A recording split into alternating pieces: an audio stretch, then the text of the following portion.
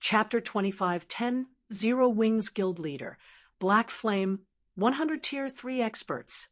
Chapter 2510, Zero Wings Guild Leader, Black Flame, 100 Tier 3 Experts. So, this is the strength of a super first-rate guild. That cleric walking in the lead is amazing. Not only is she geared in a complete set of level 105 fine gold set equipment, but she even has 3 epic weapons and equipment. With this kind of equipment, she can probably suppress Purple Rakshasa with basic attributes alone. When the residents of the Extreme Light Shelter saw Crimson Emperor's members, their eyes nearly fell out of their sockets from shock. Aside from all 100 members of Crimson Emperor's team being Tier 3, just the weapons and equipment Crimson Emperor's members sported were enough to blind the eyes of everyone in the shelter. After all, not to mention level 105 secret silver and fine gold weapons and equipment, barely any level 105 weapons and equipment existed in the Extreme Light Shelter. Moreover, the majority of them were even mysterious iron rank. However, even the weakest piece of equipment on Crimson Emperor's members was level 105 secret silver rank. Unprecedented shock filled Graceful Monarch's heart at this scene. At the same time, she finally understood why Purple Rakshasa had strongly recommended that the Extreme Light Shelter partner with Crimson Emperor. The Extreme Light Shelter was one of the top 10 shelters in the entire Dark Den, with a large number of expert players based in it. However, when compared to Crimson Emperor, the Extreme Light Shelter was like a candle flame before a raging firestorm. The difference in Tier 3 experts aside, just the difference in combat standards was already more than enough to instill despair in Graceful Monarch.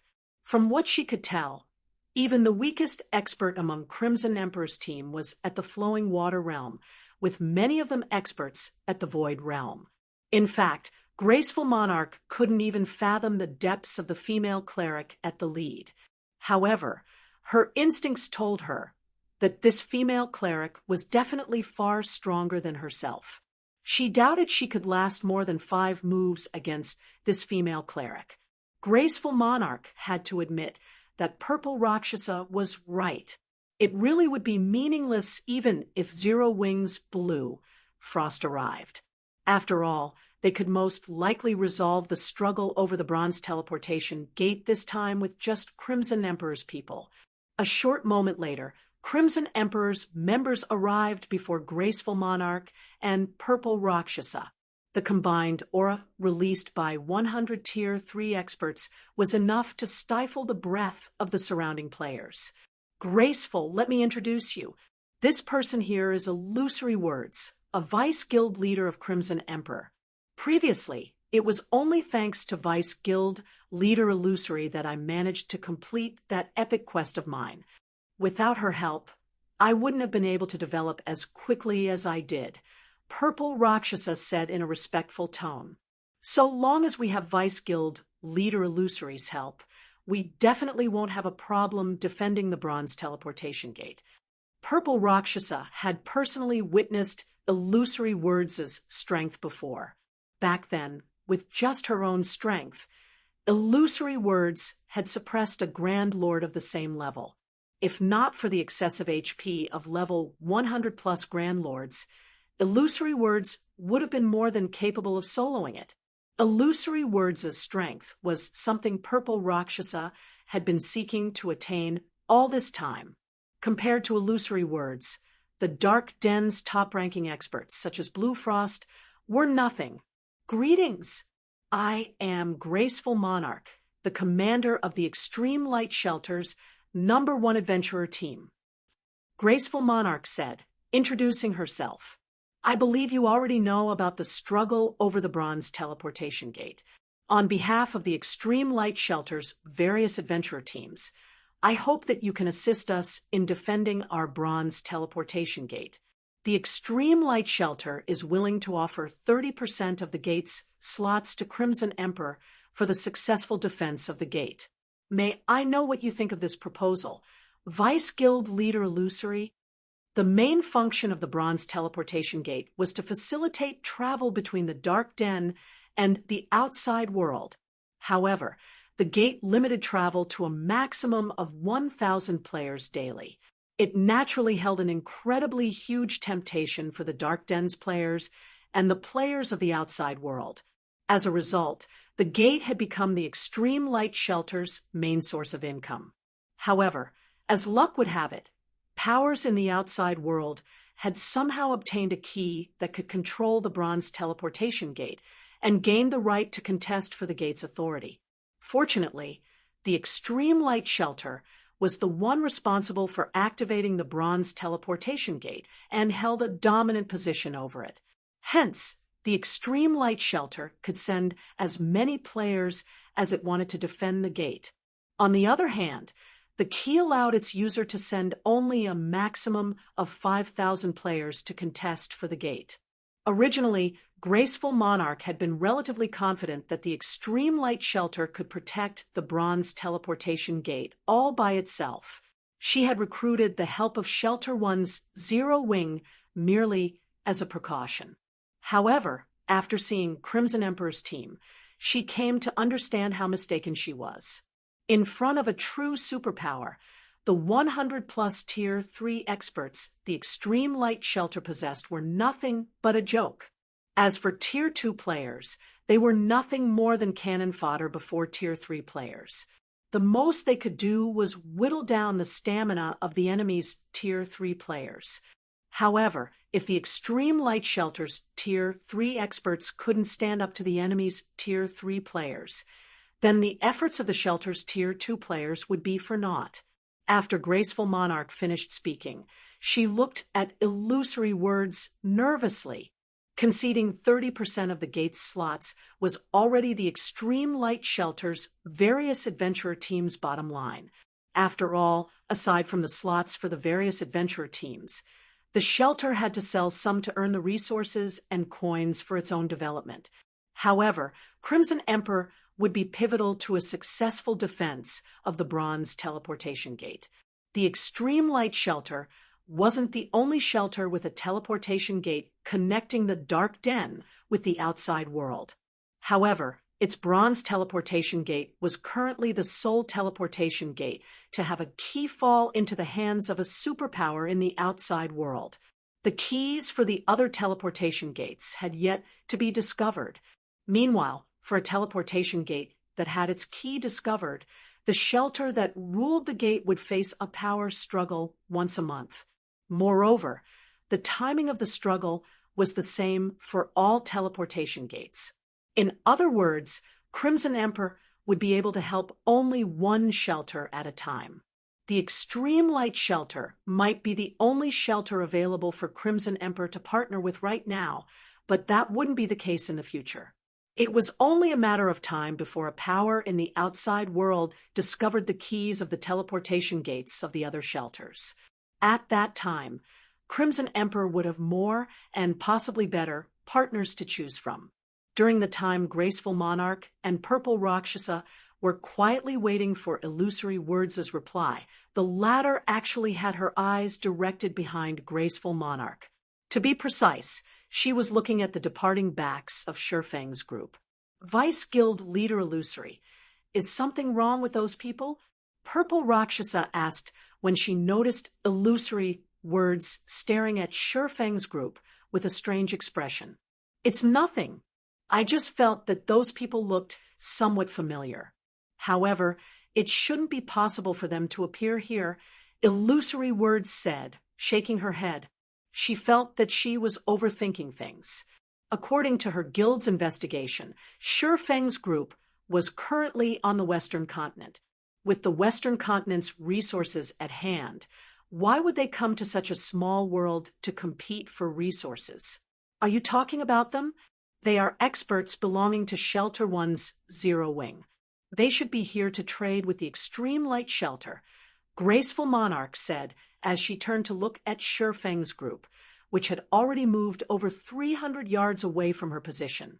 Previously, I invited Blue Frost, Zero Wing's Vice Guild leader, to help in defending the bronze teleportation gate. Unfortunately, It seems that Vice Guild leader Frost got pinned down by some problems on his side. Otherwise, with the help of his team, we'd have a much easier time defending the gate. Shelter One's Zero Wing has only a few noteworthy experts. Everyone else is not worth mentioning whatsoever. If Zero Wing's members really participate in the defensive battle this time, they'll be fortunate to stay alive, Purple Rakshasa said nonchalantly as she glanced at Shurfeng's group. It is simply impossible for Zero Wing's Tier 3 experts to bring about any significant changes to the defensive battle this time. In normal times, Tier 3 experts would indeed be very amazing. However, the defensive battle this time would be extraordinary. Ordinary Tier 3 experts would be no different from Tier 2 experts. No, that might not be the case. Illusory Words objected, shaking her head. Wearing a look of admiration, she continued, if it's that person from Zero Wing, then Zero Wing can easily win the defensive battle by itself. Read latest chapters at Wuxia World. EU. Does Zero Wing really possess such an expert? Graceful Monarch asked curiously. Graceful Monarch had a relatively good understanding of Shelter One's Zero Wing. Among the guild's members, the strongest was Blue Frost. However, he was only slightly stronger than the current Purple Rakshasa. In front of Illusory Words, he wouldn't last more than 10 moves. Hence, Graceful Monarch found it very difficult to believe that Zero Wing possessed an expert capable of turning the tide of the defensive battle, this time all by themselves, and earning the admiration of an expert of Illusory Words' caliber. Purple Rakshasa similarly wore a skeptical look at Illusory Words' statement. Upon seeing that neither Graceful Monarch nor Purple Rakshasa believed her, Illusory Words chuckled and said, "Of course, it does. That person is Zero Wing's current guild leader, Black Flame." Chapter 2511, Shocking Appearance at the Shelter. Is Zero Wing's guild leader really so amazing? Chapter 2511, Shocking Appearance at the Shelter. Is Zero Wing's guild leader really so amazing? Graceful Monarch and Purple Rakshasa could not help the skepticism on their faces when they heard Illusory Words' statement. They felt that the cleric was joking. Both of them were familiar with the strength of Shelter One's Zero Wing. They also knew that Zero Wing was a large guild in the outside world. Naturally, the guild leader of Zero Wing should possess extraordinary strength as well. Otherwise, an expert of Blue Frost's caliber wouldn't have joined it. However, no matter how they thought about it, they simply could not imagine one individual being capable of turning the tide of the upcoming defensive battle. After all, the defensive battle this time was a large-scale war, not some simple skirmish out in the fields. The opponents they had to face wouldn't be limited to just expert players, but would include powerful war weapons and tools as well.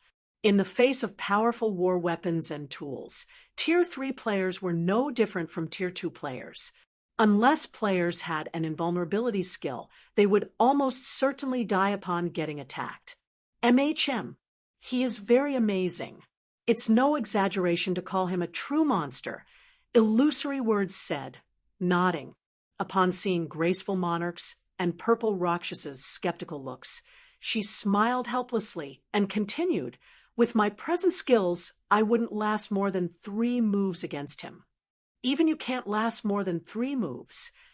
Both Graceful Monarch and Purple Rakshasa were astounded at this revelation. Although they couldn't fathom Illusory Words' strength, instinct told them that they had only one viable option if they went up against the cleric: escape. Aside from escaping, no other option would keep them alive. In fact, the outcome would be the same even if both of them went at her together. However, a monster like Illusory Words was actually saying that she couldn't last more than 3 moves against Zero Wing's guild leader. How could this be possible? If you meet him one day, you'll naturally know whether I am telling the truth or not, Illusory Words said, chuckling. She did not bother elaborating. In response, Graceful Monarch and Purple Rakshasa still maintained a dubious attitude to Illusory Words' statement. However, they did not pursue this matter. Instead, they shifted the conversation to the details of the upcoming defensive battle. During the time Graceful Monarch and the others were discussing among themselves, Shifeng had left the extreme light shelter together with Fire Dance and the others, completely ignorant of the words that Illusory Words had said about him. Guild leader, are we leaving so quickly? I saw many attribute gemstones on sale at very low prices here. There are even Tier 3 skill and spell books available.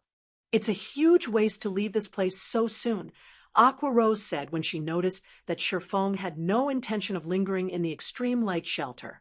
It would have been fine if she hadn't entered the extreme light shelter. However, after entering it, she discovered that the shelter was a treasure trove.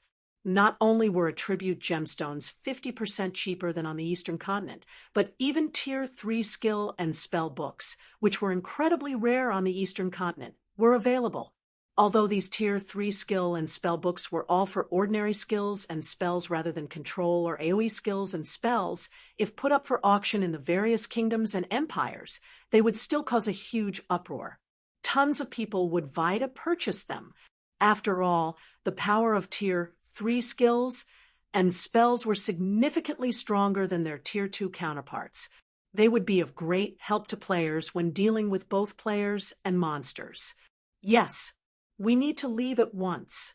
Those attribute gemstones and Tier 3 skill and spell books might be precious, but we have much more important things to do, Shifeng said.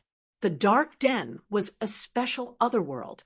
Originally, he thought that it would still be some time before the main continent's various powers started extending their hands toward the Dark Denver. He never imagined that not only had the main continent's powers discovered the Dark Den so soon, but there was even a means of travel between the Dark Den and the main continent already. Others might not realize the implications of this matter, but Shifeng, who had a profound understanding of God's domain, knew just how frightening this matter was. In fact, it wouldn't be an exaggeration to say that the various powers would go crazy upon realizing the Dark Den's benefits. Skill and spell books at the Tier 3 standard and above were incredibly rare in the outside world. Players wouldn't necessarily obtain one even if they rated level 100 plus super large-scale team dungeons. Most other worlds shared the same problem. However, the Dark Den was an exception. Let alone Tier 3 skills and spells, even Tier 3 taboo skills and curses were relatively easily obtainable here. Meanwhile, aside from unlocking the potential of one's mana body, the next fastest way to improve one's combat power would be to learn more Tier 3 skills and spells. Nowadays, competition in God's domain was intensifying, and the various powers were all frantically searching for ways to increase their own strength. With such a perfect opportunity to elevate the combat power of their Tier 3 experts, the various powers would naturally go crazy.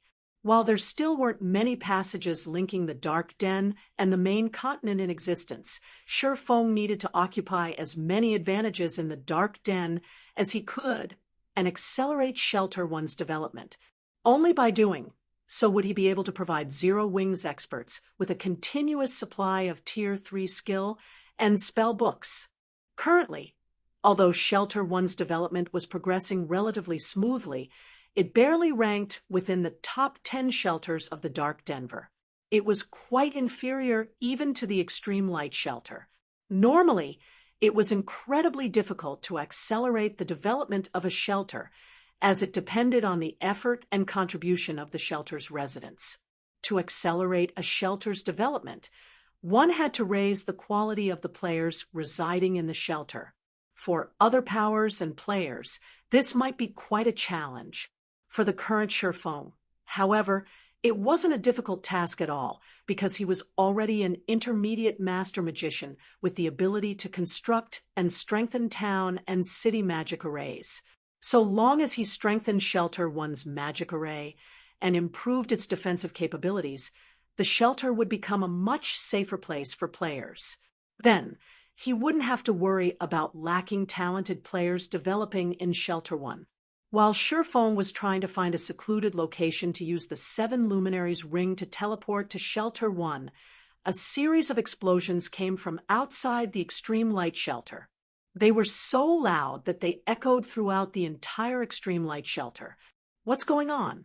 Shouldn't there still be several hours before the defensive battle starts? Look over there. A group of people seems to be fighting there. Isn't that hovering elementalist Shelter 1's Blue Frost? Who are those people around him? They're so amazing. They actually managed to reduce one of our Dark Den's 3 great elementalists to such a miserable state. The players standing guard on the walls of the Extreme Light Shelter gaped in shock as they looked at a nearby plane. This was because Blue Frost and 24 or so other Tier 3 experts were currently surrounded by a force of several hundred players. Moreover, not only was Blue Frost's side at a complete disadvantage, but by the looks of it, it was also only a matter of time before Blue Frost's side got annihilated. Those were Tier 3 players they were talking about. At this stage of the game, Tier 3 players were existences capable of instant killing Tier 2 players. This was especially true for a Tier 3 expert like Blue Frost. He could instantly kill a group of Tier 2 players if he wanted to. Now, however, Blue Frost and his team were actually on the defensive and didn't even have any room to retaliate. Since when did the Sentinel Shelter's people become so strong? Graceful Monarch, who had hurried her way to the top of the shelter's walls, was surprised when she saw the players attacking Blue Frost's team. Others might not be familiar with the several hundred players attacking Blue Frost's team, but she was. These players were experts belonging to the Sentinel Shelter's #1 adventurer team, whom she had clashed with recently. However, back then, the overall strength of this adventurer team was significantly weaker than Blue Frost's team. The adventurer team also had only a little over a dozen Tier 3 experts. There was no way it could match up with Blue Frost's team at all. Now, however, every one of the Tier 2 experts from the Sentinel Shelter had seemingly activated a berserk skill. They not only possessed frightening basic attributes, but could also fly for short periods. Blue Frost's team couldn't shake off these Tier 2 experts even if they wanted to. Wait, that's not right. All those people from the Sentinel Shelter are demonized. Moreover, their demonized ranks are considerably high. Purple Rakshasa revealed a somber expression when she saw this scene. Demonized players were extremely rare in the Dark Denver. After her Tier 3 promotion, she had come across a demonized player only once. Although the demonized player was also Tier 3, his combat standard was only at the Refinement Realm standard. However, she had ended up fighting a bitter battle and had even nearly lost her life to the demonized player. Now, however, the Sentinel Shelter actually possessed several hundred Tier 2 demonized experts and over a dozen Tier 3 demonized experts. The Sentinel Shelter originally possessed relatively great strength already, ranking among the Dark Den's top 15 shelters. Troubled Times, the commander of the Sentinel Shelter's #1 adventurer team, was even one of the rare few peak experts in the Dark Denver. As for the remaining Tier 3 experts belonging to Troubled Times' adventurer team, even the weakest among them was at the Refinement Realm standard. With all of these players demonized, Purple Rakshasa couldn't imagine how Blue Frost's team could survive this battle. While everyone from the Extreme Light Shelter was discussing this matter, Blue Frost and his teammates continuously lost HP. "Frost, have you still not come to your senses?" a level 108 Tier 3 Berserker asked as he quietly watched Blue Frost frantically fending off one attack after another. "The higher-ups have a very high opinion of you and your teammates' potential. Hence, they specifically instructed me to avoid harming you all. Why do you think the Tier 3 players on our side still haven't made a move until now?" Troubled. I admit that you're far stronger than us now, but don't even think about getting us to submit. Moreover, we have long since joined Zero Wing. Why must you keep on targeting us? Blue Frost retorted as he looked at Troubled Times. That's right. Zero Wing has treated us well. How can we possibly betray Zero Wing to join you?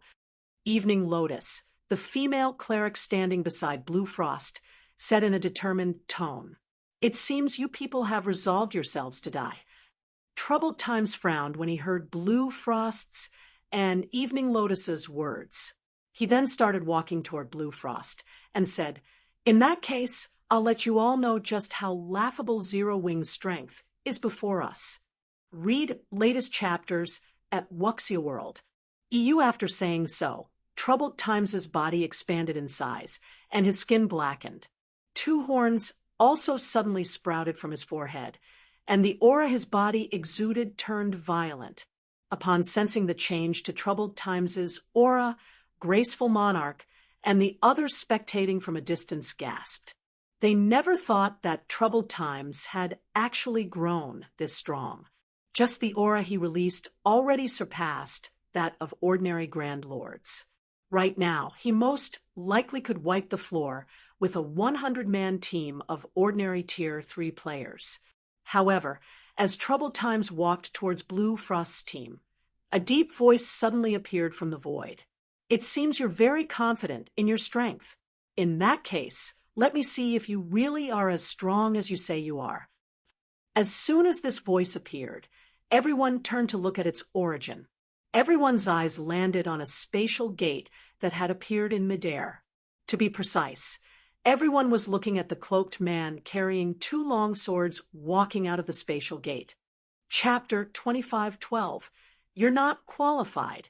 Chapter 25:12. You're not qualified. Who is that guy? He actually arrived here via a spatial gate. How extravagant! Is that guy tired of living? Can't he see that even an expert like Blue Frost is getting cornered? Does he think Troubled Times is a reasonable person? The spectating players inside the extreme light shelter were stunned when they saw Shifeng suddenly appear in the middle of the battlefield. They never imagined that such a situation would occur. Even from several yards away, everyone could clearly sense the frightening aura Troubled Times exuded. The strength he possessed had definitely reached inhuman levels. There was no doubt that the current Troubled Times could defeat Blue Frost in just a handful of moves. In fact, Troubled Times was most likely more than capable of soloing Blue Frost's entire team.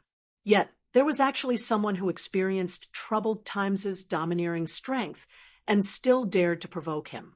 A measly Tier 3 player dares oppose our commander? Bastard, you're 100 years too early. I'll let you know now what true strength is. The level 108, Tier 3 shield warrior standing behind Troubled Times bellowed in anger, then raised his shield and axe and charged at Shifeng, determined to let the swordsman know just how powerful the Sentinel Shelter was.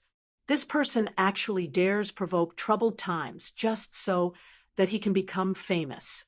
With this, nobody in the entire Dark Den can save him. The Sentinel Shelter definitely won't stop hunting him down until he's back to level 0. Wait, that's not right. That person seems to be wearing Zero Wing's guild emblem too. He should be here to rescue Blue Frost's team. What's the point of coming out now? Can't he see just how frightening Troubled Times is right now, let alone Blue Frost's team? Even our extreme light shelters, number 1 adventurer team, would be no match for Troubled Times. What can a lone person like him possibly hope to accomplish? At this moment, some players with good eyesight noticed the silver, 6-winged emblem pinned on Shifeng's black cloak. However, even after seeing this guild emblem, nobody felt optimistic about this situation. Everyone merely sighed at or ridiculed Shifeng's actions. Before today, with Zero Wing's help, Shelter 1 definitely had a chance to grow into one of the Dark Den's top 3 shelters. However, now that Shelter 1 was faced with the overbearing Sentinel Shelter, it was fated to fall into oblivion. He shouldn't have gone. Graceful Monarch, who was spectating atop the extreme light Shelter's wall, muttered to herself. She was initially surprised when she saw Feng making an appearance on the battlefield. Afterward, however, she could not help but shake her head and sigh. In the eyes of Tier 2 experts, Feng, who was a Tier 3 player, would indeed be considered very strong. However, his current opponents were the Tier 3 demonized experts from the Sentinel Shelter. It seems he has quite the backbone. Purple Rakshasa was surprised as she watched Feng land before troubled times. However, if even Blue Frost is struggling against the Sentinel Shelter, what can that guy possibly hope to accomplish? Nobody had a better idea of exactly how powerful demonized players were than she did. Demonized players' basic attributes and physique far surpassed those of regular players of the same tier. One could say that, at this point in time, aside from illusory words, nobody in the entire Extreme Light Shelter could pose a challenge to the Sentinel Shelter. Unfortunately, there was no reason for someone of illusory words' stature to interfere in such an affair. However, when Purple Rakshasa turned to Illusory Words, who stood beside her, she noticed a heavy and shocked expression appear on Illusory Words' face. It was as if the cleric had just seen a ghost. Why is he here? Illusory Words muttered, her eyes wide with astonishment. Right now, the shock she felt was obvious even to the ordinary players present. Vice Guild Leader Illusory, Purple Rakshasa could not help growing curious as she looked at Illusory Words. Previously, Illusory Words had maintained her composure when bathed in troubled times' imposing aura. Now, however, Illusory Words actually looked shaken after seeing an ordinary Tier 3 swordsman who exuded not the slightest bit of aura. This situation was simply unbelievable.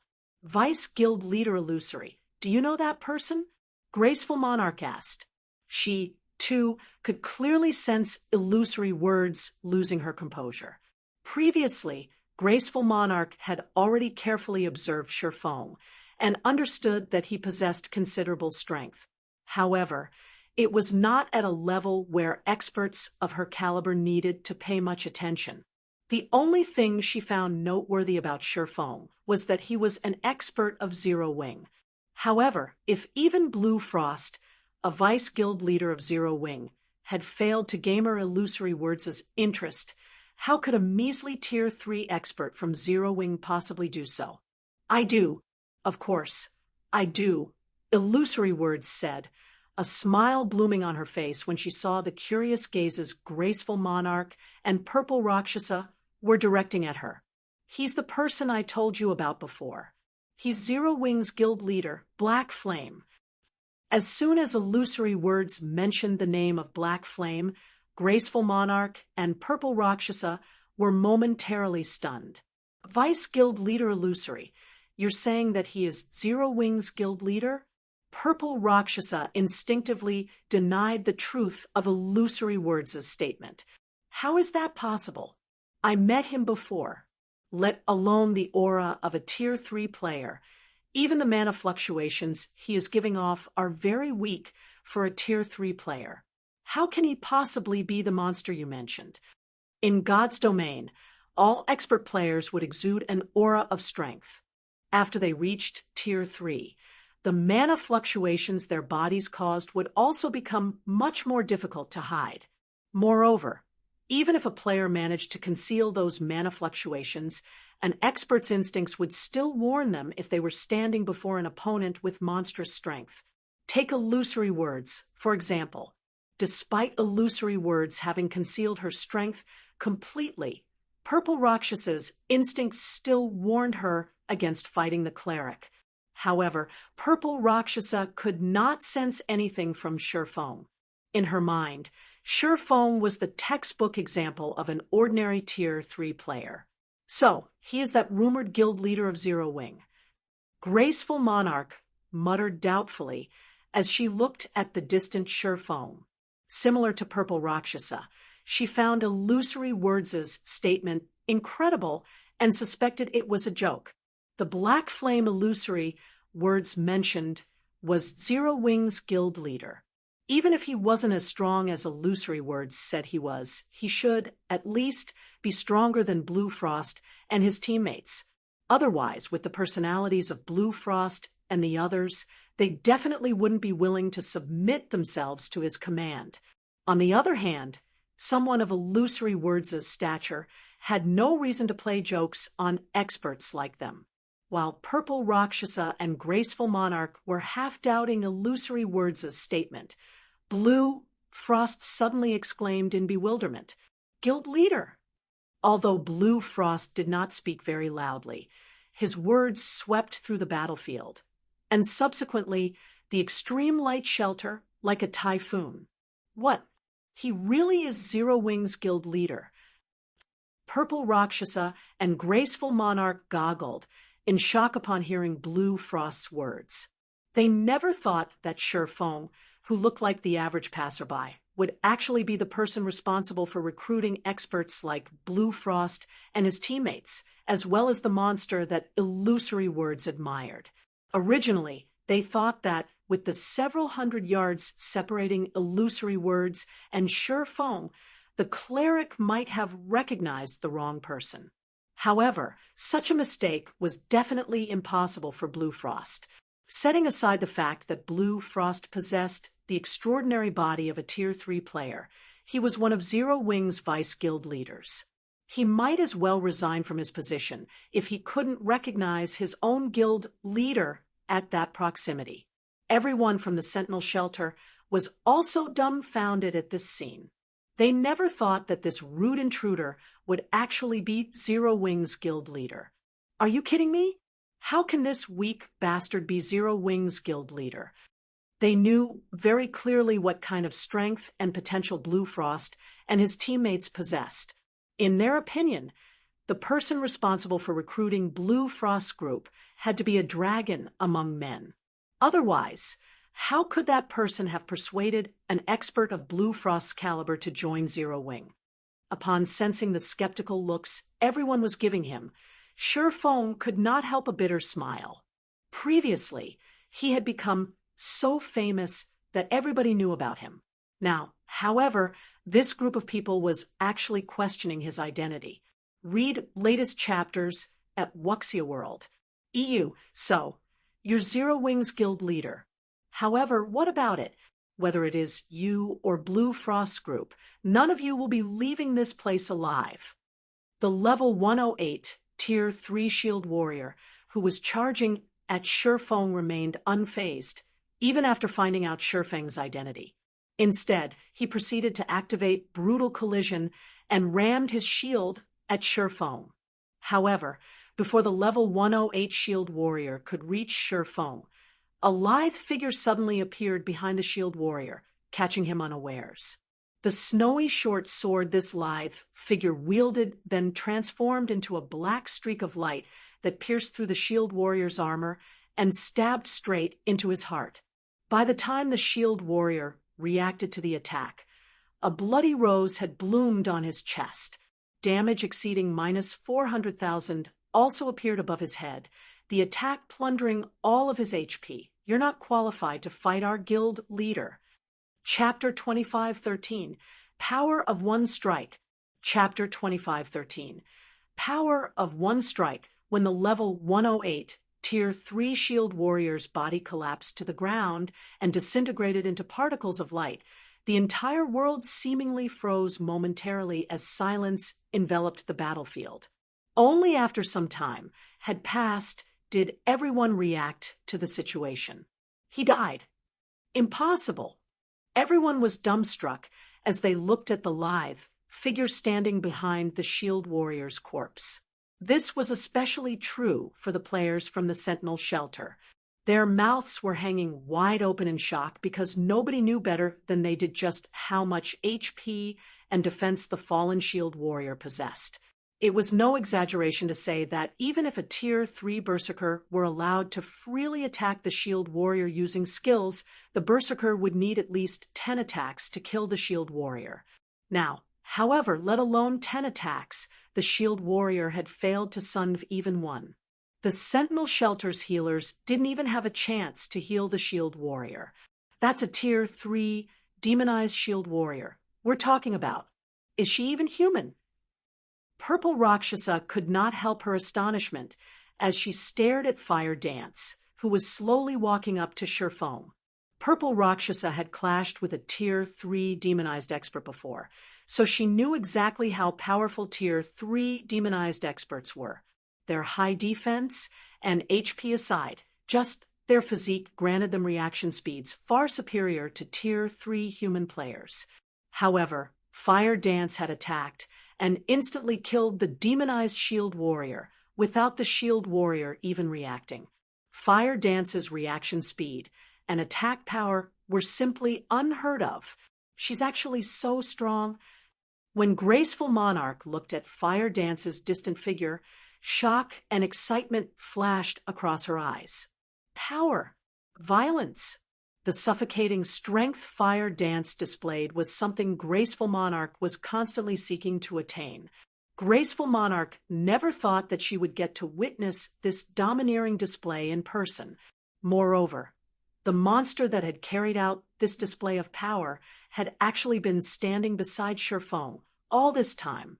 At this moment, let alone Graceful Monarch and the other distant spectators, even Blue Frost and his teammates who stood behind Sherfone were stunned by this situation. They never imagined that the people from Zero Wing's main branch would be this powerful. Meanwhile, Troubled Times, who had been silently observing Fire Dance all along, similarly wore an astonished expression on his face. I truly did not expect Zero Wing to have such an expert hidden. No wonder you dare to hinder us, Troubled Times said as he shifted his gaze back to Sherfone. However, if you think you can stop the Sentinel Shelter with just this much strength, I'm afraid you're sorely mistaken. As soon as Troubled Times finished speaking, the 17 Tier 3 experts behind him promptly took on a demon form. The frightening aura they released enveloped the entire battlefield and evoked dread even in experts like Blue Frost. Although these Tier 3 demonized experts numbered only 17, the combined pressure they gave off easily surpassed that of the Sentinel Shelter's several hundred Tier 2 demonized experts. It seems Troubled Times is getting serious. A somber expression appeared on Purple Rakshasa's face when the Sentinel Shelter's Tier 3 experts demonized.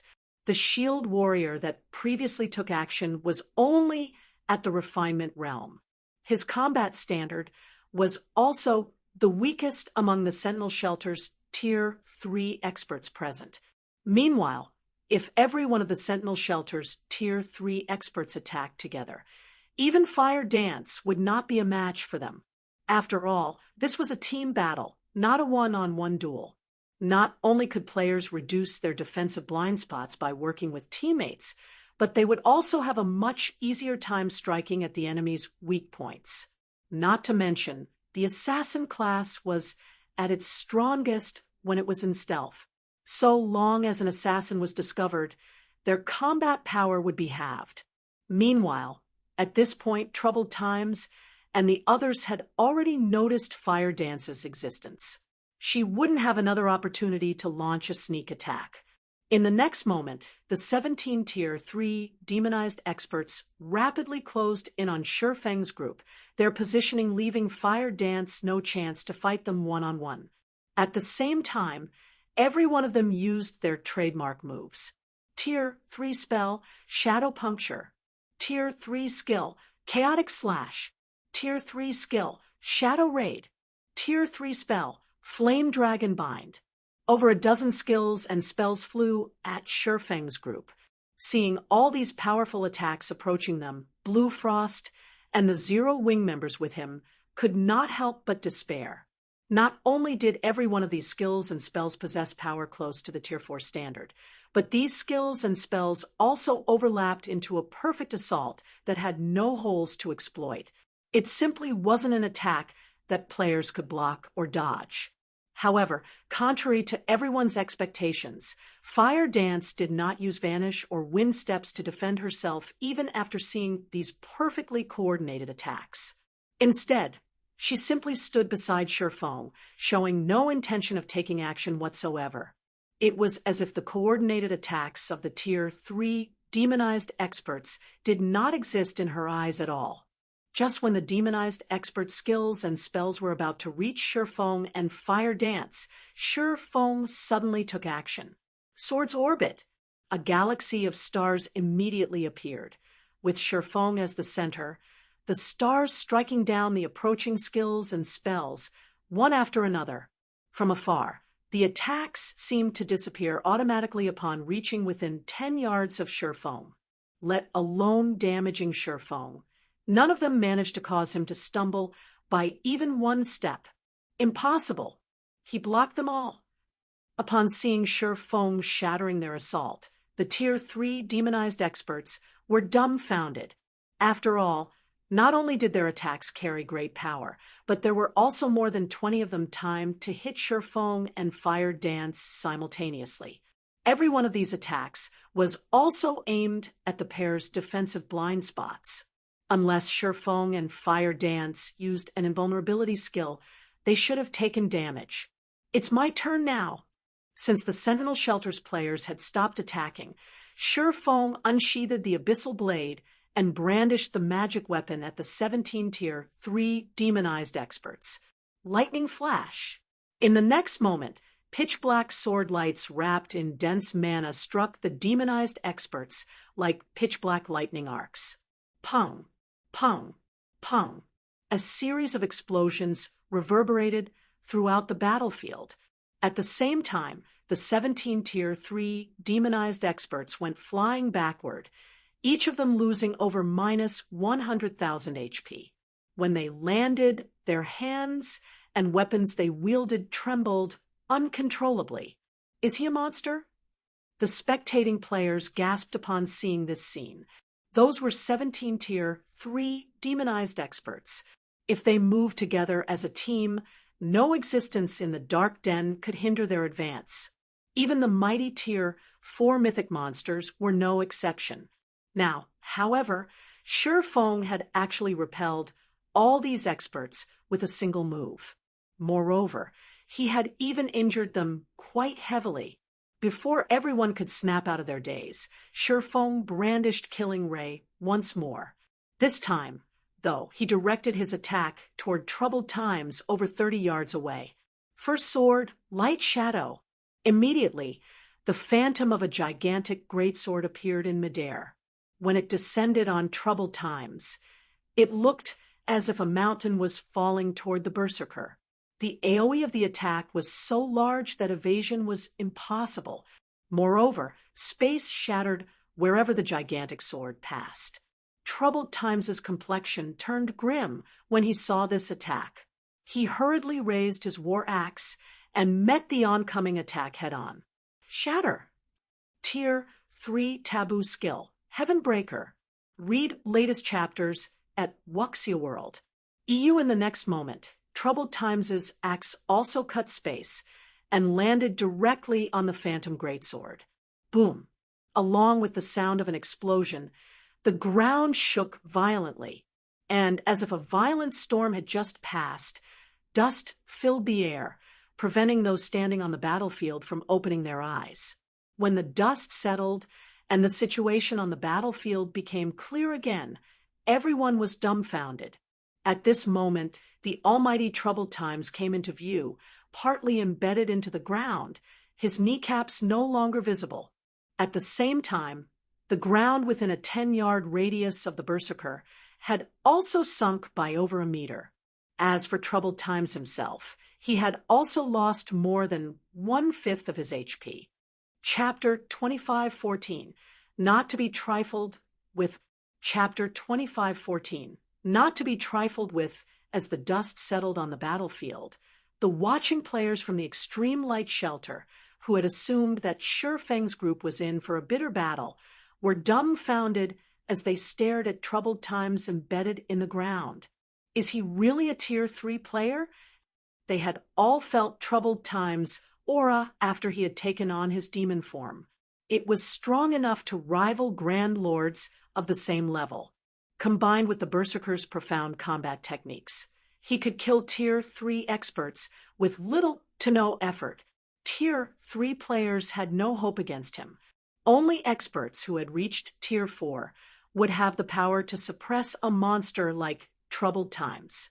And yet, Sure Feng, who looked ordinary and didn't even have the aura of a Tier 3 player, had overwhelmed the Berserker with brute strength.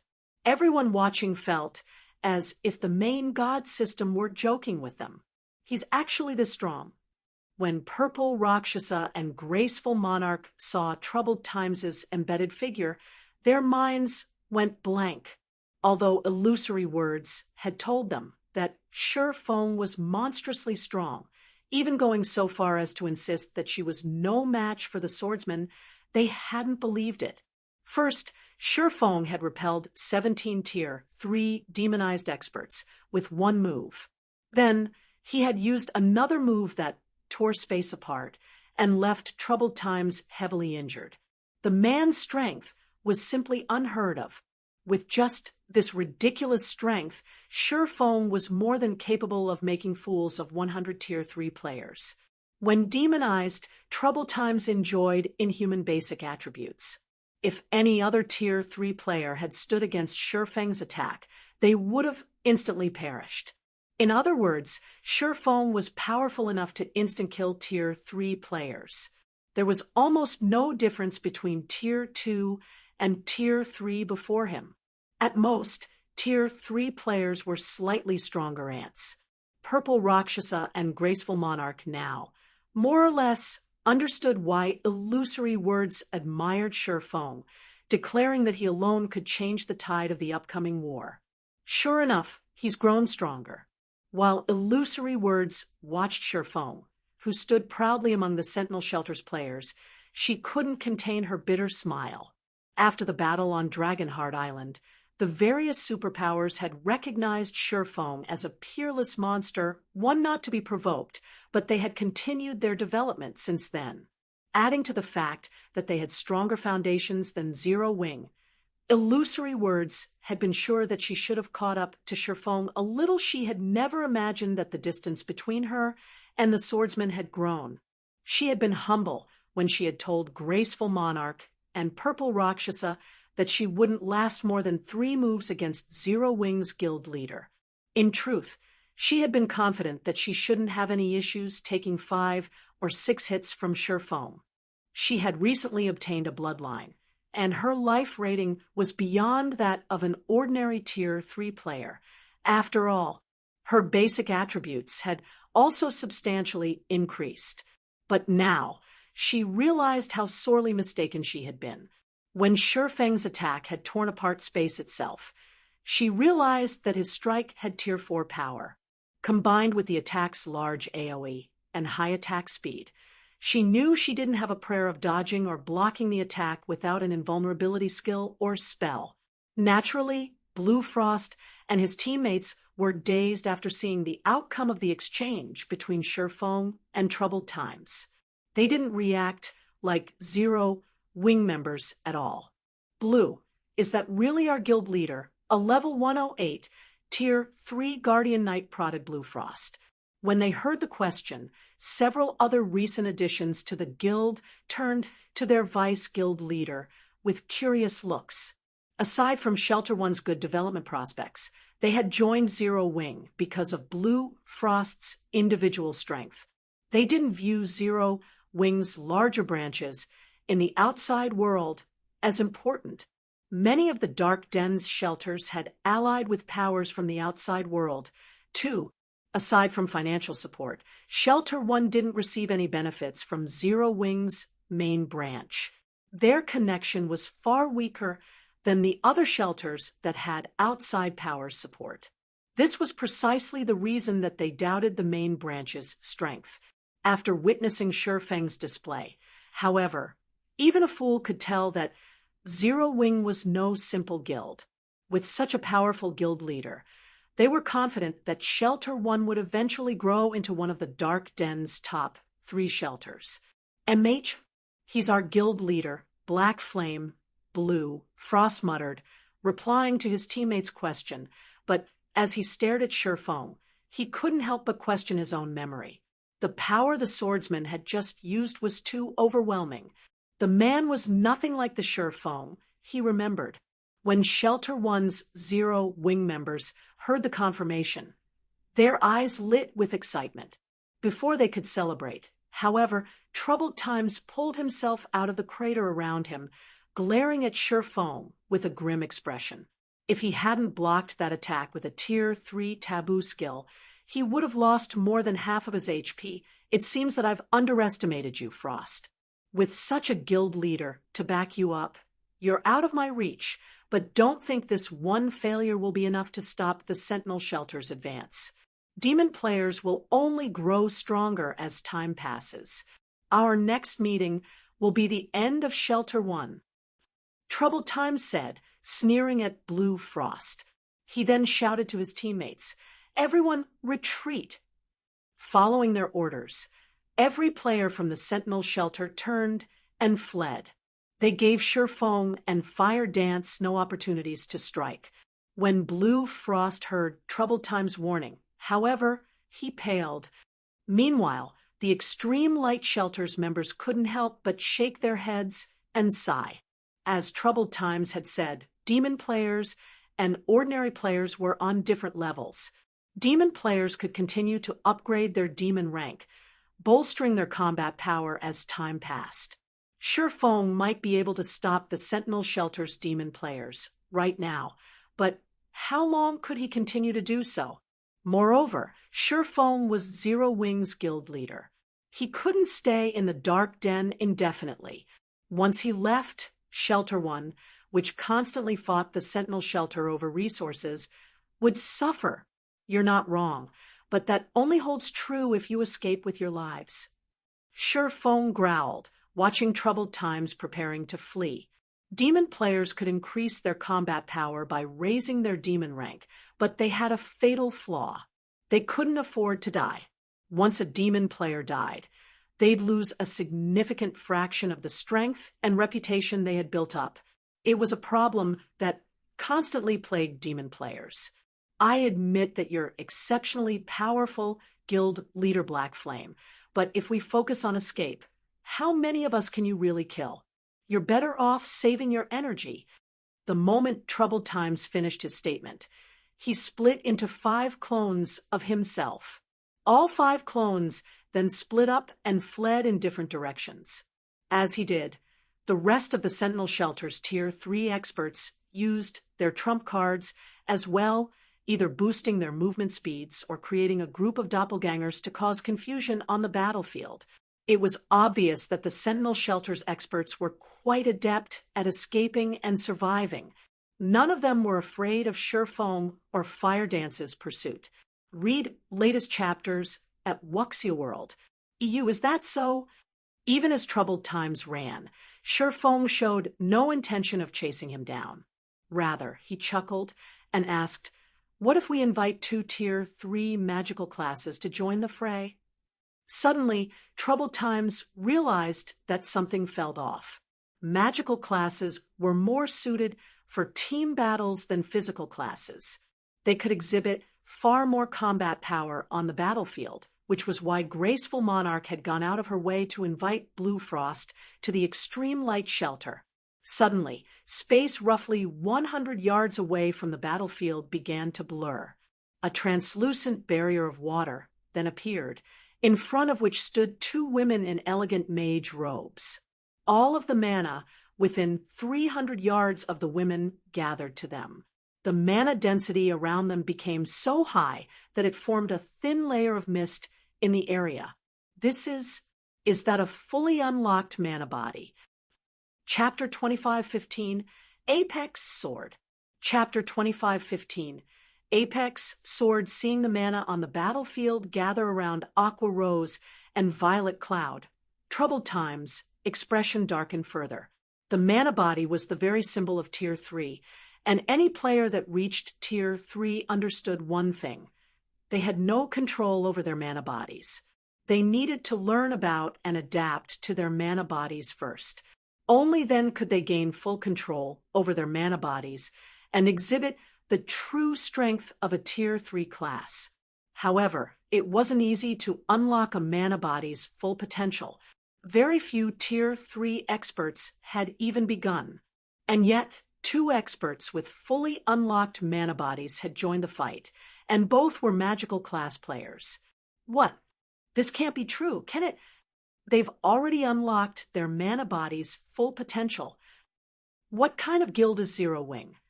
Intense shock flashed in Graceful Monarch's and Purple Rakshas's eyes as they stared at the distant Aqua Rose and Violet Cloud.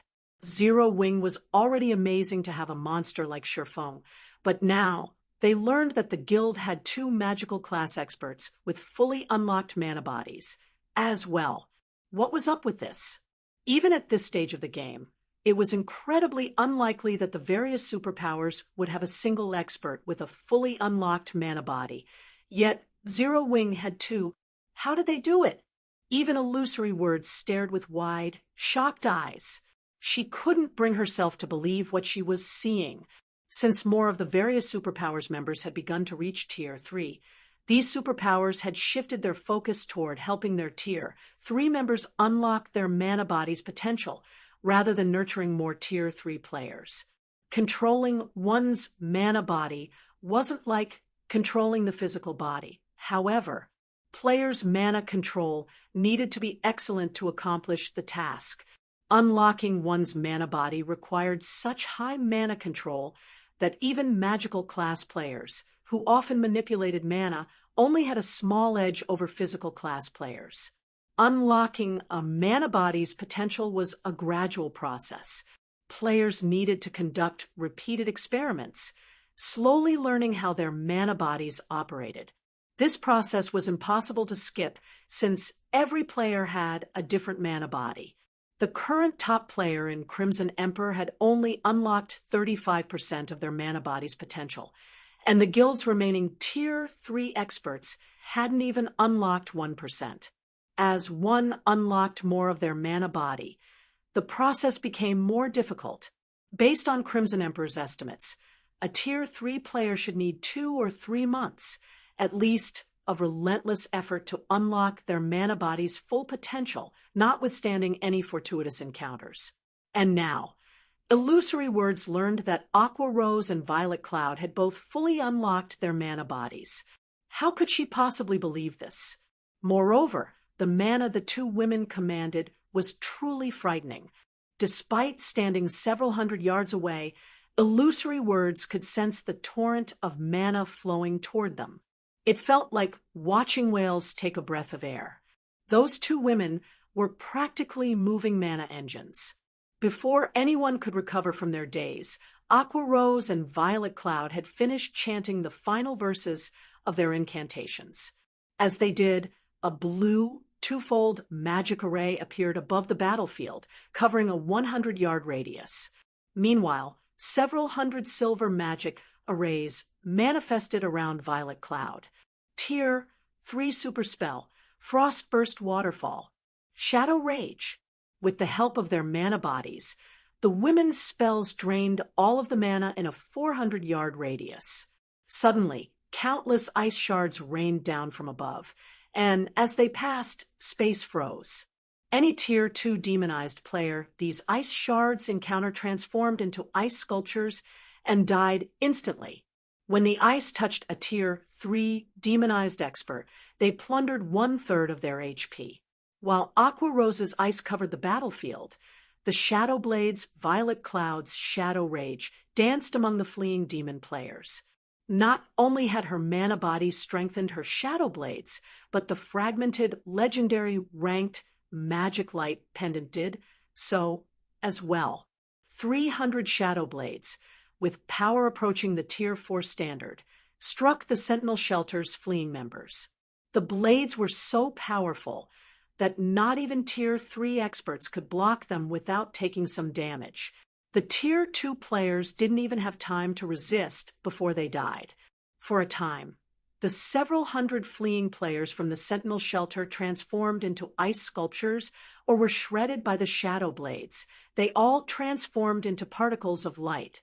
Not even the running Tier 3 experts could escape death. Despite the world of ice and light the battlefield had become, none of the Extreme Light Shelter's spectating players found the scene beautiful.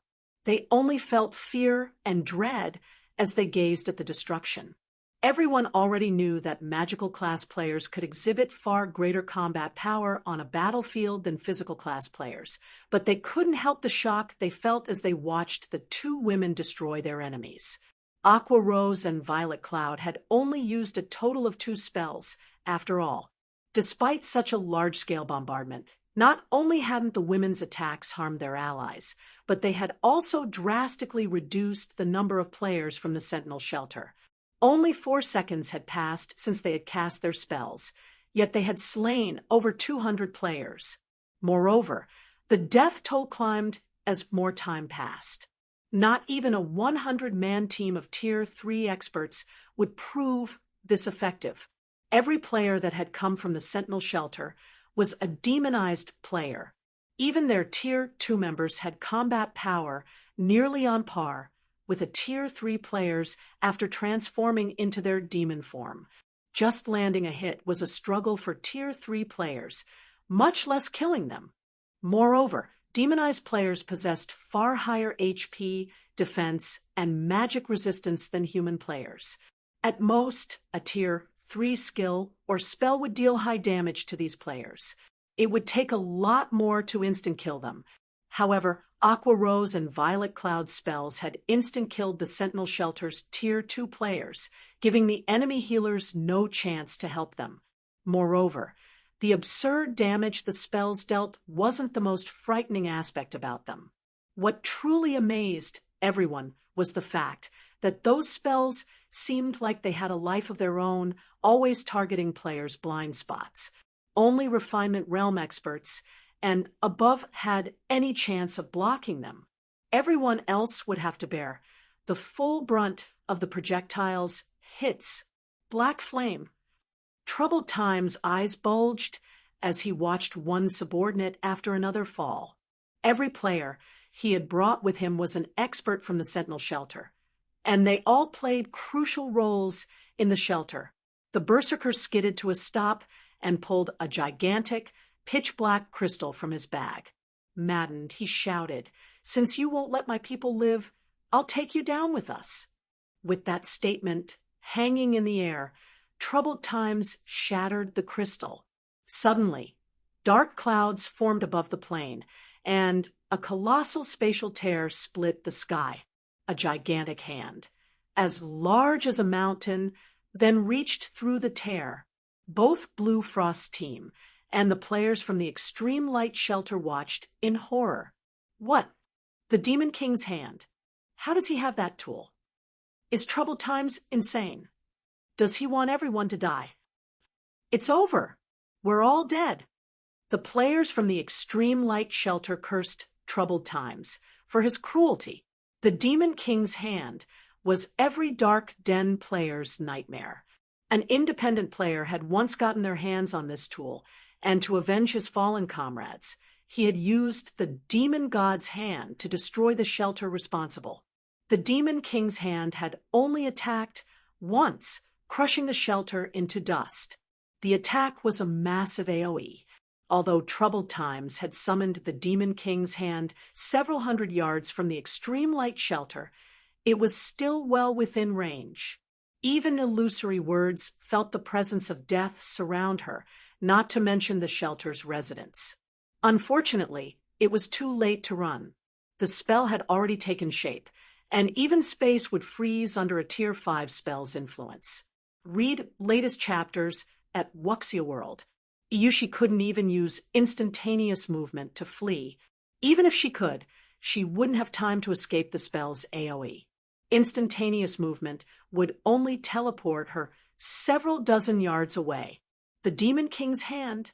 Even Shi Feng's expression darkened when he saw the descending hand.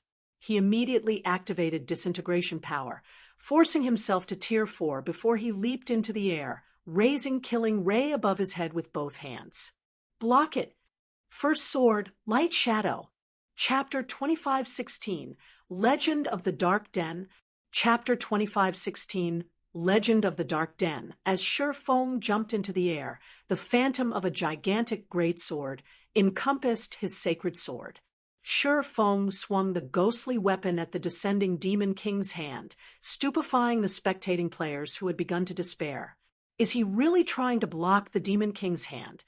Graceful Monarch was shocked as she watched Shi Feng leap into the air. The Demon King's hand had Tier 5 power. Not even the Extreme Light Shelter's defensive magic array could stop that attack. At this stage of the game, this spell was unstoppable. It was why everyone had been overwhelmed with hopelessness the moment Troubled Times had used the Demon King's hand. Graceful Monarch had never expected Shi Feng to confront the Demon King's hand instead of fleeing. The man was simply ludicrous. The only thing anyone could do was shake their head as they watched. No player could hope to block the Demon King's hand attack. Players could only flee for their lives. The moment the Demon King's hand appeared, however, space within several thousand yards froze. Without a high-tiered magic scroll, which could break through frozen space, players could only rely on their own 2 feet to escape. Of course, trying to cross several thousand yards on foot in a few short seconds was a joke. So what if you can suppress the Sentinel Shelter against the Demon King's hand? You're nothing more than a pest. Troubled Times, shrouded in a black barrier, sneered as Shi Feng tried to attack the colossal, pitch-black hand. You'll die alongside the Sentinel Shelter's people. The Demon King's hand was his greatest trump card. He hadn't wanted to use it, but he could just let Zero Wing get away with annihilating his team. There was only one way to stop the Demon King's hand. One would have to kill the user before they shattered the black crystal. Once the crystal shattered, not only would the energy within summon the Demon King's hand, but it would also surround the user in a protective barrier, keeping the user safe from the wrath of the Demon King's hand. By the time Troubled Times finished his statement, the Phantom Greatsword had collided with the descending black hand.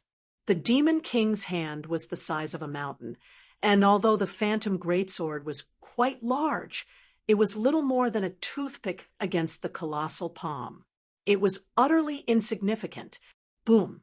The instant the two attacks met, the sky shattered and a massive spatial tear stretched for several hundred yards. The sound of an explosion echoed throughout the map, and the intense shockwave shoved back the players below, making them stumble. Once the shockwave had passed, the watching players looked up and realized that the gigantic hand had come to a grinding halt as if it had encountered an invisible wall. Suddenly, a figure shot down from the sky, crashing into the ground like a meteor with enough momentum that the impact created a crater that was several meters deep and over 24 meters wide. Everyone froze in shock. They only snapped out of their dazes after 4 seconds had passed. He did it. He actually blocked it. But that's the Demon King's hand. It's as powerful as a Tier 5 attack. Is he even human? The Extreme Light Shelter's players cried out in shock. For a moment, they even forgot to celebrate the fact that they had just survived the Demon King's hand attack. So, that is Zero Wing's guild leader. Astonishment flashed in Purple Rakshas's eyes as she stared at the pitch-black hand as it gradually faded out of existence. Shi Feng was simply too strong. She had met plenty of experts after leaving the Dark Den, but none were a match for Shi Feng. His strength was beyond words. The Demon King's hand was every Dark Den player's nightmare. When facing the attack, players could only wait for death to claim them. There was nothing else they could do, and yet Shi Feng had just stopped the Demon King's hand.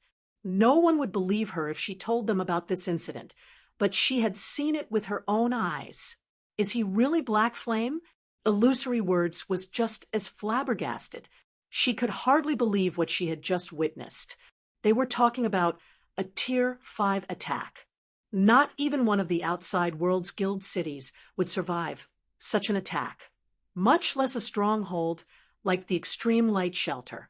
If the Demon King's hand had been successful, nothing would have remained of the city's defensive magic array and walls.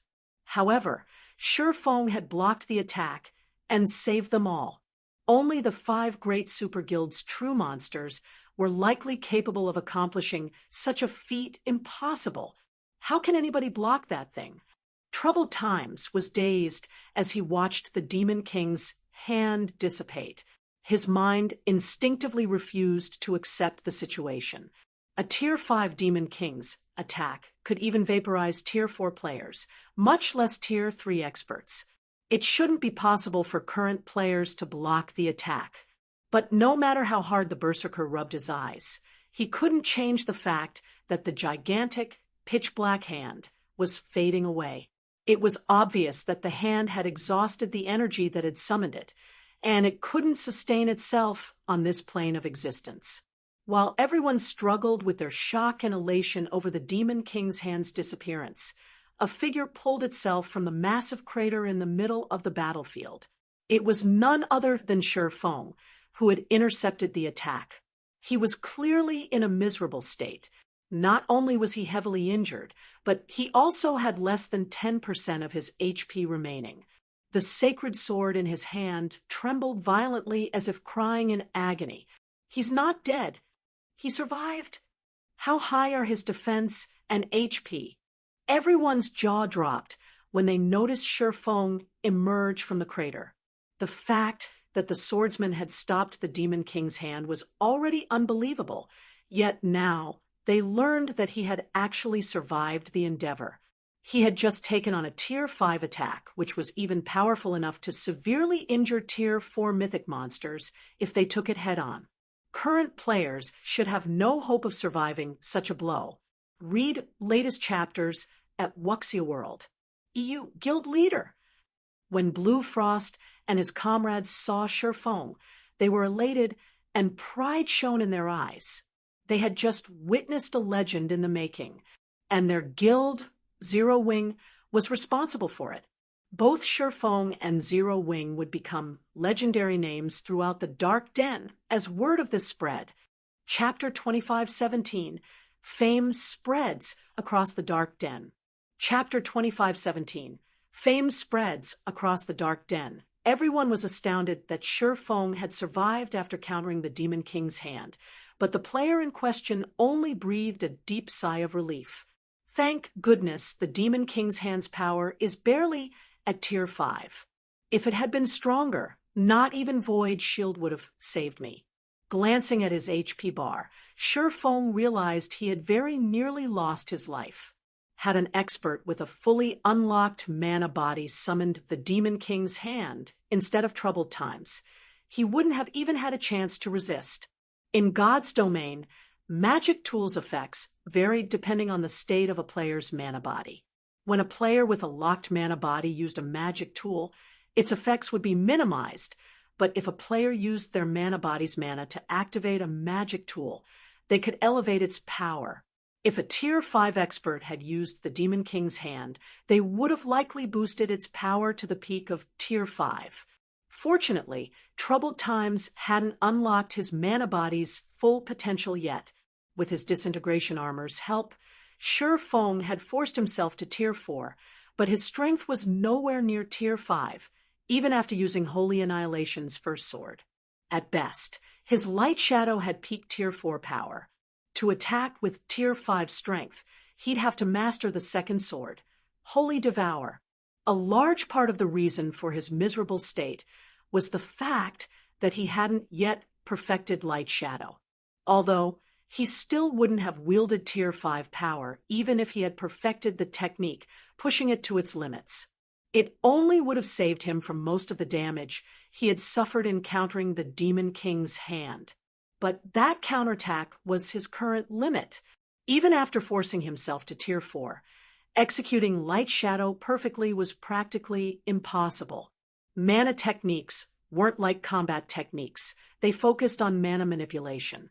With a combat technique, the stronger a player's physique was, the easier it would be to execute. In other words, higher-tiered players had an easier time using their combat techniques. However, the opposite was true for mana techniques. The higher-tiered a player was, they would have access to more mana to control, and as a result, controlling mana became more difficult as players reached higher tiers.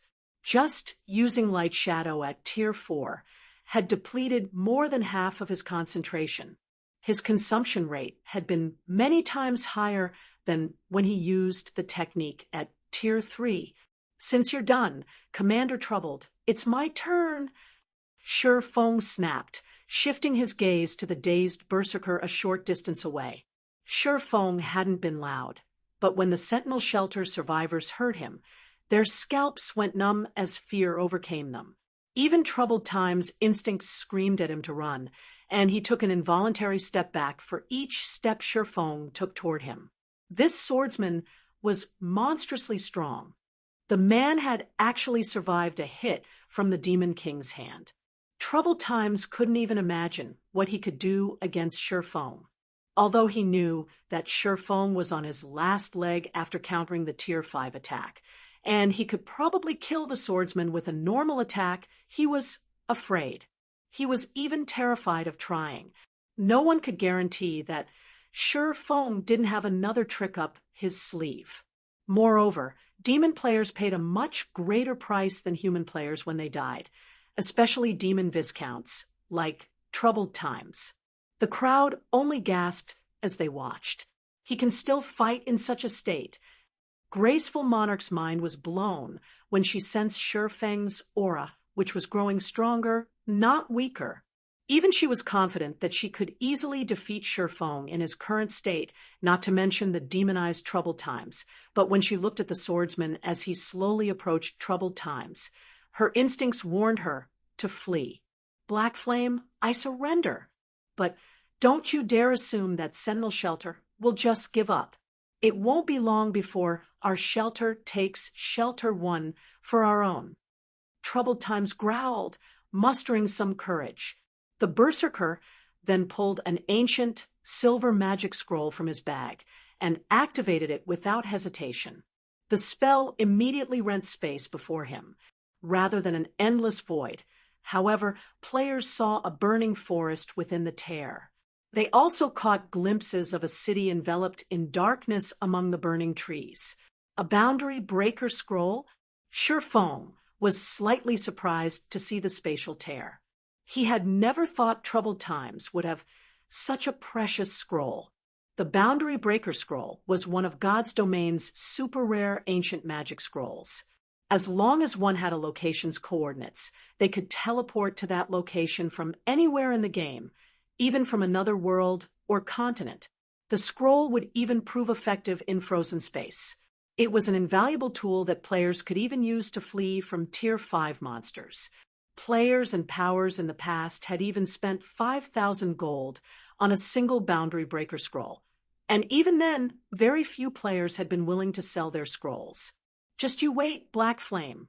The next time we meet, your Shelter 1 will fall. Troubled Times promised, sneering at Shi Feng. He then jumped through the spatial tear, vanishing from the dark Denver. Every player from the Extreme Light Shelter and Blue Frost team was stunned. None of them had expected Troubled Times to escape after his ruthless rambling. Moreover, he had fled without a second thought. Troubled Times was known for his courage in the dark Denver. If he had the slightest chance of victory, he'd continue to fight to the bitter end.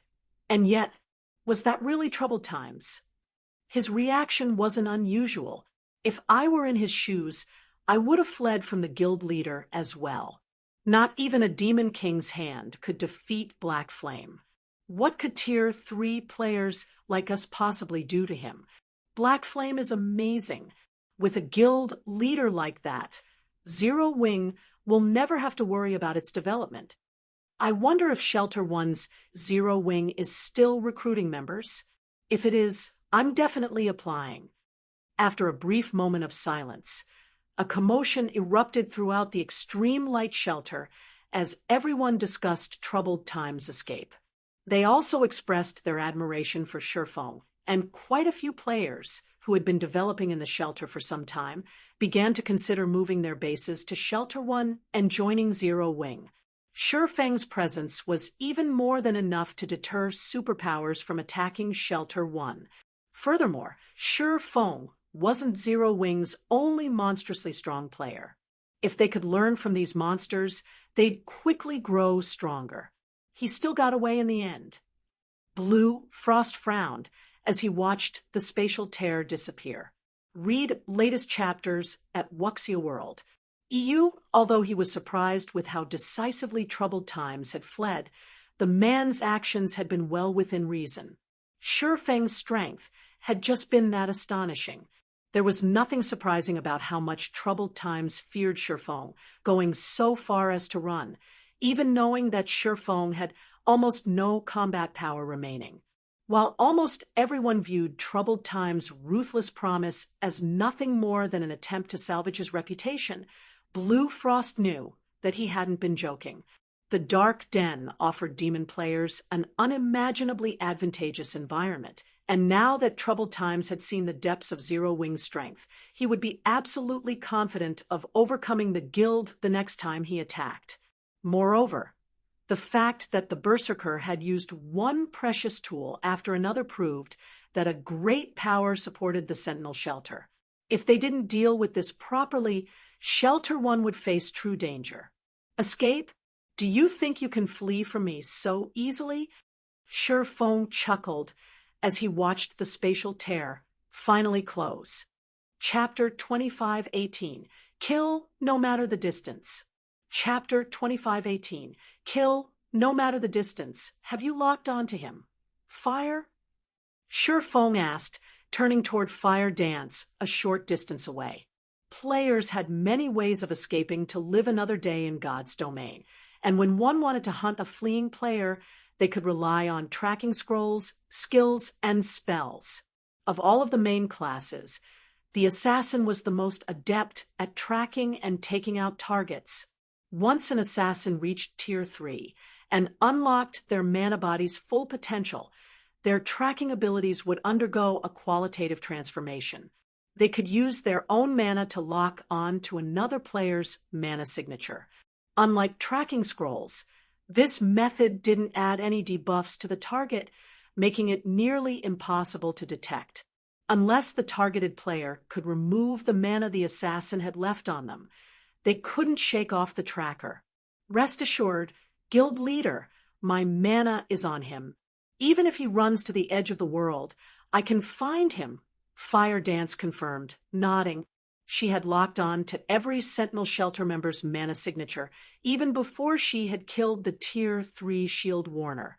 Even if Aqua Rose and Violet Cloud hadn't taken action, none of the Sentinel Shelter players participating in the fight had had any chance of escaping with their lives. Guild Leader, do you really intend to chase after Troubled Times? The Spatial Tier's destination is a city enveloped in darkness energy. There's a 90% chance that it is in demon players' territory. Those demon players are extremely biased against other races. Even if you manage to make it there, you'll have a hard time reaching Troubled Times, Blue Frost hurriedly interrupted, attempting to dissuade Shifeng from hunting down the Berserker in question. Although Troubled Times still posed a threat to Shelter One, the Sentinel Shelter would need some time to recover from losing so many of its top experts. Meanwhile, Shelter One could use this chance to grow stronger. After today's battle, Zero Wing's fame would spread across the Dark Den, after all, and a large number of players would show up to join Shelter One. The shelter wouldn't have to worry about its development speed. Once they upgraded Shelter One to a large shelter, Troubled Times would have a hard time threatening the shelter. Of course, these players have chosen to be one of Zero Wing's enemies, and I need to ensure that they know the price for doing so, Sherfong resolutely declared. Another time, he might have let the matter slide. But times had changed. As the Dark Den had more contact with the outside world, more superpowers would have designs on the other world. If superpowers wanted to develop in the Dark Den, they'd need a shelter first, but reaping the other world's benefits would take ages if they had to construct and grow a shelter from scratch. Hence, they would try to take over already developed shelters. Now that the Sentinel Shelter was the first power to target Shelter One, he had to teach them a lesson and use them as an example, showing other powers that Zero Wing was not to be provoked. If he didn't act now, more powers would target his shelter in the future. I understand. I'll see to the necessary preparations, but now that the various powers are fighting over the bronze teleportation gates, traveling to the main continent is incredibly challenging. I'm afraid that we'll need some time before we can go after troubled times, Blue Frost said. Blue Frost understood what Sherfong intended when he heard the man's reply. It was clear that Sherfong wanted to make an example of troubled times, but traveling between the Dark Den and the main continent wasn't easy. Thus far, the bronze teleportation gates were the only reliable way to do so, but Shelter One wasn't a high enough rank to own such a gate. They would have to borrow a large shelter's bronze teleportation gate. Unfortunately, these gates' available slots were limited, and most had already been distributed. Traveling to the main continent any time soon wouldn't be a simple task. As soon as Blue Frost finished speaking, however, a crisp, pleasant voice interjected. Guild Leader Black Flame, if you wish to visit the Demon City, I can help you with that. A horned eagle slowly descended from above, and the pleasant voice had come from none other than Illusory Words. You know where it is? Sherfong asked, surprise flashing in his eyes. He knew that demon players' territories were on the main continent, but they were akin to secret lands. Not only were they incredibly difficult to find, but their locations were also relatively unstable. Because of this, even the various superpowers had struggled to exterminate demon powers during his previous life. It would be more precise to say that I came from that city, Illusory Words said, smiling. If that's the case, what's your price? Sherfong asked. He doubted that Illusory Words would help him for free. The woman was one of Crimson Emperor's vice guild leaders, after all, and although their two guilds weren't enemies, they weren't friends either. I don't need payment. Consider it Crimson Emperor's attempt to befriend Zero Wing. Illusory Words replied with a smile, shaking her head. All right, as long as Crimson Emperor doesn't provoke Zero Wing will avoid clashing with Crimson Emperor. Sherfong agreed with a nod. I'll have to thank you then, Guild Leader Black Flame. I will report this to my superiors later.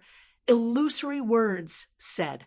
She breathed a sigh of relief the moment Sherfong agreed to her proposition. Before you go there, however, I must warn you. Demon's Heart, an up-and-coming dark guild, rules over that demon city. The guild had been developing rapidly in the Ten Saints Empire. It's almost like it just appeared out of thin air. Even the Super Guild Battlewolves has suffered heavy losses against Demon's Heart. Since Troubled Times has the city's coordinates, I assume that he has quite a close relationship with the Dark Guild. That demon city happens to be Demon's Heart's main headquarters.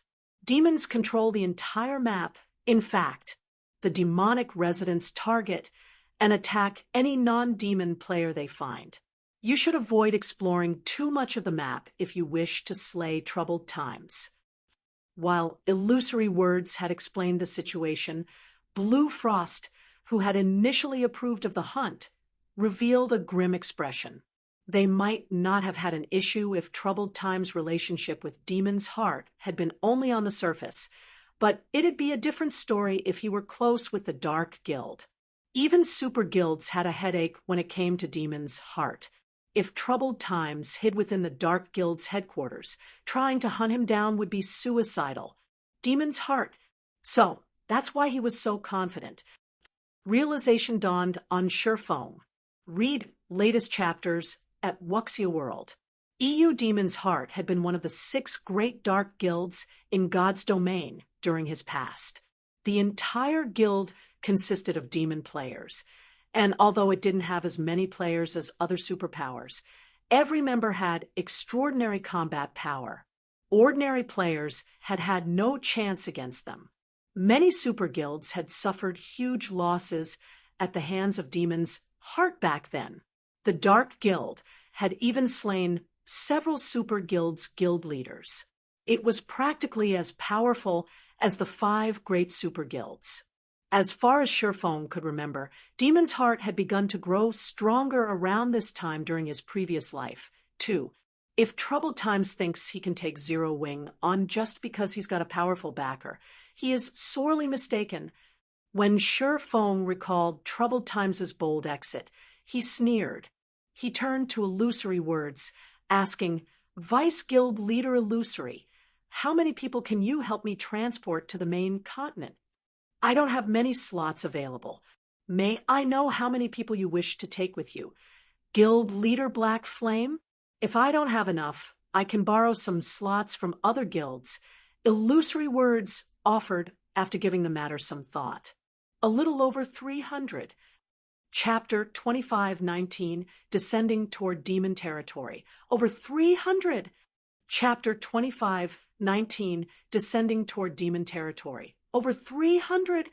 Illusory Words could not help but be stunned when she heard how many players Shurfeng planned to take with him. As far as she was concerned, Shurfeng would be lucky to take 20 experts with him.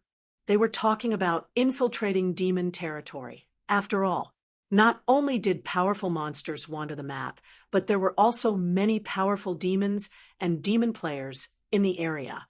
Human players wouldn't make it to the map without Demon's Heart's permission. Even Tier 3 experts would have a hard time surviving in the map. Once a human player was discovered, they'd be persecuted by an endless number of demon players. Meanwhile, one would have to be stealthy and wait for the opportune moment to strike if they wanted to slay a specific player in the map. Shurfeng, however, wanted to take over 300 players with him on his hunt for Troubled Times. Evading detection in demon territory would be nearly impossible with such a large group. Are you not capable of transporting so many people? Shurfeng asked when he noticed Illusory Words' astonished expression. Since he was heading back to the main continent, Shurfeng couldn't leave the Hell Legion stuck in the dark Denver.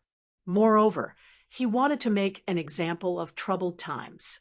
If he killed the Berserker off in secret, the man's death wouldn't become the deterrent he wanted. He needed the kill to have enough fanfare that it would prevent other powers from targeting Shelter One in the future. Although demon territories were akin to forbidden lands for ordinary expert teams, his was no ordinary team. It was Netherworld Empires, one of the 5 great super guilds in God's domain, strongest trump card legion. The very idea that the Hell Legion couldn't move throughout demon territory was a joke. It's possible, but I'll need some time. Would you be willing to wait a while, Guild Leader Black Flame? Illusory Words asked after snapping out of her daze. How long will you need? Shurfeng asked. I should be able to arrange it within roughly 6 hours. Illusory Words confidently replied. All right, I'll have to trouble you, then. Vice Guild Leader Illusory. Shurfeng breathed a sigh of relief when Illusory Words said she'd only need 6 hours or so. Fire Dance had used her mana to lock onto Troubled Times, but the technique wouldn't last long. At most, her mana would remain on her target for 2 days. After that, her mana would leave Troubled Times, and hunting him down would be almost impossible. Once Illusory Words and Shurfeng had finished their discussion, the Vice Guild leader left the extreme light shelter atop her flying mount to see to the necessary preparations. Meanwhile, Shurfeng led Blue Frost and the others into the shelter to rest while he waited for illusory words to contact him. While they rested in the extreme light shelter, news of Zero Wing's battle with the Sentinel shelter spread like wildfire. For a while, all of the Dark Den was in an uproar over the event. No one had ever thought a player could counter a demon god's hand and scare the Sentinel shelter's strongest expert, Troubled Times, away. While this news spread, word of Shurfeng's hunt for Troubled Times shook the Dark Den's various shelters. It was a hot topic among countless players in the other world. What? Zero Wing is going to hunt down Troubled Times? How ruthless! But I like it. If Zero Wing succeeds, the Sentinel shelter is as good as finished. That shouldn't be possible. Troubled Times is no fool. Once he discovers a marker on him, he'll just wait in the city until it disappears. Zero Wing won't be able to reach him. That's why the guild is taking over 300 players on the hunt. I bet that Zero Wing won't hesitate to kill him even in a city. Troubled Times is pitiful. With so many experts going after him at the same time, he has no chance of surviving. I don't think Troubled Times will lose everything. I'm sure he'll take all of those experts with him to the grave. It really makes you wonder what Zero Wing is thinking by pulling such a crazy stunt. Zero Wing's generosity equally shocked and confused the Dark Den's players. They had never thought that Zero Wing was ruthless enough to gamble the lives of 300-plus experts just to take out a defeated general. Even if Zero Wing succeeded, the guild would suffer massive losses.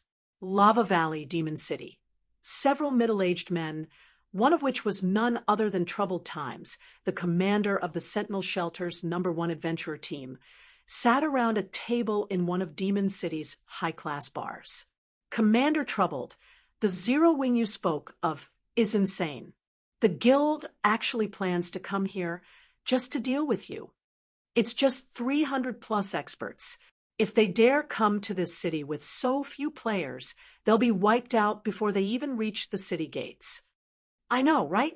We're in demon territory. Zero Wing's experts won't even get past the several large adventurer teams in the surrounding area.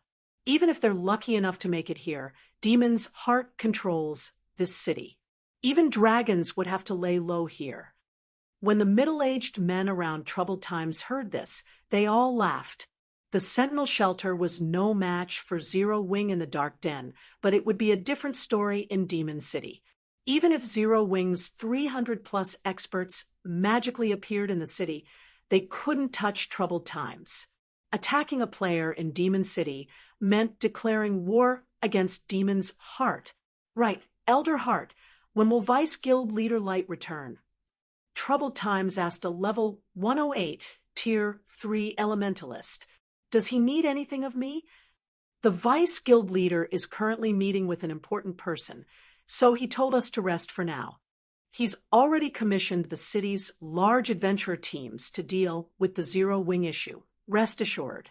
I doubt you'll even get to see Zero Wing's experts by the time this has been settled. The elementalist named Furious Heart replied, smiling. The city's large adventure teams are getting involved. The news allowed Troubled Times to breathe a sigh of relief. Demon City's large adventurer teams wouldn't be able to harm Shurfeng in the outside world. At best, they might take out Zero Wing's other experts, but in demon territory, non-demon players were severely suppressed. They wouldn't be able to use their berserk skills.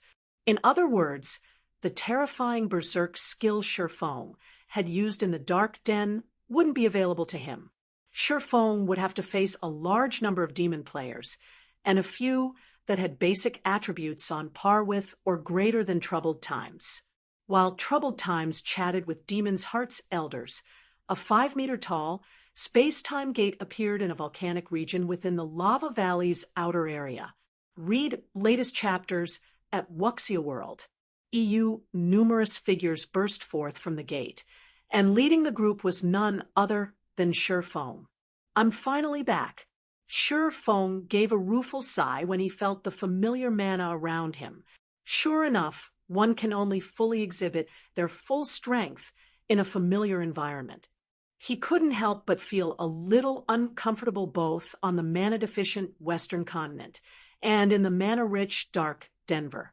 The instant he returned to his own continent, however, he felt his mana affinity improve.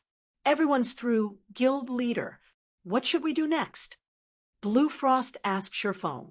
He felt a little nervous around the Hell Legion's members, who had concealed their appearances under black cloaks. Good. Since everyone's here, it's time we pay Demon City a visit, Sherfong declared with a grin. He then had Fire Dance lead the way toward troubled times. Chapter 25:20, A Group of Monsters. Chapter 25:20, A Group of Monsters. The moment Sherfong gave the command, the Hell Legion began to move into formation. Once everyone was ready, they boldly marched toward the nearby forest. Illusory Words and her teammates, who had just emerged from the space-time gate, were stunned at the sight. What do you think is going through Black Flame's mind? Vice Guild Leader, a Tier 3 male assassin from Crimson Emperor, asked when he saw that the Hell Legion had no intention of hiding their movements. The Burning Forest is a main area for demon players, and he decided to go straight through it rather than around. At this rate, it won't be long before demon players discover his team, and without an invitation from Demon City, every demon player they come across will attack. The Burning Forest served as a natural barrier around Demon City. Not only were all of the forest's monsters above level 100, but almost every level 100-plus demon player in Lava Valley grinded in the Burning Forest. Demon players had incredible innate perception. They often noticed normal players long before normal players noticed them. In addition, demon players could earn demon reputation to increase their demon rank by slaying non-demon players of equal or higher levels. This was why demon players were so eager to target non-demon players. Moreover, non-demon players were invaders when in demon territories, and demon players would gain far greater rewards for killing them. Even the Ten Saints Empire's various superpowers didn't dare set foot in the Lava Valley's Burning Forest without a proper invitation. Demon players would avoid conflict with guests of Demon City. Attacking one of the city's guests was akin to declaring war against the city's various powers. Doing that would be disastrous for any demon player developing in Demon City. Of course, Sherfong and his team hadn't received an invitation, and by marching into the forest, they were offering themselves up on a silver platter. It'd be a miracle if they even left the Burning Forest alive, not to mention reach Demon City. In general, over 100,000 players operated in level 100 maps, and the Burning Forest was the only level 100 map near Demon City. Far more players would be grinding in the area than in other level 100 maps. I don't know what he's thinking, but I know that the players with him are extraordinarily strong. They may have hidden their statistics and auras with black cloaks, but I can feel that they're all bona fide Tier 3 players. Illusory Words said, a hint of fear flashing in her eyes as she watched the Hell Legion march into the forest. In total, Sherfeng's group had over 300 Tier 3 experts. Not even Crimson Emperor had so many at this stage of the game. Zero Wing has that many Tier 3 experts. The male assassin's jaw dropped. Only super guilds had such a large number of Tier 3 experts at this point.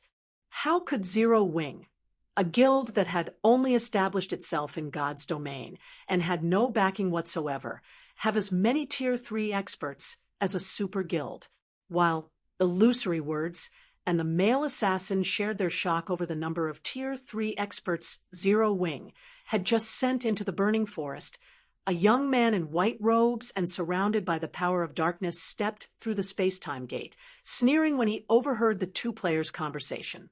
The fact that Zero Wing has over 300 Tier 3 experts is indeed surprising. Unfortunately, that force isn't nearly enough to get through the Burning Forest, the young man said, realizing that Sherfeng's group had already disappeared into the woods. This is just a repeat of Battle Wolves' attempt to invade Demon City. Not only had Battle Wolves dispatched over 300 Tier 3 experts, but it had also sent an army of over 100,000 Tier 2 experts. In the end, Battle Wolves' army had been annihilated before it had reached the city. I've also heard that Demon's Heart has hired the city's large adventurer teams to stop Zero Wing's force. Those adventurer teams don't have a lot of members, but every one of them is strong enough to deter superpowers. If they work together, Zero Wing won't stand a chance. Neither the male assassin nor Illusory Words tried to argue with the white-clad youth. He had only spoken the truth. In fact, the boy's evaluation of Demon City's large adventurer teams was a little humble.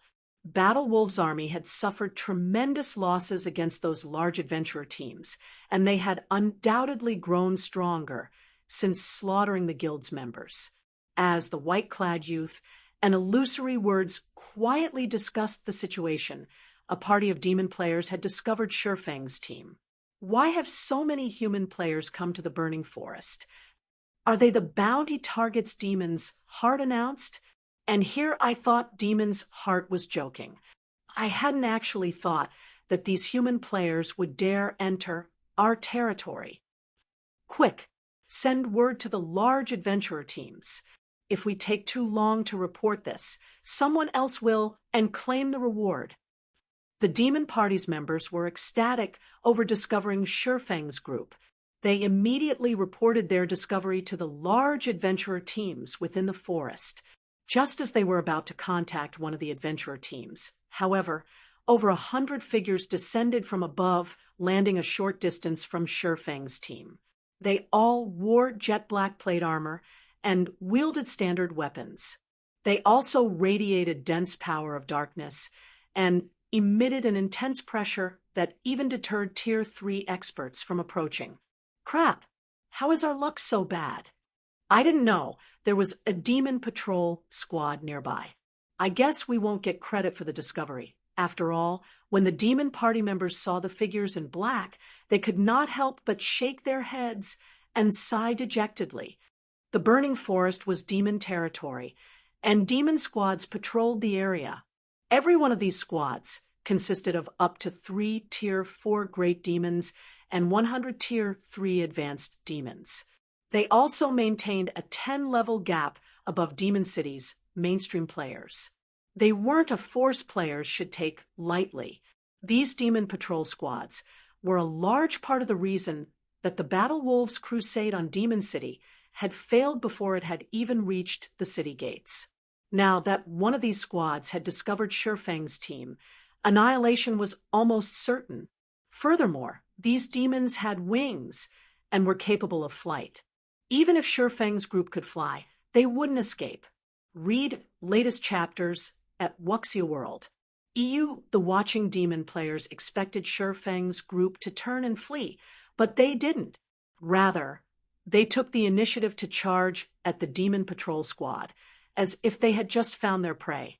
The Guardian Knight leading the charge bashed his shield into one of the level 115 Tier 4 great demons, which subsequently lost its balance and stumbled half a step back.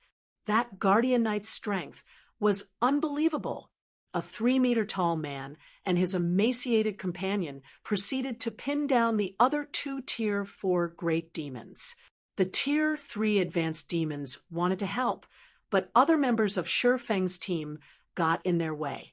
Shurfeng's team suppressed the Demon Patrol Squad, which normally had an overwhelming advantage over players. The demons struggled against the players attacking them, unable to cooperate while their HPs visibly plummeted. In less than 30 minutes, the entire Demon Patrol Squad had been eliminated.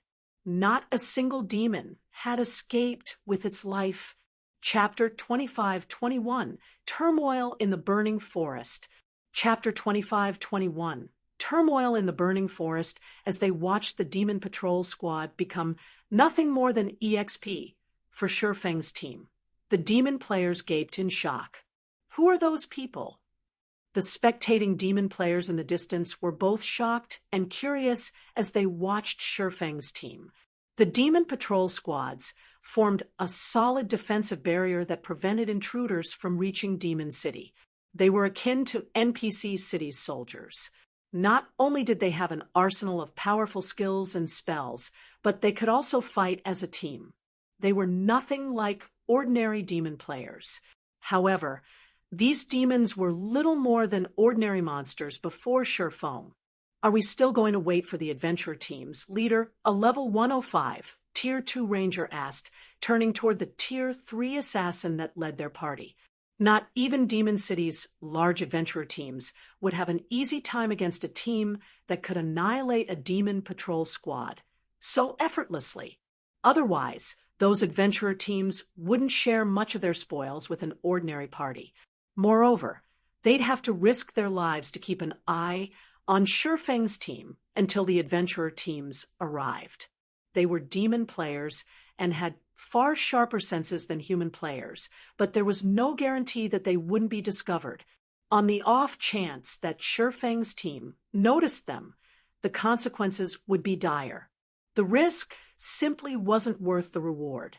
Of course, Demon's Heart is offering extraordinary rewards. Even if we help kill one player and earn only 10% of the rewards, we'll still get a demon crystal. Once we have 120 demon crystals, we can challenge a noble in the city. It would take ages to collect that many if we just try to grind for them ourselves, the Tier 3 assassin said. We will have to be careful and maintain some distance from those players, of course. We don't need to follow them closely. We can just follow their tracks. Silently, the rest of the party nodded in agreement. They all thought that their party leader's plan was viable. With their superior senses, they could avoid detection, even if Shifeng's team were powerful, as long as they kept their distance. As soon as the Tier 3 assassin finished speaking, however, the cold blade of a dagger burst through his chest. A critical damage of over -900,000 then appeared above his head. Before the Tier 3 assassin could speak, a snowy white blade slit his throat, devouring the last of his HP. Leader! The party's remaining 5 Tier 2 members were flabbergasted. What had just happened? A second ago, their party leader had been alive and kicking, and in the next, he was dead. Their party leader was a Tier 3 assassin, and even in Demon City, he was quite the famous expert, yet he had just died so suddenly. As their leader dropped to the ground, an assassin? Crap, we've been discovered. Run.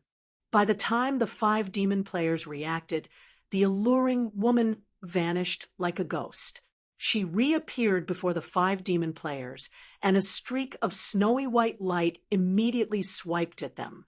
A series of damages exceeding 1 million appeared above each demon player's head, robbing them of all of their HPs. How foolish! You radiate so much mana that you're practically walking lanterns in the dark. You dare follow us with such skills? Fire Dance shook her head disdainfully at the demon players' confused looks. She thought they had severely underestimated her. What Fire Dance didn't know is that in this era, when Tier 3 players were still extremely rare, everyone busily researched how they could best use their Tier 3 skills and spells. No one had time to spare on improving their mana control. Guild leader, I've taken care of the nearby demon players. Fire Dance reported to Shifeng after ensuring that she didn't detect any hostile players' mana signatures nearby. Good. Continue patrolling the area.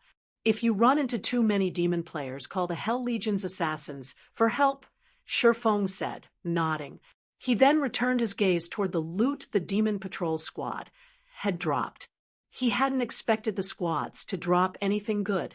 They were on par with NPC City's soldiers. After all, NPC soldiers didn't drop anything noteworthy even when players killed them. Contrary to his expectations, however, the demons had dropped considerably valuable loot. The weapons and equipment were subpar, all level 110 plus standard secret silver and fine gold equipment, but the demons had dropped dark magic gold. Dark magic gold was an exceptionally rare epic material. Not only could one use it to increase their success rate when crafting weapons and equipment, but there was also a chance of imbuing the resulting items with power of darkness. It was a material all master forgers sought. He had obtained 14 ingots of dark magic gold after slaying one demon patrol squad. If the master forgers of his previous life found out about this, they'd likely hunt the Burning Forest's patrol squads into extinction. However, the Hell Legion's members were even more ecstatic than Surefoam. The demons they had killed had awarded an abundance of EXP, and during the battle, they had gained a lot of insight into mana control. Although the demons' mana control couldn't compare to actual NPCs, it was far better than dumb monsters. They usually only fought dumb monsters. They had almost no chances of battling NPCs. Why wouldn't they be excited to pit their skills against demons that were as intelligent as true NPCs? Initially, the Hell Legion hadn't been particularly eager to attack Demon City, but this discovery had lit an enthusiastic fire in their hearts. While exploring the Burning Forest, the Hell Legion made no attempts to avoid demon patrol squads. Instead, they actively started to search for them. Meanwhile, elsewhere in the Burning Forest, a 1,000-man team assaulted a monster nest under the protection of a level 110 mythic boss. Although the team only had 1,000 players, over 80 of them had already reached Tier 3. Not even first-rate guilds could field such a team at this stage of the game. The several players leading the team easily suppressed the mythic boss, allowing the rest of the team to deal with the Great Lords and Grand Lords. Excellent. The monsters that ran ahead have been taken care of. All Tier 3s. Attack the boss. A valiant level 108 man in black robes and wielding a golden staff shouted as he fought the mythic boss. The 80-plus Tier 3 experts suddenly turned away from their targets, shifting their attention to the nest boss. In less than 6 minutes, the mythic boss, which nearly everyone feared at this stage of the game, collapsed, dropping a pile of loot around its corpse. Although the independent teams watching from afar were tempted by the large number of items the mythic boss had dropped, none of them dared to steal the loot. The adventurer team raiding the monster nest was one of Demon City's large adventurer teams. The small organization was only inferior to the city's 2 guilds. Anyone that tried to steal from that adventurer team shouldn't dream of surviving in Demon City for long. Commander, Black Blind Man just sent a message stating that his party has discovered demons' heart's targets. A level 107 Tier 3 assassin quietly reported to the valiant man leading the team. They're already here? The valiant man grinned. Notify everyone. We'll head that way immediately. Black Blind Man is a cunning bastard. There's no way he stopped after notifying our team. If we take too long, there won't be anything left. Black Blind Man also warned that these players are incredibly strong. They actually had the upper hand over a demon patrol squad. The Tier 3 assassin said. They overpowered a patrol squad. I suppose they must be powerful. It's no wonder why Demon's Heart has offered such an excellent bounty, the valiant man said, nodding. Where are the targets now? He was very familiar with the Demon Patrol squad strength. No ordinary 100-man Tier 3 team could take them on. Read latest chapters at Wuxia World. I don't know, the Tier 3 assassin awkwardly replied. Didn't Black Blind Man follow them? The valiant man asked curiously. He was also very familiar with the player known as Black Blind Man. Not only was the man powerful individually, but he was also one of the top-ranked assassins in Demon City. There was no way Black Blind Man would forego an opportunity like this. He's dead. Chapter 25-22, Great Disturbance. Chapter 25-22, Great Disturbance, Blind Man's dead. The valiant man, Regretful Wind, was astonished by the report. Someone actually noticed him and killed him. With his cautious nature and tracking skills, Black Blind Man was a relatively well-known assassin in Demon City, and his sharp senses were particularly outstanding. When Demon City's large adventurer teams, including Windtooth, targeted a specific player, they often hired Black Blind Man to track the player down. Regretful Wind had never heard of Black Blind Man running into issues when tracking a target. According to Blind Man's teammates, his grinding party had been annihilated without any time to fight back. In a fit of rage, Blind Man logged off and contacted his close friends to notify everyone in the city. He wants Demon City's players to ambush the people who killed him, the Tier 3 assassin said, nodding. Unfortunately, his message is over 10 minutes old, and we don't have any new details about the invaders' whereabouts. Since those players can defeat a demon patrol squad, they must be fairly strong. I guess it isn't surprising to hear that they've killed Blind Man, but we have to hurry. Now that Blind Man has informed the public of the situation, many of the city's players will prepare for battle, Regretful Wind said, frowning. He wouldn't have much of an issue if Black Blind Man had simply informed the city's large adventurer teams. Only a small fraction of Demon City's player population consisted of large adventurer team members. Even if the adventurer teams mobilized all of their members, locating the intruders in the burning forest wouldn't be easy, if everyone in the city knew about them. However, locating the intruders would be a piece of cake, and the Windtooth adventurer team would have a lot more competition. Demon's Heart had offered an extraordinary bounty for these players' heads, with each intruder worth 10 demon crystals.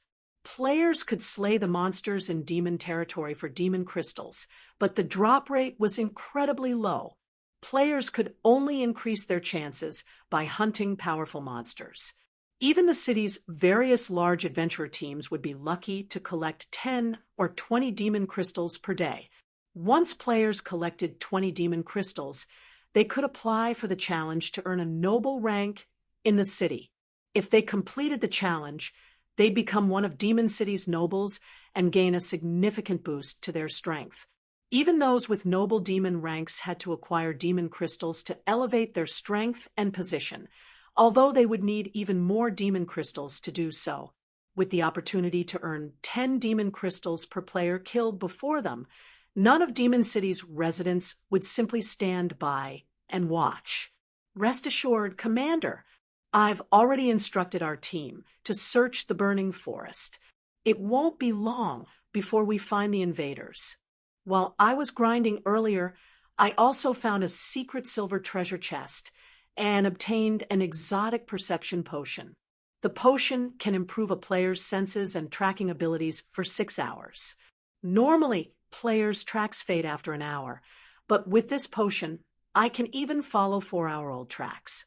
If we make our way to Blind Man's last known location, we should easily be able to locate these players, the Tier 3 assassin said, smiling. Even with the rest of Demon City's players after then, ordinary teams will be helpless against players this strong. We have more than enough time to claim the bounty. Good. We'll set off immediately. Once we locate our targets, you'll receive 10% of the bounty for your contributions. Also, instruct our brothers and sisters in the city to bring the trump cards we've kept hidden. Regretful Wind declared, aren't you giving these newcomers a little too much credit, Commander? We've already stopped the Battle Wolves invasion. How strong could a bunch of nobodies from the Dark Den possibly be? The Tier 3 assassin asked disdainfully. The Dark Den was merely a small otherworld with a pitifully low number of players. The otherworld's total player population didn't even come close to half of the players in an ordinary kingdom. The only advantages the Dark Den had were its impressive leveling environment and abundance of skill and spell books. There was no way such a small world could produce experts as powerful as those in Demon City. I know, but each of them is worth 10 demon crystals. Letting a single player escape would be a waste. And I doubt that Demon's Heart will be so generous in the future, Regretful Wind said. Regretful Wind had never once been wary of the invaders. Battle wolves had tried to invade Demon City with over 100,000 experts, yet the Super Guild's army had been obliterated before it had even reached the city. If not even battle wolves could make it through the burning forest, what could a few hundred invaders accomplish? What Regretful Wind truly minded was the demon crystals Demon's heart had offered. I understand. I'll notify our members in the city right away. The Tier 3 assassin then did as he promised. Meanwhile, a great disturbance had rocked Demon City. This is our chance to get rich. 10 demon crystals per person. We won't let anyone get in our adventurer team's way. The intruders have already appeared in the burning forest's outer region. Inform out nearby members immediately. We must find them before other teams do. Invader hunting team recruiting. Anyone who wants to earn demon crystals should apply quickly. As Black Blind Man's friends spread the word, everyone in Demon City was in a frenzy. Over 100,000 players rushed toward the burning forest like a bunch of madmen. When Troubled Times, who rested in one of the city's high-class bars, heard the news, his expression turned gloomy. He hadn't thought that Sherphone would actually come here. There's no need to worry, Commander Troubled. Now that this matter has caused such a commotion, the large adventurer teams we've hired won't be the only ones on the hunt. Medium adventurer teams are also on the move. Even if every super guild in the 10 Saints Empire worked together, they'd never get past so many experts. A man in silver armor tried to reassure Troubled Times when he saw the man's concern. That's right. Even if Zero Wings somehow manages to make it to Demon City, Demon's heart is still waiting for them. We stand by your side. Zero Wings' efforts will be for naught, Furious Heart said. He thought that Troubled Times was worried for nothing. You shouldn't underestimate Black Flame, Troubled Times said. Of course, if everyone here tries to stop him, I doubt he'll accomplish anything. Troubled Times had seen the strength of Demon's Heart's elders personally. They were all true monsters, particularly Furious Heart.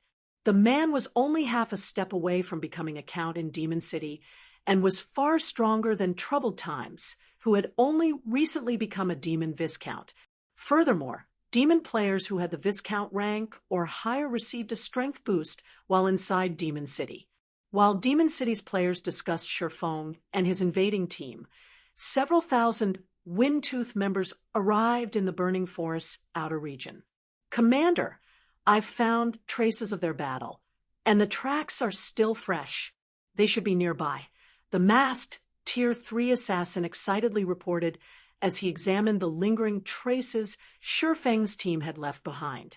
Read latest chapters at Wuxia World. EU good. Proceed according to plan, everyone. Regretful Wind commanded, instructing his team to prepare for battle. These players began to follow the Tier 3 assassins' lead while suppressing their auras to the best of their ability to avoid detection.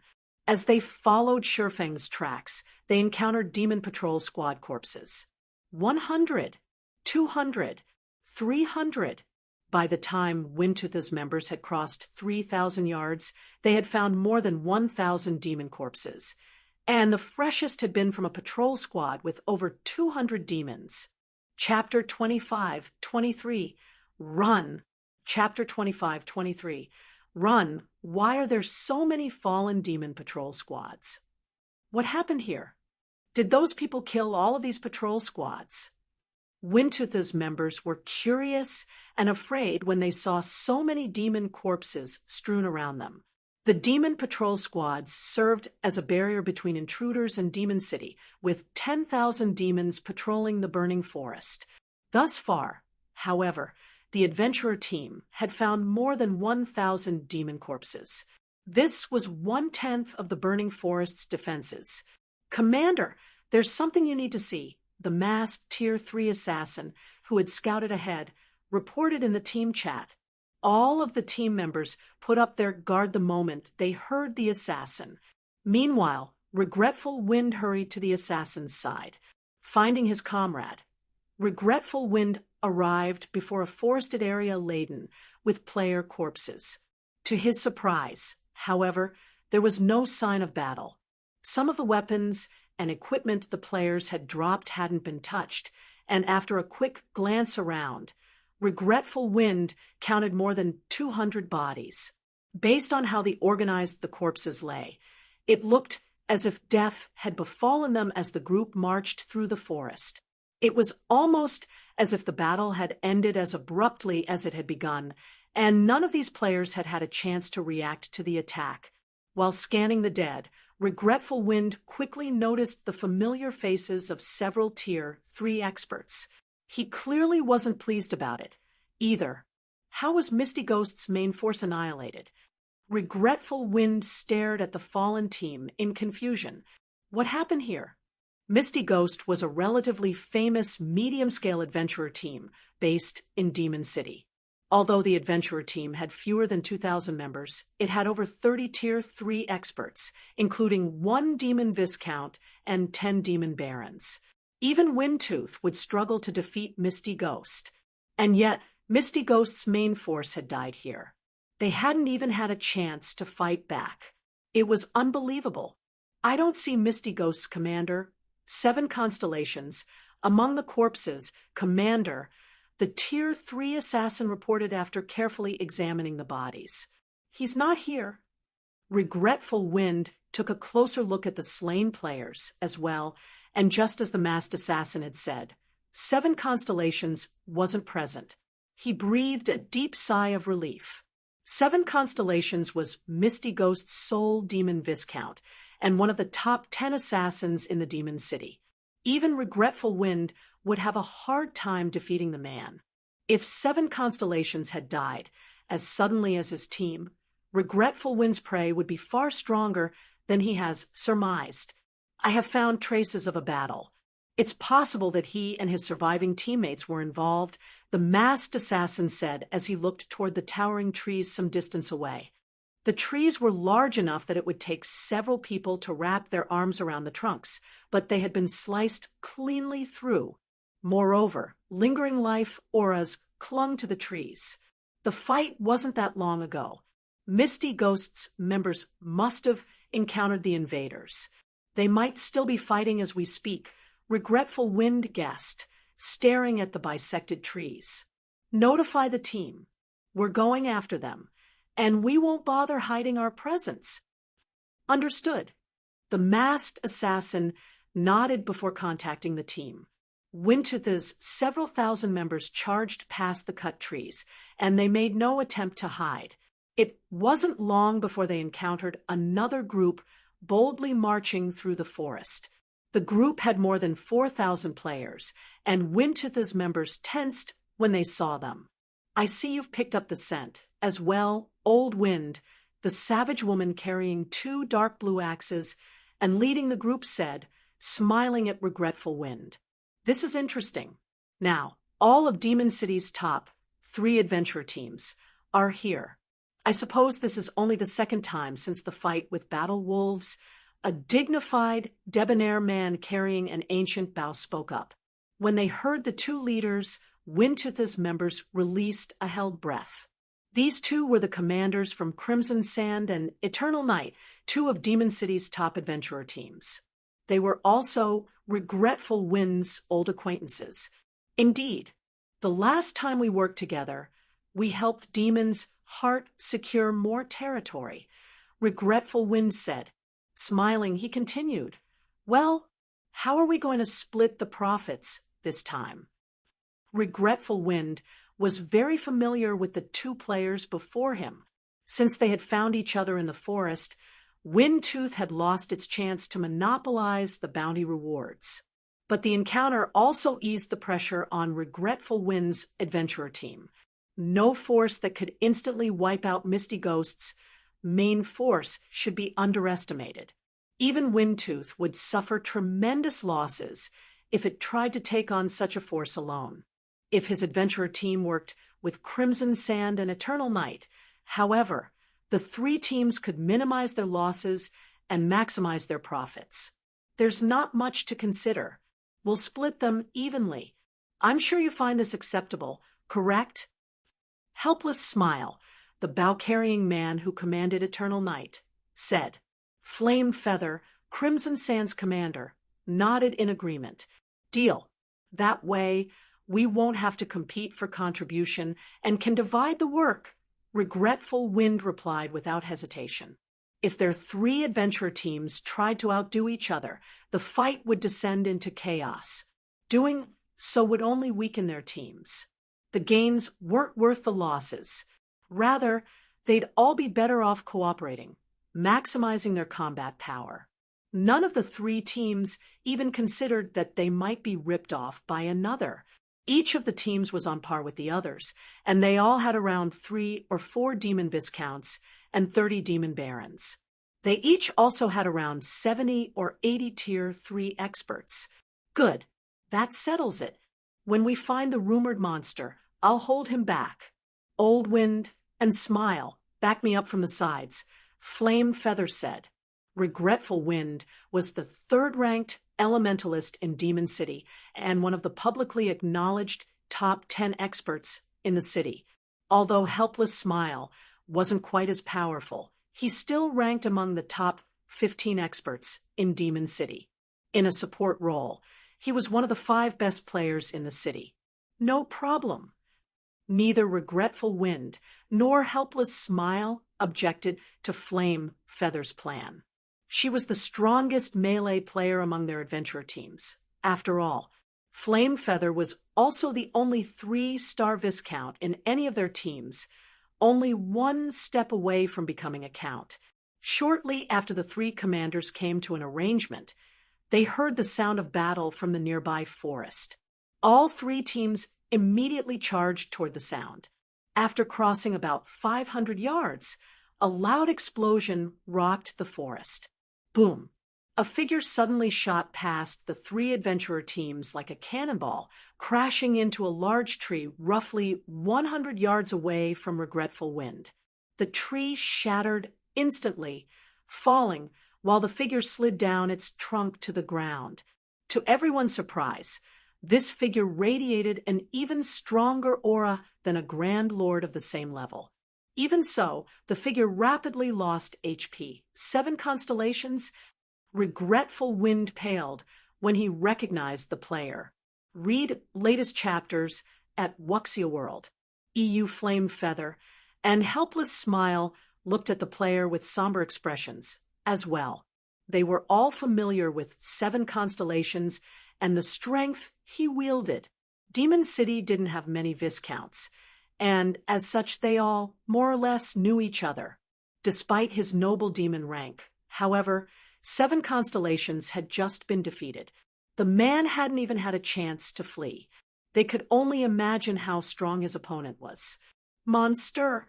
Run! Quickly! 7 constellations hissed between clenched teeth when he saw the nearby adventurer teams. Before he could finish his warning, however, his HP dropped to 0, and his body went as limp as a puppet with its strings cut. Chapter 25-24, She is the Monster? Chapter 25-24, She is the Monster? The 3 adventurer team's members were senseless when 7 constellations died. A monster? Huh? Regretful Wind frowned, contemplating 7 constellations' dying words. Demon Viscounts stood at the apex of Demon City, and 7 constellations was an assassin, a class that boasted its survivability. And yet, he had just died. Moreover, 7 constellations had warned their 3 adventurer teams away. It was clear that in his mind, these 3 teams were no match for the monster he had just faced, even if they worked together. Although that was only the assassin's opinion, his words should be credible. If 7 constellations focused on getting away, not even the top-ranked experts in Demon City could stop him. But he had still fallen. It seems our opponent isn't as simple as we thought. What do you guys think? Regretful Wind asked the other 2 commanders if they fought an opponent that even 7 constellations feared, the outcome wouldn't be as pleasant as they hoped. It's no wonder why Demon's Heart has offered such a gracious bounty, Helpless Smile replied, staring at the assassin's corpse. But this isn't the first time we've faced monstrous experts. Besides, if we flee, we'll become laughingstocks in Demon City by tomorrow. Although Helpless Smile felt the weight of 7 constellations' warning, it wasn't enough to order a retreat. Even if these intruders are powerful, there's no guarantee that we can't defeat them. Flame Feather agreed with a nod. Fighting spirit burned in her eyes as she launched into another charge. Don't forget, we have the home ground advantage. Our opponent may be a monster, but we'll still make him suffer. Monster-like experts were something to be feared. Ordinary Tier 3 experts had no hope against such players. However, their adventurer teams had fought monster-like experts before, particularly during the fight with battle wolves. Yet, these monstrous experts hadn't been powerful enough to save the guild from its miserable defeat in the Burning Forest. Furthermore, their adventurer teams had grown stronger since then. She was confident that they could hold their ground against monster-like experts, and that they still had a chance at victory. The members of all 3 adventurer teams nodded in agreement with Flame Feather's sentiment. Achieving victory might be difficult if their teams fought alone, but they had all agreed to work together. Not even the 10 Saints Empire's superpowers would dare to take on their combined force, much less a measly team of 300 plus. It wasn't long after she finished speaking, however, that everyone noticed a lithe figure beside 7 Constellations' corpse. The figure silently looted the assassin's body as if she didn't have a care in the world. What amazing concealment techniques! Surprise flashed in regretful Wynn's eyes when he saw the woman who had abruptly appeared. As demon players, their perception of non-demon races' life signatures was incredibly powerful. Even an assassin in stealth would have a hard time hiding from demon players, especially with less than 100 yards between them. However, they couldn't seem to detect a trace of the female assassin's presence. The woman's mastery of concealment arts was unrivaled, even in Demon City. Is she the monster 7 Constellations warned us about? Helpless Smile's expression tensed as he watched the alluring woman a short distance away.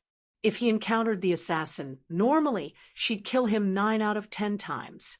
He finally realized, more or less, why 7 Constellations had failed to escape. Interesting.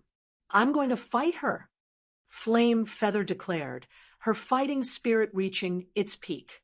She then activated demonification and charged at the female assassin, wielding her axes.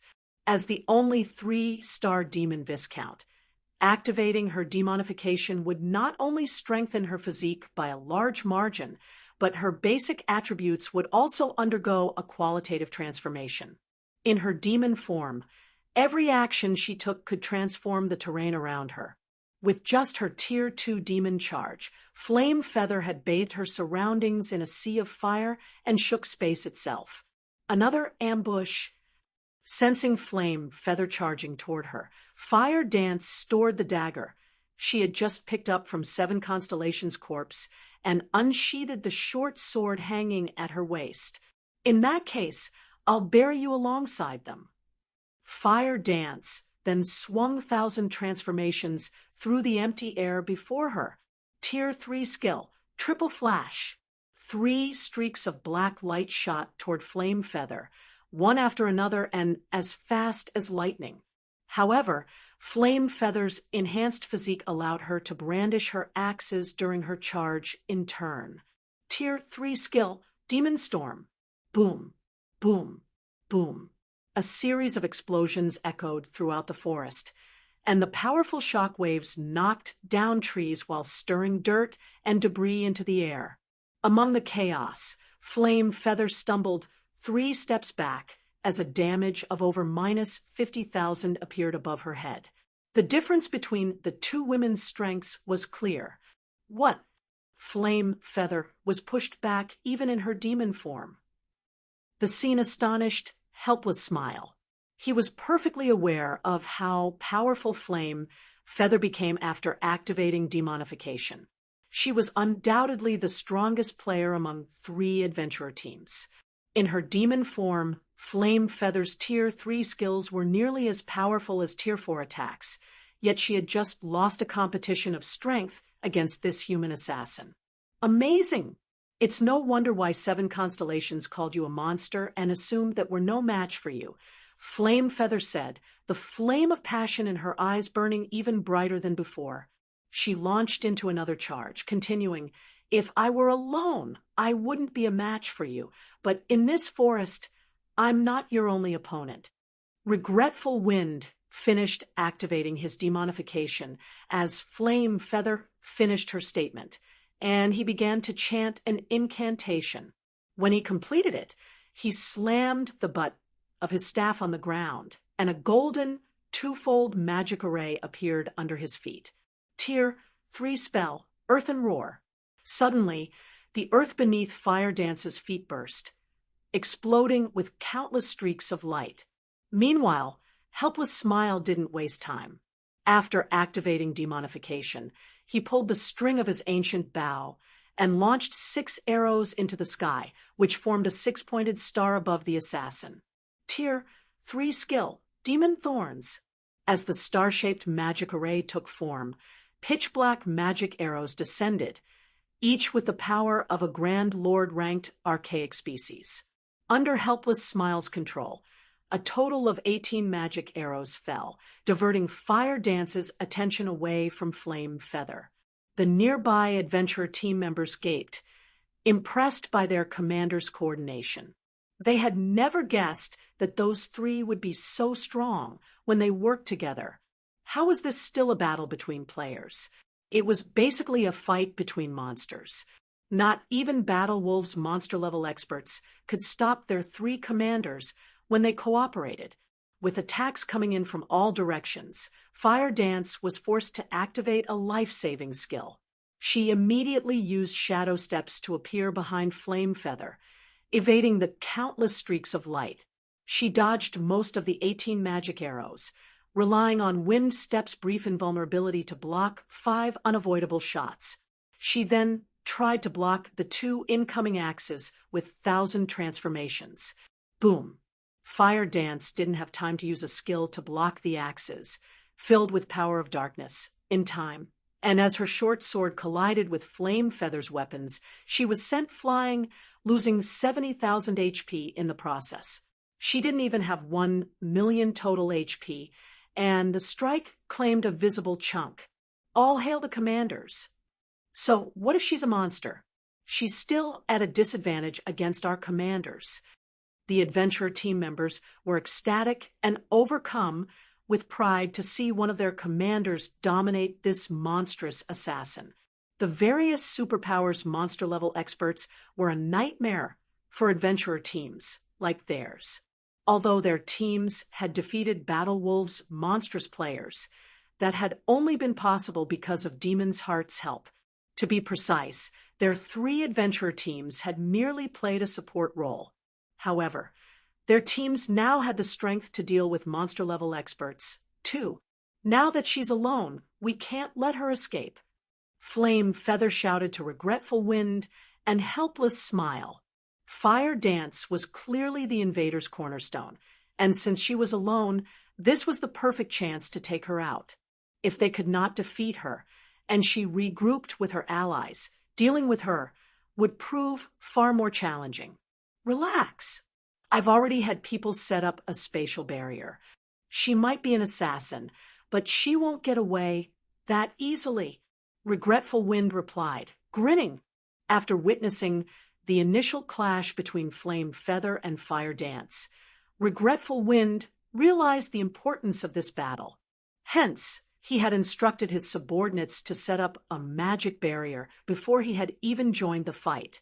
He wanted to ensure that they could flee if they were no match for the assassin, and if they were, that they'd have an easier time taking her down. Although they now had the upper hand, killing a monster like Fire Dance wouldn't be easy, but with the magic barrier up, they could buy enough time to complete the task.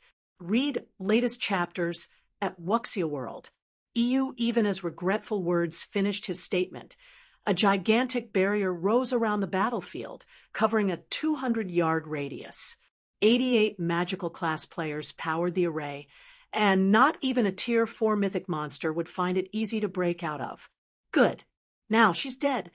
Flame, Feather sighed with relief as the barrier took effect. A second after the magic barrier completed, however, an arc of blue lightning struck from a distance. Boom.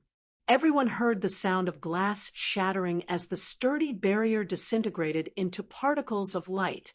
As the adventurer team's members looked around in confusion, a deep voice reached them from the distant forest. It seems you've taken good care of my companion, but since you're looking for a fight, let me join in. Chapter 25:25, True Monster. Chapter 25:25, True Monster. When the three adventurer teams heard the deep voice, their expressions betrayed their apprehension. The three commanders were particularly tense as they continued their fight against Fire Dance. There's more than one monster. Regretful Wind's expression hardened while he watched the magic barrier fade away. 88 magical class players had powered that barrier. It should even withstand quite a few attacks from a mythic monster. And yet, that barrier had just shattered after a single attack. Another monster-level expert among the invaders was the only possible explanation, and this newcomer definitely had the strength of mythic monsters. He should be even stronger than the female assassin they currently faced. A single team has two monsters? Who are these people?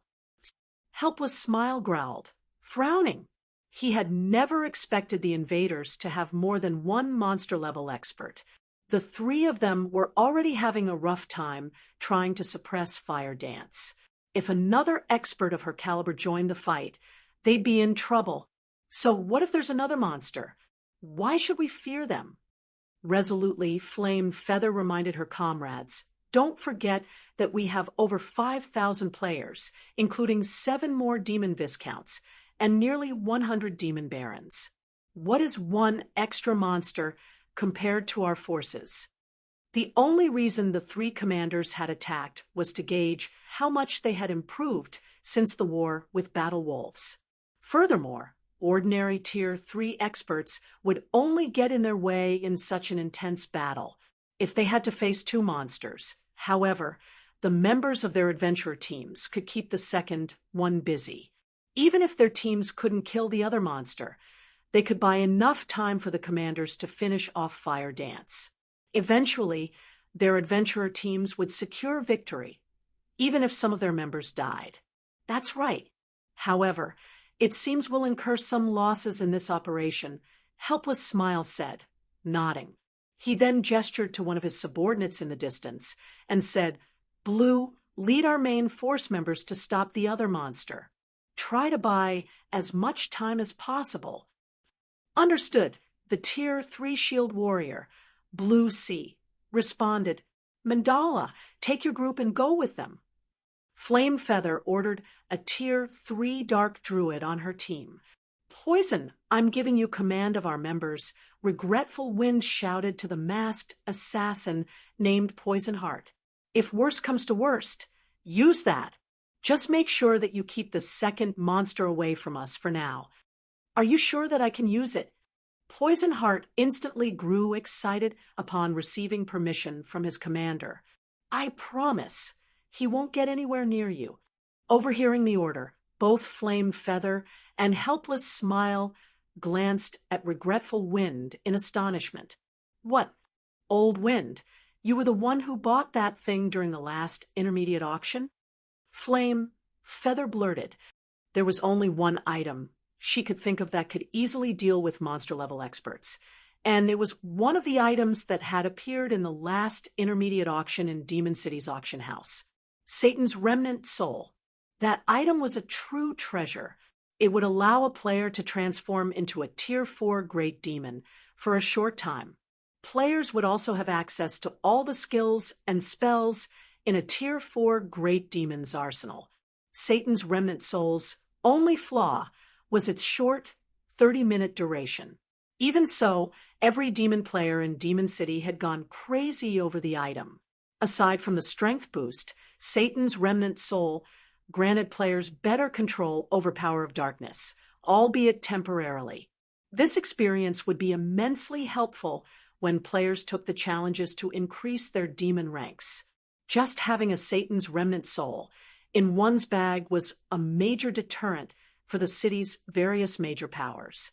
No power or adventurer team wanted to incur the wrath of a Tier 4 great demon.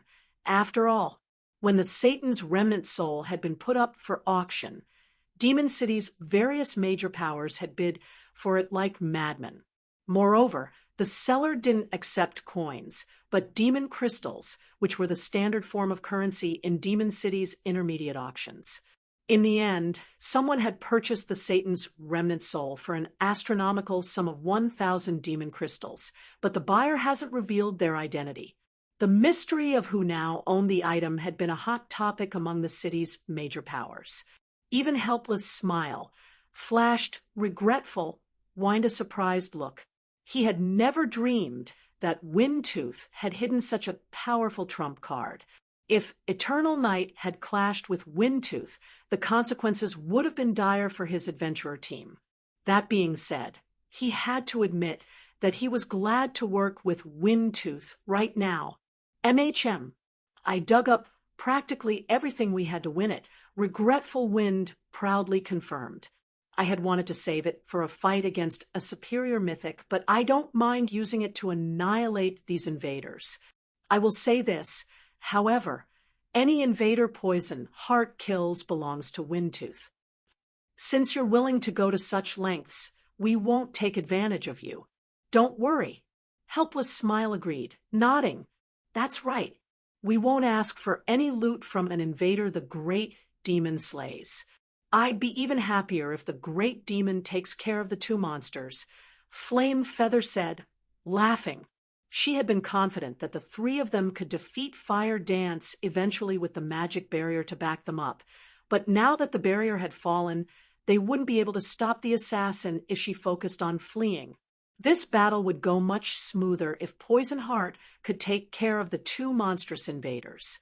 In the fields, monster-level experts posed an extraordinary threat, especially if they had no qualms with hit-and-run tactics. They were an absolute nightmare to deal with. That's reassuring, Regretful Wind said. He then turned toward Poison Heart and said, since the two commanders have agreed, use it, Poison. The Satan's remnant soul was precious, and there was almost no chance that another would go up for auction, but obtaining the monster-level experts' weapons and equipment would make it a worthwhile transaction. The superb quality of their weapons and equipment was a large part of the reason that monster-level experts were so much stronger than peak experts. He could likely earn back the cost of using the Satan's remnant soul with just one of their weapons or equipment pieces, possibly even more. Poison Heart was elated as he pulled a black bottle from his bag and started to remove the seal. He had hoped he could use the Satan's remnant soul to help him become a 2-star Viscount, but because the item was so valuable, he didn't want to use it solely for his promotion. He had wanted to save it until he could use it to kill 2 birds with 1 stone, which was why the item had remained in his bag for so long. Now that he had found the perfect opportunity, he wouldn't hold back. Once Poison Heart had removed the seal, he doubled in size, and 2 pairs of jet black wings, enveloped in fire, grew from his back. So strong. So, this is the power of a Tier 4 great demon. Poison Heart exclaimed as he felt an immense power course through his veins. So much strength, absolute power. This omnipotent feeling was intoxicating. Sure enough, a great demon is truly awe-inspiring. Poison can now likely slay all of the intruders without our help. Helpless Smile said. He couldn't help but feel a little jealous as he gazed at Poison Heart's new form and sensed the assassin's intense aura. Poison, I'll leave the rest to you. Remember, you need to finish this battle quickly. We won't be able to hold on for long. Regretful Wind shouted to his subordinate before casting another spell against Fire Dance. "Leave it to me, Commander. I'll make sure they all die," Poison Heart declared. He flapped his wings and flew straight toward the source of the deep voice. He was so fast that the team's Tier 2 demon players didn't even have time to react. So fast. These invaders are dead now. The 3 adventurer team's members were astonished when Poison Heart vanished in the blink of an eye.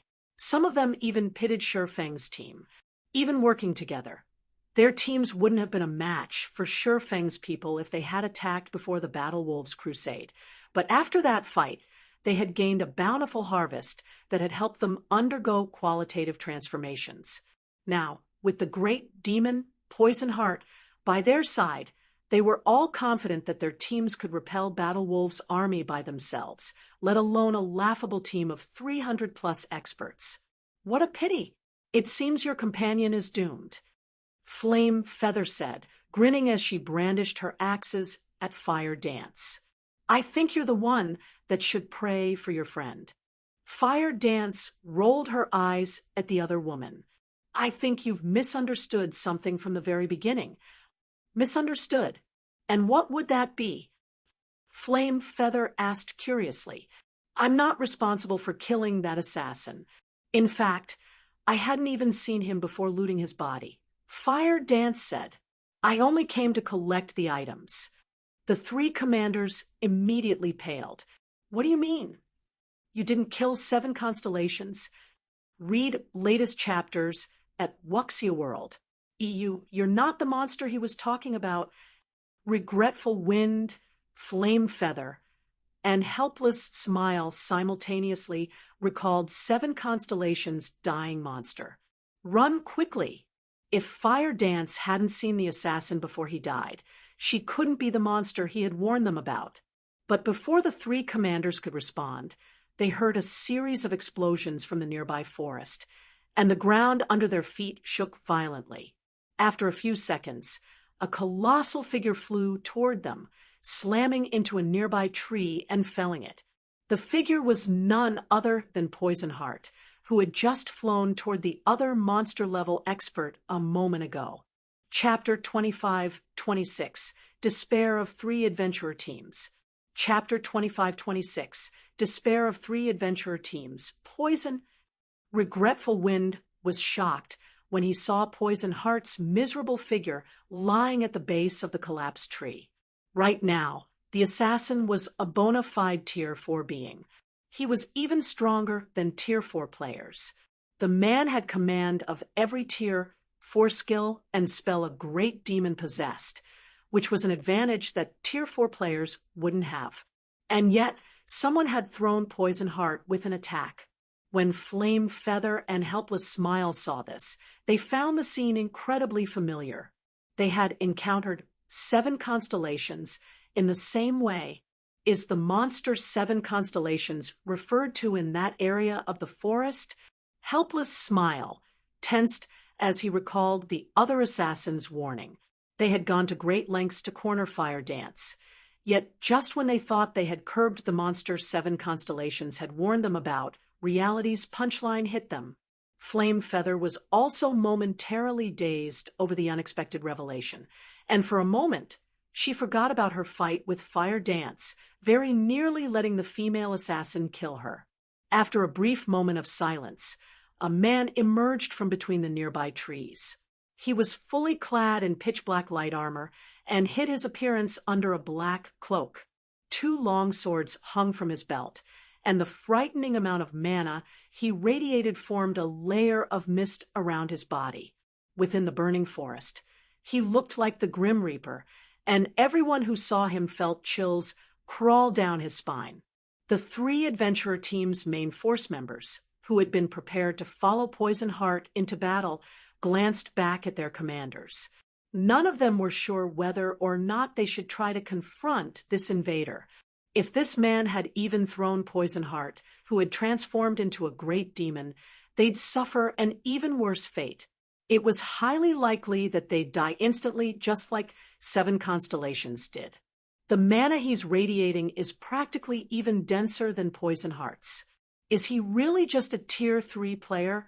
Flame Feather exclaimed when she saw Surefoam. Although determining a player's strength by the mana they radiated wasn't possible, the more mana wafting from one's body, the stronger their skills and spells would be. They'd also have higher physical stats and could more easily exhibit combat power beyond their limits. The amount of mana under his control was precisely the reason Poison Heart had felt omnipotent after reaching Tier 4. However, this Tier 3 swordsman commanded even more mana than Poison Heart did after his transformation. It was unbelievable.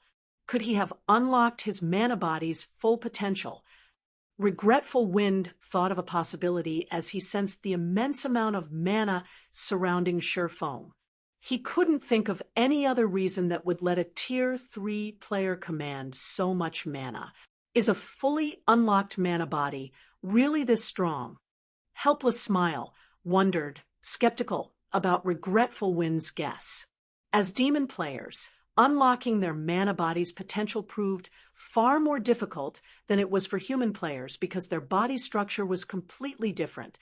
Hence, Demon City's players hadn't paid much attention to their mana body's potential. They felt that raising their demon ranks was a better use of their time.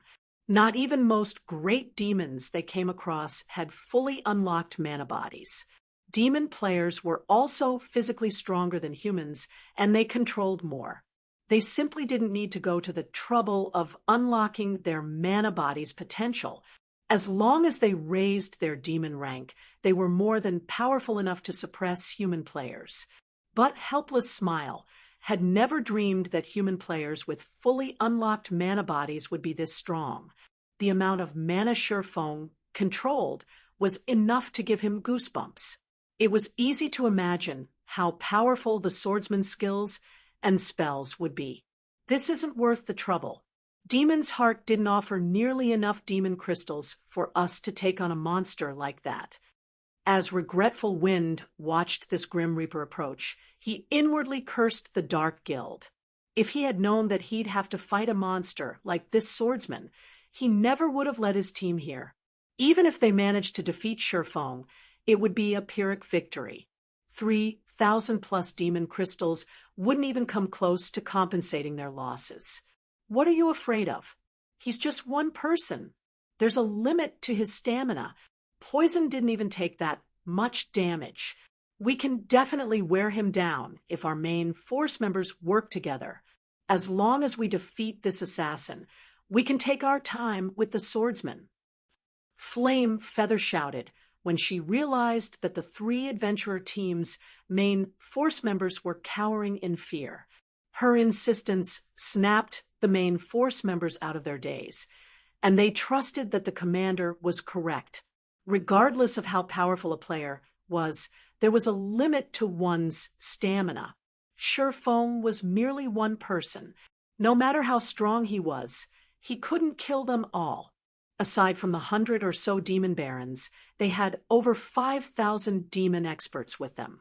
Their teams were more than capable of whittling Surefoam down. That's right. So what if he is strong? We still have a great demon on our side. We can just keep healing Poison Heart, and that guy won't be able to stop us. Kill him. His weapons and equipment will only strengthen our adventurer teams.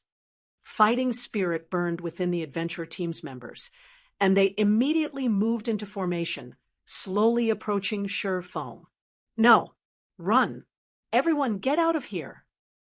Poison Heart, who had just recovered from the crash, shouted, panicking as he watched his comrades move toward the human swordsman. They all turned toward the assassin, confused by the warning. They couldn't understand what he was trying to do. Did the man hit his head that hard? He's not alone. There's an entire team of monsters in those trees. Poison Heart hurriedly added. Before anyone could react, new figures began to appear behind Surefoam. The new arrivals concealed their levels and appearances under black cloaks, but their auras were horrifically intense. The several players leading the group had such a powerful combined aura that the adventurer team's members felt stifled. They felt even stronger than grand lords of the same level. Damn it! How is this possible? The blood drained from Regretful Wind's face when he saw the Hell Legion. Everyone, retreat! Retreat immediately! Both Fire Dance and Shurfong had suppressed their auras, so Regretful Wind hadn't been able to tell how strong they were. He could only guess based on his instincts and the mana they radiated. The Hell Legion members didn't bother to hide their auras. However, read latest chapters at Wuxia World. EU from the power Regretful Wind sensed. At least 5 of those human players were even stronger than Grand Lords of the same level, and even the weakest of the remaining members nearly rivaled Grand Lords. If their 3 adventurer teams tried to fight this group, it'd be a one-sided massacre. Hearing Regretful Wind's order, the stunned adventurer teams snapped out of their daze and fled in all directions like a flock of startled birds. Damn it! Run! Flame, Feather did the same, fleeing the moment she saw Hell Rush and his companions. As she ran, a deep hatred for demons' heart blossomed in her chest. What a joke!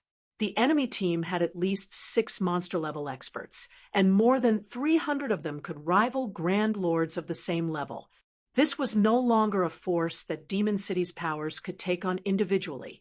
They'd only have a chance of defeating these intruders if they gathered all of the combat power in the city. Anyone that tried to fight these human players on their own would be digging their own grave. Escape? Don't you think it's a little late for that? When the 3 adventurer teams began to flee, Shurfong turned to the Hell Legion and growled, "Kill them! Leave none alive!" Chapter 25-27, Sweeping Victory. Chapter 25-27, Sweeping Victory. As soon as Shurfong gave the command, the Hell Legion pounced on the fleeing demon players like ravenous tigers. Although demonized players' physiques and basic attributes were superior to ordinary human players, and they could run much faster than humans, the Hell Legion's members were among the best in Netherworld Empire. Moreover, they had some of the best equipment available in God's domain at this stage of the game, including their special bloodline. Their basic attributes were even higher than the adventurer team's demonized members. The Hell Legion's experts caught up to the fleeing adventurer teams in no time at all. Damn it! They're too fast. You think you can bully me? I'll fight you to the death. I refuse to believe I can't defeat at least one of you. Realizing that escape was impossible, the adventurer teams turned and decided to stand up to the Hell Legion. Over 1,000 Tier 2 experts tried to meet the incoming Hell Legion experts, and although they knew they had a basic attribute advantage, they moved into defensive formations with MTs on the front line and ranged players in the back. Their coordination was smooth, giving the Hell Legion's experts no chance to face them one-on-one. Skills and spells proceeded to fly toward the Hell Legion, adding colorful lights to the Crimson Forest. Boom, boom, boom. As the attacks landed, countless explosions echoed throughout the forest, and thick smoke filled the area as if it had just been bombed from above. Trees caught in the crossfire were blown to smithereens. You guys might be powerful, but I refuse to believe that you can take so many attacks without taking damage. The 3 adventurer teams' attacking members looked smug when they saw that they had transformed part of the forest into an empty flatland. They also grew more confident about facing the Hell Legion. When they usually worked in teams of 100 or less, they were helpless against peak experts, but with over 1,000 players attacking in formation, they could launch a continuous assault on a single point. The Hell Legion members shouldn't think they could approach so easily before the adventurer teams could celebrate. However, the Hell Legion's members emerged from the cloud of smoke. Not one of the human experts had lost a single HP after the bombardment, much less suffered any severe injuries. Their steady advance seemed like those attacks had meant nothing to them. How is this possible? The three adventurer team's offensive members were stupefied. Even peak experts would have to take cover against their frenzied attacks. Yet these experts continued to advance like nothing had happened. They hadn't pushed them back in the slightest. In fact, the Hell Legion was even closer now. The adventurer team's main force members, who had long since fled, shook their heads at the scene. How can anyone think those experts would be so easy to defeat? Players that hadn't yet reached Tier 3 simply couldn't understand how terrifying Tier 3 players were. That bombardment wouldn't even have damaged the adventurer team's Tier 3 players, much less the Hell Legion. With the extraordinary physique and basic attributes Tier 3 players had at their disposal, evading most Tier 2 players' skills and spells was a piece of cake. Even if they couldn't dodge the more flexible and accurate attacks, they could block them. Without tremendous power, Tier 2 players would have an incredibly hard time dealing damage to a Tier 3 expert. At worst, they'd only lose some stamina and concentration. In an instant, the Hell Legion's experts arrived before the adventurer team's frontline MTs. Streaks of light struck the MTs' vitals, dealing hundreds of thousands of damages and plundering all of the MTs' HPs. From afar, it looked like the MTs had been cursed as they fell, one after another. Over 1,000 experts from the three adventurer teams had fallen in just a dozen or so seconds. The remaining players, who had pondered staying for the fight, gasped. They had already known the difference between the two sides' combat power was massive, but they had never dreamed that it would be this huge. Every player that had chosen to fight had fallen in the initial clash. Only the adventurer team's main force members weren't surprised. In truth, the Hell Legion didn't just have incredible basic attributes. Their combat standards were also absurdly high.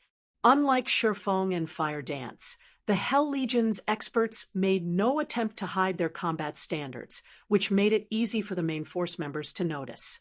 Meanwhile, from what they could tell, even the weakest human player of the team had reached the Flowing Water Realm, while most of the Hell Legion had reached the Void Realm.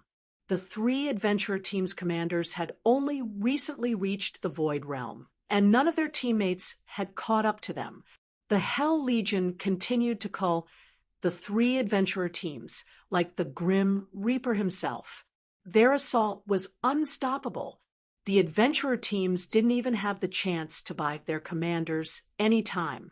At this point, only the three commanders and Poison Heart, who was still a Tier 4 Great Demon, had any chance of escape. However, Shurfeng, Hell Rush, and the others had suppressed the 4 demon players, who rapidly lost HP. In less than 10 minutes, the forest floor was covered in several thousand demon player corpses. None of the three adventurer team's members had gotten away with their lives. Demon City, Demon's Heart's residence. Commander Troubled, what do you think of the training room we've constructed? Furious Heart asked, smiling as he gestured to the marble building before him. It's amazing. The darkness energy seeping from it is already so dense. If demon players train in the building, they'll most likely climb to the Baron rank very quickly. They might even meet the conditions to reach the Viscount rank, Troubled Time surmised, shocked as he examined the training room bathed in darkness energy. Raising their nobility ranks wasn't easy for demon players. Not only did they need enough demon crystals, but they also needed to pass a test. Aside from their combat power, players would be tested on their ability to manipulate darkness energy. Unfortunately, even in demon territories, areas with dense darkness energy were incredibly rare, so demon players didn't have many opportunities to control high amounts of darkness energy. The Dark Den was a special case, since many areas of the otherworld were rich in darkness energy and helpful to demon players as they trained. However, Demon's Heart had successfully constructed its own training room, containing an abundance of darkness energy. The guild's foundations were nearly unshakable. This training room will even be helpful to those trying to secure their Count rank, not to mention Viscount rank, Furious Heart said, chuckling. However, our guild has spent most of the darkness crystals and primal darkness stones we've accumulated thus far to construct the room. I see. That's why its darkness energy is so dense. Realization dawned on troubled times. Darkness crystals and primal darkness stones were both far more valuable than magic crystals and mana Oregon. Both items contained high amounts of darkness energy and were significantly helpful to demon players. However, these darkness-attuned crystals and ores were immensely difficult to obtain. Players were rarely willing to invest them in a large training room's construction. We've only accomplished the feat thanks to the alliance our Vice Guild leader has secured. He is currently in the midst of negotiating our continued partnership, and if he succeeds, he intends to share a portion of the resources with the Sentinel Shelter. You might even be able to construct a training room for yourselves, Furious Heart said. Really? Troubled Time's eyes glowed at the prospect.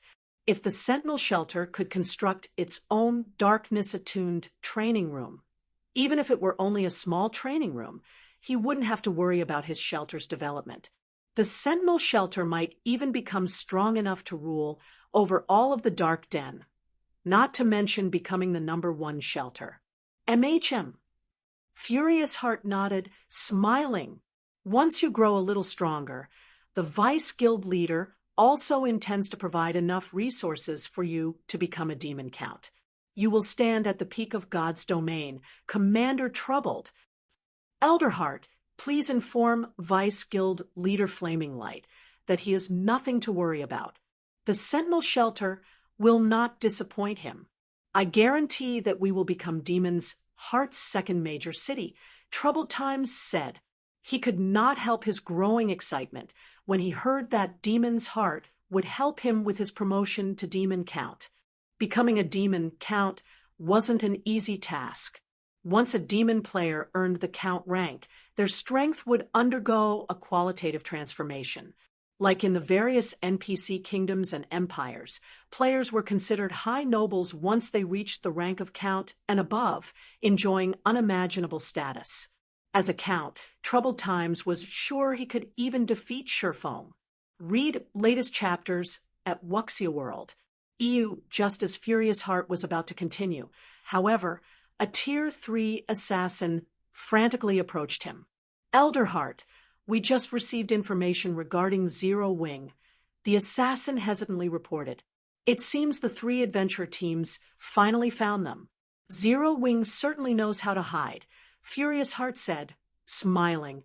Well, what's the situation? Have Zero Wing's members been dealt with? No. Windtooth, Eternal Night, and Crimson Sands teams have been annihilated, the assassin said, shaking his head. Grimly, he continued. A dozen or so medium adventurer teams and several dozen small adventurer teams have also been eliminated. Tens of thousands of players have died in the burning forest. As for the several hundred scouts we've dispatched, none have returned alive. But according to their offline reports, Zero Wing's members are nearly at Demon City's gates. They'll likely reach the city's entrance in about 10 minutes. Chapter 25-28, Commotion in Demon City. Chapter 25-28, Commotion in Demon City. When the Tier 3 assassin ended his report, everyone present fell silent, staring at the assassin in astonishment. What did you say? Annihilated? Although the strength of those 3 adventurer teams is subpar, they should have a total of 10 demon viscounts and nearly 100 demon barons. The number of Tier 3 experts they have should also exceed 200. With them in the way, even a superpowers trump card legion shouldn't dream of gaining any advantages in the burning forest. How could a measly team of 300-plus players possibly annihilate them? Tens of thousands of people got killed. Are those people idiots? The several demons' heart elders present instinctively refused to believe the assassin's words. Although they knew that Shurfeng's team possessed extraordinary strength, Shurfeng's team hadn't been in the burning forest for even a day.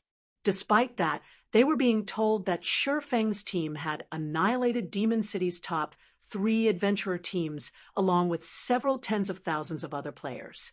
Moreover, none of the scouts that came across Shifeng's team managed to return alive. As icing on the cake, Shifeng's team was supposedly only a dozen minutes or so away from reaching Demon City. This was ludicrous.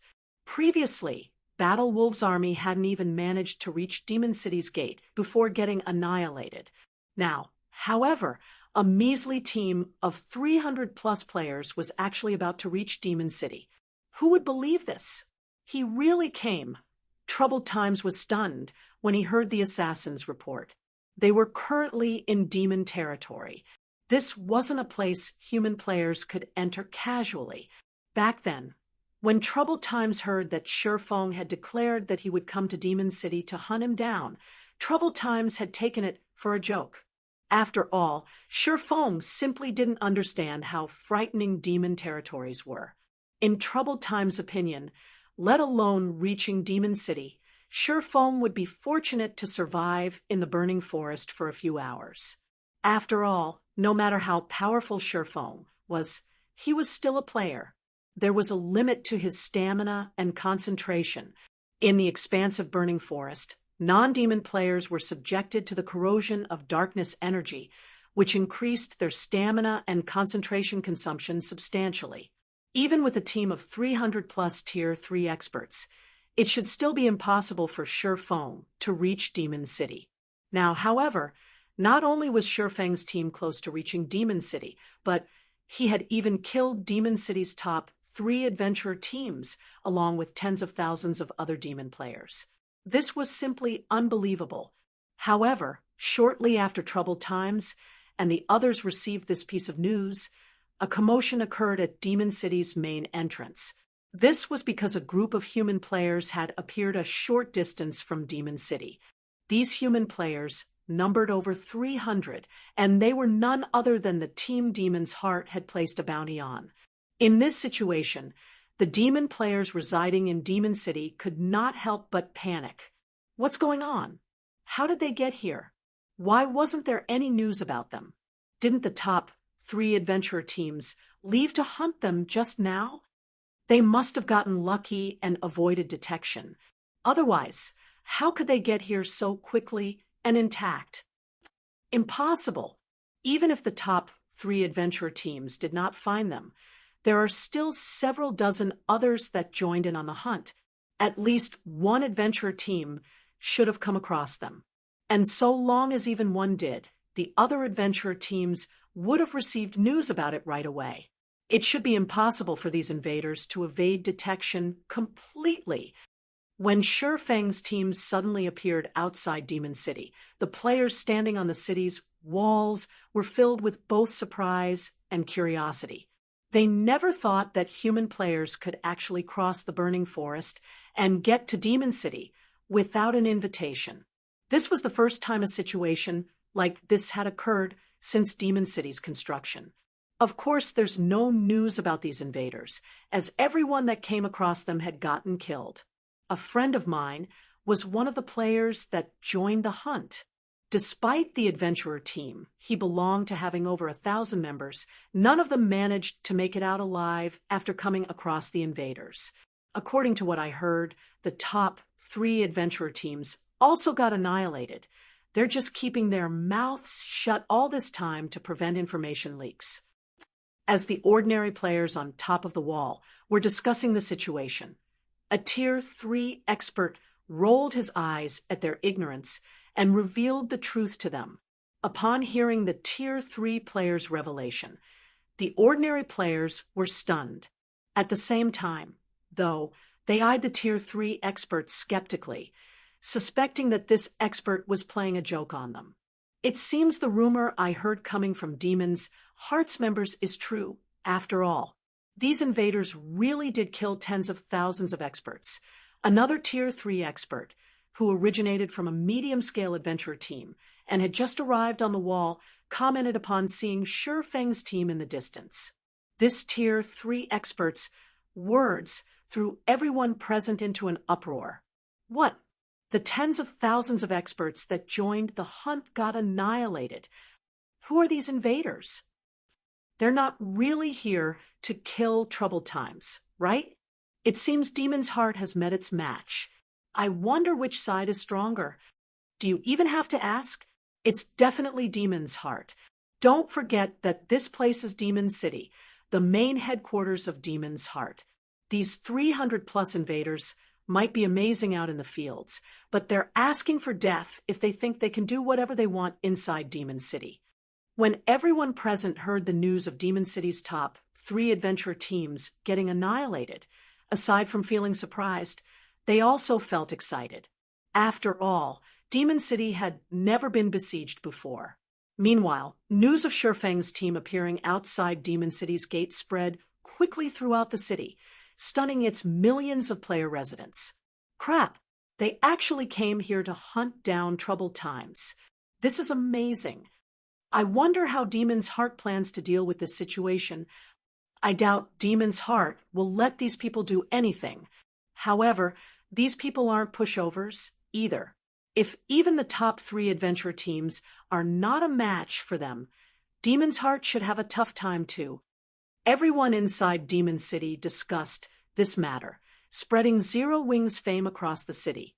However, everyone was more curious about Demon's Heart's response to this situation. After all, even the city's top 3 adventure teams had suffered annihilation. Shurfeng's team might not be capable of breaking into Demon City, but it was more than capable of camping out in the fields and targeting Demon's Heart's members that were trying to grind. That would stunt Demon's Heart development. Read latest chapters at Wuxia World. Meanwhile, news of Shurfeng's team's arrival also quickly reached Demon's Heart's residence. And when Troubled Times heard about this, his complexion turned deathly pale. He never thought that Shurfeng would get to Demon City so soon. He had witnessed the swordsman stopping a Demon King's hand before. If Shurfeng sneaked into Demon City and secretly took action against him, Troubled Times was almost certain to lose his life. Commander Troubled, you can rest easy. So what if Black Flame has arrived? This is Demon City. Furious Heart said when he saw the ugly look on Troubled Times' face. He then smiled and continued. However, Zero Wing has been acting arrogantly for long enough. They aren't even bothering to sneak around to take action. They are indeed very arrogant. They actually dare camp in front of our front gate and let everyone know of their arrival. A Tier 3 elder wearing black robes ranted. In my opinion, we should just deploy the city's Tier 4 demon guards and get rid of them. Otherwise, they'll really think that they can do anything they want to Demon City just because they eliminated the city's top 3 adventurer teams. Forget it. The demon guards are one of Demon City's trump cards. It costs a lot of demon crystals to dispatch them. It's not worth it just to deal with Zero Wing, Furious Heart said, shaking his head. Moreover, both the guild leader and the vice guild leader are not on the Eastern continent right now. This isn't a decision we can make. Have someone notify Zero Wing's people that Demon's Heart is taking charge of this matter, and that they've already caused enough of a ruckus. It's time to put an end to this fuss. If they retreat now, there will still be grounds for reconciliation and opportunities for partnership between our 2 guilds. Otherwise, this matter won't end so easily. The future god's domain no longer belongs to regular guilds. I believe they should understand this point very clearly. All right, I'll have someone notify them. Hopefully, they know where to draw the line, that black-clad Tier 3 elder said. Inwardly, though, he felt that Furious Heart was too soft. If it were up to him, he would just annihilate Zero Wing for daring to approach Demon City so boldly. Chapter 25-29, Provoking Demon's Heart. Chapter 25-29, Provoking Demon's Heart. Inside Demon's Heart's residence, after Furious Heart gave the command to take action, the black-clad Tier 3 Viscount Elder promptly started arranging for the necessary manpower to shoo away Zero Wing's team. Meanwhile, the news of Shurfeng's arrival at Demon City also spread rapidly beyond the walls of the city and stupefied the superpowers paying attention to Demon City. What's going on? It hasn't been that long since Zero Wing's team arrived at the burning forest, yet it's already reached Demon City? Zero Wing actually accomplished something that Battle Wolves failed to do. Black Flame really is bold to provoke Demon's heart. Doesn't he know that the current God's domain has changed already? The various superpowers found Zero Wing's arrival before Demon City's main entrance deeply surprising. The current God's domain was no longer the same as before. The activity of dark players in level 100 neutral maps was expanding. Moreover, the strength of dark players was growing rapidly at a rate frightening even to the various superpowers. Meanwhile, one of the fastest developing dark powers was Demon's Heart. Not only did Demon's Heart boast a large number of experts, but its guild members were also improving at a flying pace. It was no exaggeration to say that, so long as a member of Demon's Heart reached Tier 3 as well as the rank of Demon Baron, they would instantly become an existence rivaling Tier 3 peak experts. In fact, their survivability out in the fields would be much stronger than human peak experts. Moreover, unlike regular players, dark players received rewards and improvements from killing other players. They had a much greater advantage when it came to leveling and upgrading their weapons and equipment. Even though dark players were a minority in God's domain, they were now strong enough to go up against regular guilds in level 100 neutral maps. This was why many independent players were opting to become a dark player, which, in turn, continuously increased the dark player population in God's domain. This change drove the incredibly fast growth of the various dark powers. Of course, the rapid development of dark players came with a price. Compared to regular players, the penalty dark players suffered for death was many times greater. Hence, in order to avoid death, current dark players were limiting their sphere of activities instead of rampantly clashing with regular players. Nevertheless, even the various superpowers did not dare provoke dark players casually, much less dark powers like Demon's Heart. None of the various superpowers had expected Zero Wing to provoke Demon's Heart. Moreover, Zero Wing had gone all the way to Demon City's main entrance to do so.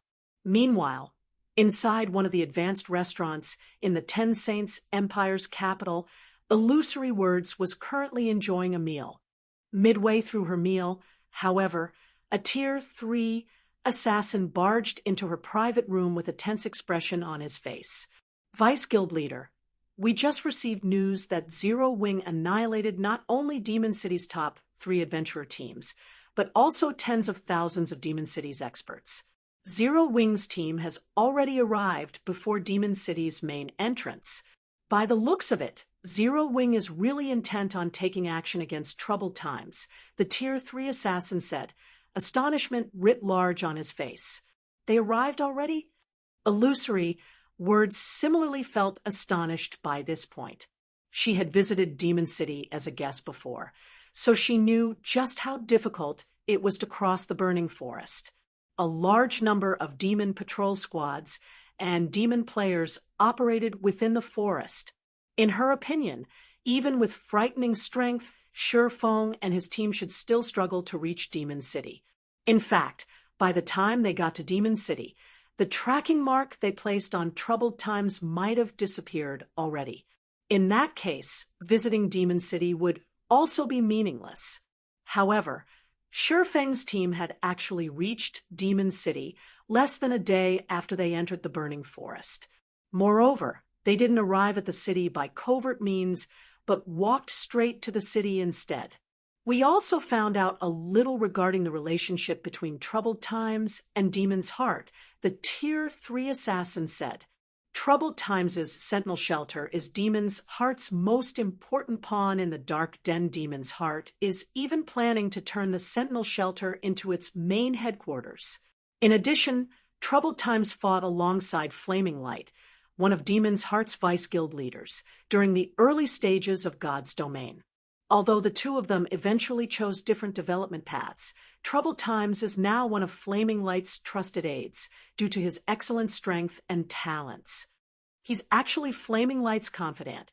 Illusory Words frowned at this situation. If this really is the case, then Zero Wing will have difficulty killing Troubled Times. Flaming Light is extremely protective of his own people, especially his confidants. Moreover, Troubled Times is taking shelter inside Demon City.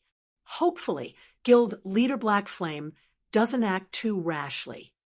Flaming Light was famous on the Eastern Continent. A part of the reason why the Ten Saints Empire's various superpowers currently feared Demon's heart was Flaming Light's presence. In fact, Flaming Light had even wrung multiple concessions from the Super Guild's Sacred Temple regarding resources. Despite the Ten Saints Empire being the Sacred Temple's home base, the Sacred Temple still had no choice but to concede to Demon's heart's demands. This situation had greatly confused the Ten Saints Empire's various superpowers, as well as made them increasingly fearful of the Dark Guild. Setting aside whether Zero Wing could kill Troubled Times inside Demon City, even if the Guild killed Troubled Times in the outside world, it was still highly likely to anger Flaming Light. If that happened, then the efforts Zero Wing had made to ensure its smooth development in level 100 neutral maps would go to waste, and the Guild would be plagued with endless troubles once more.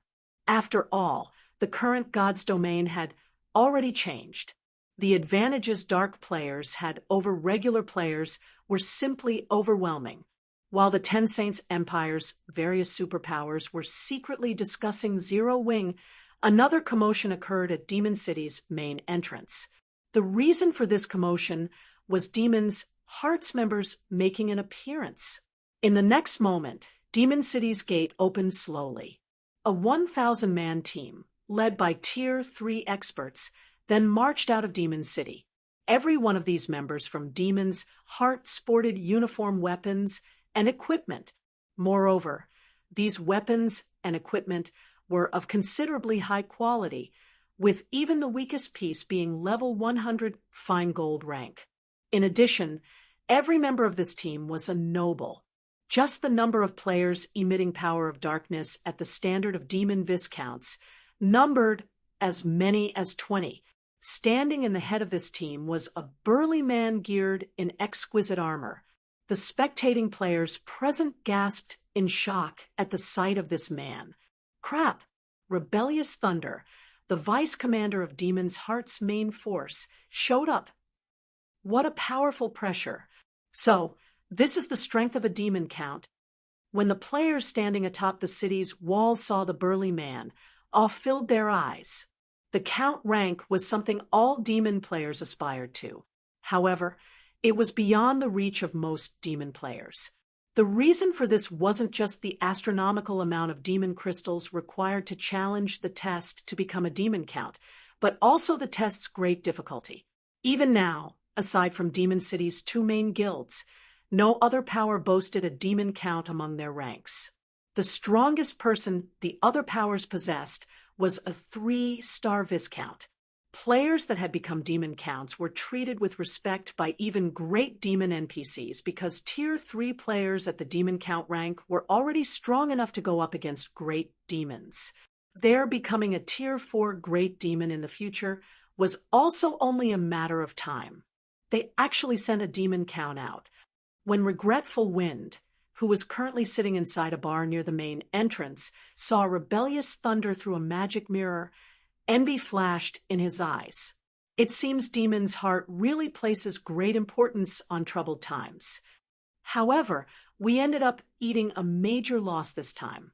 Not only did we not get any bounty rewards, but we also tossed away the lives of our own teams. Fortunately, we managed to keep the matter secret. Now, all of Demon City's adventurer teams have suffered tremendous losses as well. Helpless Smile said, a bitter smile forming on his face as he gazed at Rebellious Thunder's figure. During the time Regretful Wind and the others were quietly chatting, Rebellious Thunder could be seen arriving before Shurfang's team. "Are you Zero Wing's guild leader, Black Flame?" Rebellious Thunder asked as he looked at Shurfeng. That's right, Shurfeng replied, nodding. Do you have business with me? Read latest chapters at Wuxia World. EU, we know you're here to kill troubled times, but this is Demon's Heart's territory. We won't care if you take action anywhere else, but since troubled times has already arrived in Demon City, we have a responsibility to ensure his safety. Moreover, this place does not welcome non-demon players. If you leave now, Demon's Heart will ignore your provocative behavior this time. There might even be chances for partnership between our two guilds in the future. Rebellious Thunder said sternly. What if I refuse? Shurfeng asked, chuckling. Then you'll make an enemy out of Demon's Heart. Rebellious Thunder warned coldly, his words echoing throughout the main entrance. Upon hearing Rebellious Thunder's words, the spectating players standing on the city walls were silent because nobody would dare offend Demon's Heart on a demon territory. Any that did would not be able to leave with their lives. If that's the case, let's just become enemies. Chapter 2530, Normal State. Chapter 2530, Normal State. As soon as Shurfeng finished speaking, silence fell over the area. A provocation. This was a blatant provocation. This guy must be insane. He actually intends to become enemies with Demon's Heart. He dares slap Demon's Heart's face as well. He's dead for sure now. Even if Demon's Heart wants to let him off the hook, Rebellious Thunder definitely won't let him get away with this. The spectating demon players were flabbergasted by Shurfeng's unyielding behavior. They never thought that he would react that way. In their opinion, Shurfeng and his teams reaching Demon City's front door was already a plenty amazing feat. In fact, their achievement had even dragged down Demon's Heart's prestige significantly. After accomplishing all this, Shurfeng should have wisely retreated instead of pushing the envelope. After all, Demon's Heart was far stronger than Demon City's top 3 adventurer teams.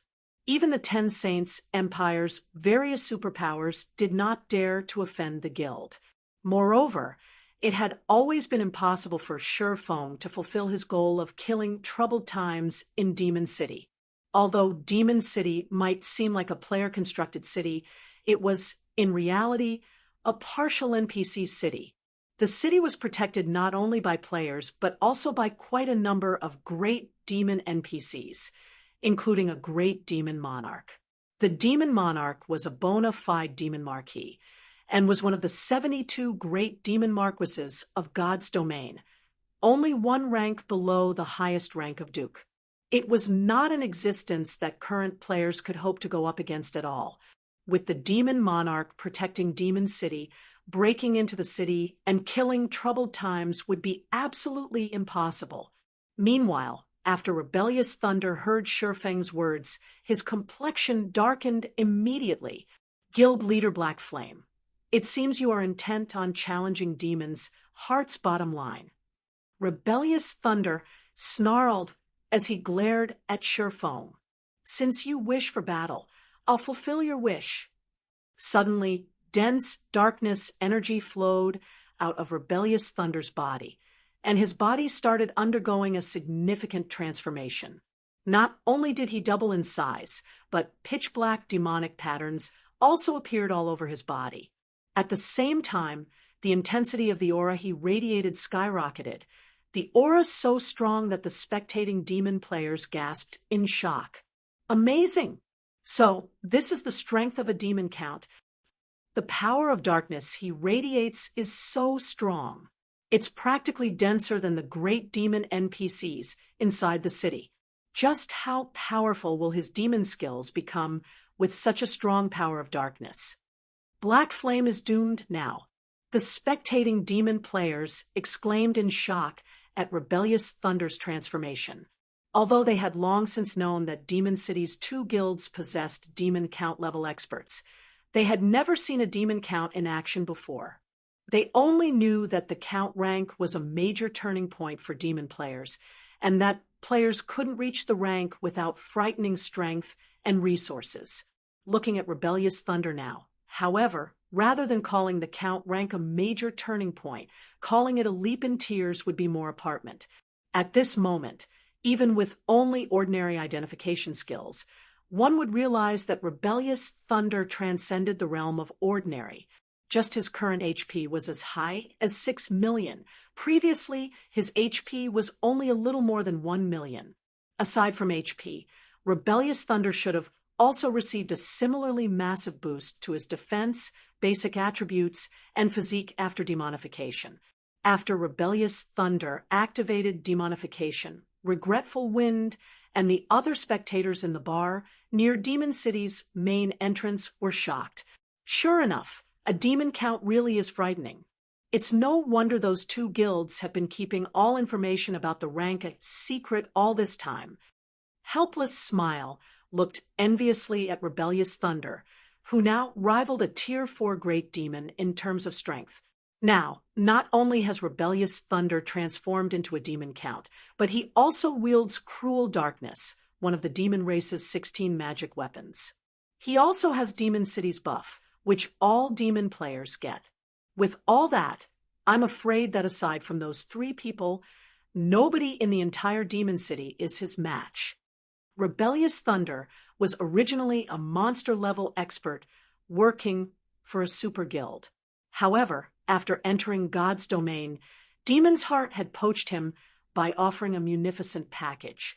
With the help of Cruel Darkness, the magic weapon Demon's Heart had obtained, Rebellious Thunder became so strong that he was practically invincible among players of the same tier. In fact, during the war with Battle Wolves, Rebellious Thunder had single-handedly fought against 3 monster-level experts. Back then, he was still only a demon viscount. Now that Rebellious Thunder had been promoted to a demon count, Helpless Smile couldn't even begin to imagine how powerful he had become. Rebellious Thunder won't have an easy time dealing with Black Flame, though, after all, Black Flame suppressed Poison Heart even after Poison Heart had transformed into a great demon, Regretful Wind said as he looked at the demonized Rebellious Thunder. I believe it's going to be a tough battle. Regretful Wind had personally experienced Shurfeng's terror. Even if Rebellious Thunder was powerful, the Elementalist did not think that Rebellious Thunder could easily defeat Shurfeng. Flame Feather nodded in agreement with Regretful Wind's words. Previously, Shurfeng had behaved as if Demon's Heart's existence was nothing to him. However, the swordsman indeed possessed the strength and qualifications to do so. Meanwhile, as Regretful Wind and the others were discussing Rebellious Thunder, the person in question had taken the pitch-black greatsword hung on his back in hand and swung it at Shurfeng. The instant Rebellious Thunder swung his greatsword, the power of darkness enveloping his body seemed to find a vent. It surged into the greatsword, doubling the power and attack range of the greatsword. Now, the attack was so powerful that it cut apart even space, leaving a pitch-black trail behind the greatsword. In response, Shurfeng unsheathed Killing Ray and executed Light Shadow. Boom! The instant the two blades collided, dazzling sparks sprang forth. The frightening impact also caused the ground beneath the two players' feet to shatter, and the sound of the impact echoed throughout Demon City. In the next moment, Shurfeng stumbled half a step back, his HP decreasing by merely a few thousand. To Shurfeng, who possessed over 1 million HP, this amount of damage was negligible. Impossible. That guy only lost by a little even after receiving the Vice Commander's full-powered blow. Upon seeing this outcome, both the spectating demon players and Demon's Hearts members could not help being stupefied. This was especially true for Demon's Hearts members, whose eyes very nearly fell out of their sockets at this scene. As they watched Rebellious Thunder about to clash with Shurfeng, they had considered a few methods that might allow the swordsman to neutralize Rebellious Thunder's attack. For example, Shurfeng could use a life-saving skill or a special tool. However, they never thought that he would receive Rebellious Thunder's attack directly and even block it with such ease. At this moment, let alone everyone else, even Rebellious Thunder himself was stunned by this outcome. What happened? Even before he had risen to the demon count rank, with cruel darkness's power, he was already invincible among those of the same tier. Now, despite being a demon count and activating demonification, he was actually only slightly stronger than Shurfeng. However, Rebellious Thunder quickly snapped out of his daze. It seems you're not all talk, after all. Rebellious Thunder praised. But, so what if you can block my attack? You'll still lose if you only remain on the defensive. As soon as Rebellious Thunder finished speaking, however, Shurfeng suddenly returned Killing Ray to its sheath. Read latest chapters at Wuxia World, EU, as expected of an expert who has reached the rank of Demon Count. Your strength has already surpassed that of ordinary mythic monsters, Shurfeng said as he looked at Rebellious Thunder. It seems I really am not a match for you demon players when you have the home ground advantage, and I am in my normal state. Normal state. Rebellious Thunder chuckled when he heard Shurfeng's words. Do you think you can transform into a demon too? While inside demon territories, players couldn't use berserk skills. Of course, demon players were no exception to this rule. However, demon players could use demonification to elevate their strength. This was why the Ten Saints Empire's various superpowers could never do anything against Demon City. Only Battle Wolves was stubborn enough to attempt a crusade against Demon City. I can't, Shurfeng said, chuckling as he looked at Rebellious Thunder. However, my doppelganger can. After saying so, Shurfeng drew the pitch-black sword hanging from his waist. Chapter 2531, Black Dragon. Chapter 2531, Black Dragon, the abyssal blade Shurfeng wielded looked like a gemstone of darkness. Adorned with glowing crimson patterns, the sword gave off a bewitching feeling. The instant Shurfeng unsheathed the abyssal blade, a doppelganger appeared beside him. In terms of aura and appearance, the doppelganger was utterly identical to him. His trump card is a doppelganger. And here I thought he had something amazing saved up. He's not thinking that he can defeat Vice Commander Thunder just by relying on a doppelganger, which would have weaker basic attributes than himself, right? Upon seeing Shurfeng's doppelganger, Demon's Heart's members burst into laughter. In God's domain, doppelganger skills were indeed excellent life-saving measures. They were also extremely rare skills that could drastically increase the combat power of players. However, doppelganger skills were generally useful only against monsters and ordinary experts. Against experts of Rebellious Thunder's caliber, using doppelgangers was utterly meaningless. Not to mention, Rebellious Thunder had cruel darkness to further amplify his strength. The magic weapon grew through absorbing the power of darkness its user radiated. In return, the weapon not only provided its user with a significant boost in strength, but also extended its user's attack range drastically. When Rebellious Thunder wielded it, he could achieve an attack range of roughly 20 yards, which basically transformed him into a ranged player. With such an attack range, combined with Rebellious Thunder's strength and techniques, it wouldn't matter if he went up against 1 or even 5 melee players.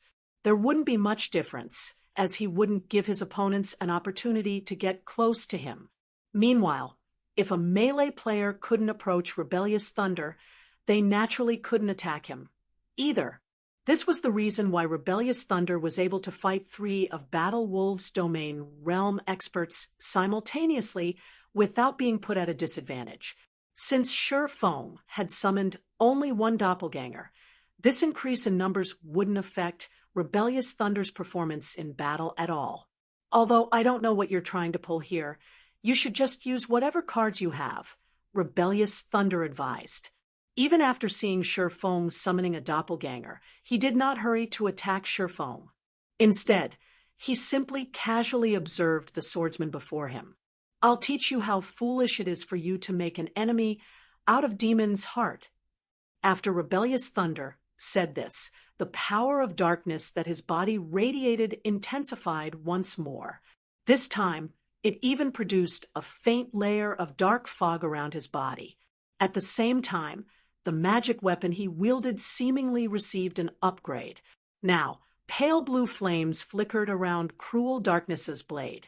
However, these flames did not increase the ambient temperature, but decrease it. The temperature fell so low that the nearby plants even started freezing. He can still grow stronger. Amazing! This is truly amazing. It's no wonder even the top 3 adventurer teams do not dare defy Demon's Heart. Just Rebellious Thunder alone is more than enough to make the top 3 adventurer teams suffer. Upon seeing Rebellious Thunder's strength improving further, the demon players spectating from the city walls gained newfound recognition of Demon's Heart. Many experts even started entertaining thoughts of joining the guild. Originally, they had become dark players to avoid the restrictions of guilds. However, the strength Rebellious Thunder displayed was simply too amazing. Now, they felt that they wouldn't mind losing some of their freedom if it meant that they could become as strong as Rebellious Thunder. At this moment, let alone the demon players spectating from the city walls, even Regretful Wind and the others who were watching inside one of the city's bars, were floored by Rebellious Thunder's sudden power-up. He still wasn't at his peak state before. As Regretful Wind goggled at Rebellious Thunder's fog-shrouded body, he had trouble keeping his mouth closed. Compared to ordinary demon players, Regretful Wind, who had already reached the Demon Viscount rank, had a much clearer idea just how frightening the power of darkness Rebellious Thunder radiated was. It was no exaggeration to say that, even if he raised the density of his own power of darkness by 3 or 4 times, he would still fall short of Rebellious Thunder's standard. Since the origin of demon player Carrot strength was the power of darkness, having denser power of darkness would improve not only one's concentration recovery, but also the power of their skills and spells by a large margin. The power of darkness affected players similar to how mana did, but with much more prominent effects. To think that a demon count can grow that strong. Black Flame really is doomed this time. I'm afraid he won't last more than a few moves against Rebellious Thunder. Flame Feather muttered in shock. She was clearly a 3-star Viscount, only 1 step away from becoming a Count. However, it never occurred to her that there would be such a huge gap in strength between a 3-star Viscount and an actual Count. At this moment, let alone within Demon City's sphere of influence, even outside of demon territories, Rebellious Thunder could still operate without fear. Meanwhile, outside Demon City, when Blue Frost and the other Zero Wing members from Shelter One, who had followed Surefoam to Demon City, saw Rebellious Thunder's transformation, grim expressions appeared on their faces. Blue, how about advising the guild leader to stop? We've already gone this far. I believe the Dark Den's various powers will understand how strong Shelter One is. However, if we proceed with this fight, our losses will be massive, Evening Lotus said as she looked at Blue Frost. After seeing how easily their team reached Demon City, she had indeed gained newfound recognition of their guild. She never thought that Zero Wing would be this strong. However, their current opponent was no longer an existence they could deal with. Even though they had over 300 Tier 3 experts on their side, she wasn't optimistic about their chances of defeating Rebellious Thunder. After all, they were standing in the home ground of demon players. Moreover, Rebellious Thunder had the protection of Demon City. Indeed, at this rate, rather than making a statement, we'll end up becoming a laughingstock in the Dark Den instead, Blue Frost said, nodding. He, too, felt that they had done enough. Blue Frost immediately headed for Surefoam to persuade him to end this battle of attrition. However, he had just taken 2 steps forward when Surefoam suddenly raised the abyssal blade horizontal of himself and started incanting. The deafening roar of a dragon entered everyone's ears and shook the entire demon city. This dragon roar made everyone present shudder involuntarily, and they reflexively turned to look at the origin of this roar. To everyone's surprise, this roar actually came from the doppelganger Shifeng summoned. At this moment, however, the doppelganger had started disintegrating into a cloud of black fog, which continuously expanded, growing by several hundred times in size in no time at all. A short moment later, a pair of gigantic, golden eyes appeared inside the black fog, the piercing gaze of the golden eyes sending shivers down everyone's spine. What's going on? The doppelganger can actually transform. The doppelganger's aura is so strong. The spectating players promptly started discussing among themselves when they saw the transformation Shifeng's doppelganger underwent, curiosity and confusion filling their minds. "It seems you weren't spouting nonsense before," Rebellious Thunder said. As he gazed at the dense cloud of fog before him, fighting spirit welled up within him. However, no sooner had Rebellious Thunder finished speaking than a gigantic claw emerged from the cloud of fog. This claw was the size of a 2-story house and densely covered in pitch-black scales. When the claw landed, it instantly shattered the ground. At the same time, everyone in the vicinity also felt the ground beneath them quaking. Before everyone could snap out of their daze, a 30-meter-tall black dragon appeared before their eyes. Read latest chapters at Wuxia World. EU a dragon? Everyone's breath momentarily stifled as they gazed at the incarnation of death and destruction before them, unable to wrap their head around this situation. How is this possible? Why would a dragon appear here? That is fake. That must be fake. Chapter 2532, Black Dragon's Might. Chapter 2532, Black Dragons Might. Everyone instinctively refused to believe that a dragon had appeared before them. In God's domain, dragons were synonymous with destruction. They could easily destroy entire kingdoms and empires. Any location that had a dragon appear, there would automatically be viewed as a forbidden land for players. Demon players were no exception to this rule. Only death awaited them if they came across a dragon. Hence, how could a player possibly summon a dragon? However, the powerful aura and pressure, which stemmed from a massive difference in life rating, the black dragon gave off was undoubtedly real. At this moment, aside from the demon players present, Blue Frost and the others standing behind Shifeng were likewise astonished by this situation. They never thought that their guild leader would possess such a trump card. No, something's not right. That dragon seems to be only at Tier 3. It's not a Tier 5 adult dragon. A Tier 3 demon ranger, who had used an identification skill on the black dragon, suddenly shouted. Upon hearing this ranger's announcement, everyone immediately reacted to the situation. It really is a Tier 3 dragon. I knew it. I knew it was impossible for a player to summon an adult dragon. Even so, that black flame is still plenty amazing. I'm afraid even the vice commander will be helpless against a Tier 3 dragon. When Demon's Hearts members saw that the black dragon was merely a level 111 Tier 3 infant dragon, they breathed out a sigh of relief.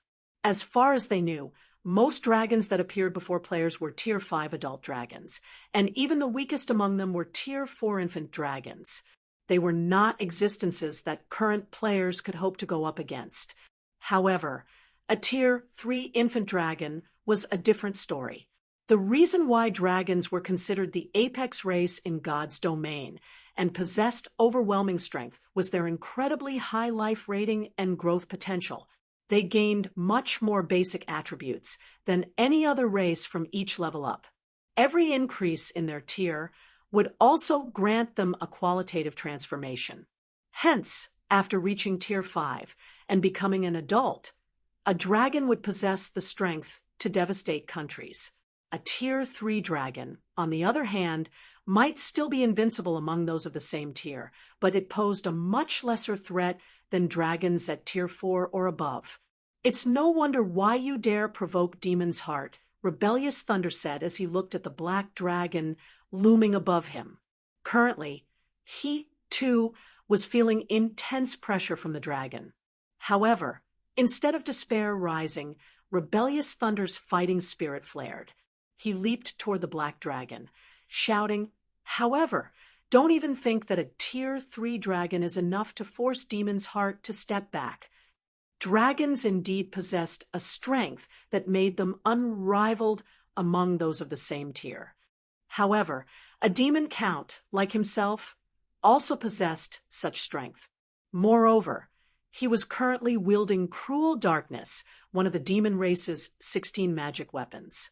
If he combined that with his techniques, he was confident he could fight even a Tier 3 dragon. In the next moment, rebellious thunder raised cruel darkness and executed a slash at the black dragon with power of darkness wrapped around the greatsword. Space split apart wherever the greatsword passed. Tier 3 skill, blazing slash. What a powerful move. You can definitely send a mythic monster flying with this move. Shifeng said in admiration as he looked at the pitch-black greatsword descending toward the black dragon. Unfortunately, you made a basic mistake. What you're going up against isn't an ordinary Tier 3 dragon, but a Tier 3 dragon that I am controlling. After Shifeng said so, his doppelganger took action, sending a claw swinging at the descending greatsword. Secret technique, lightning flash. The gigantic claw transformed into streaks of light that clashed with the pitch-black sword. Boom!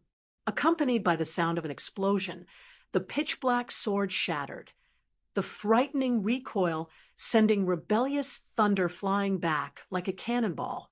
In the blink of an eye, rebellious thunder's body crashed into Demon City's curtain wall, his HP instantly decreasing by more than 300,000. How is that possible? How can a summoned creature use a combat technique? For a time, everyone stared at the black dragon's proud figure in shock and confusion. In fact, the shock they felt right now was even greater than what they felt previously when they thought Shifeng had summoned a Tier 4 or Tier 5 dragon. In God's domain, although players could summon and control powerful creatures to fight for them, after all was said and done, they weren't controlling their own bodies. Hence, they could only conduct subpar battles with their summoned creatures. Executing combat techniques that required nimble and precise movements from the physical body using a summoned creature would be beyond them. Now, however, not only did Shifeng execute a combat technique through the black dragon he summoned, but the complexity of the combat technique he executed was also extremely high. For a moment, everyone felt as if the system was playing a joke on them. What no one knew was that Shifeng had already reached the realms of Truth's Ascension realm.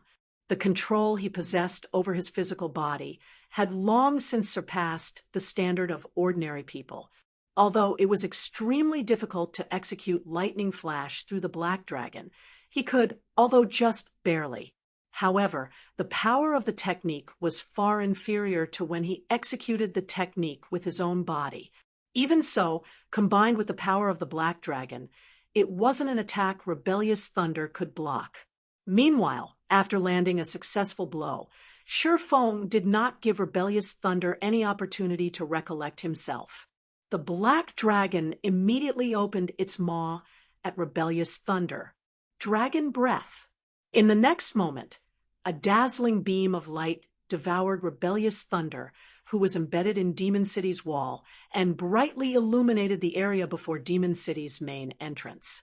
The frightening shockwave of the attack vaporized all Demon's heart members standing in the vicinity of the beam and shook the entire Demon City slightly. In fact, cracks even appeared on the city's sturdy walls. Silence, destruction, death. For a time, shock and fear filled everyone present, particularly the Demon's heart members who just barely survived the shockwave of the dragon breath. They could not help but goggle in stunned silence at the steaming canyon that had formed beside them. So this is a dragon? Regretful Wind and the others who were spectating the fight from inside Demon City shuddered at this outcome. After all, the black dragon was simply too strong. With just one attack, the Black Dragon had instantly vaporized Rebellious Thunder, who was a demon count.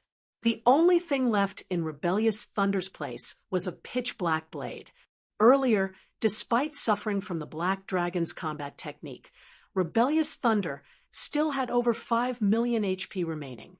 Even if Rebellious Thunder simply stood in place without defending himself, a Tier 4 mythic monster would still need quite some time to kill him.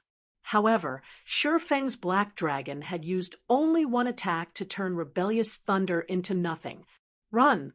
When the demon's heart members snapped out of their daze, their originally calm and arrogant composure instantly crumbled, and they fled frantically toward Demon City. What a joke!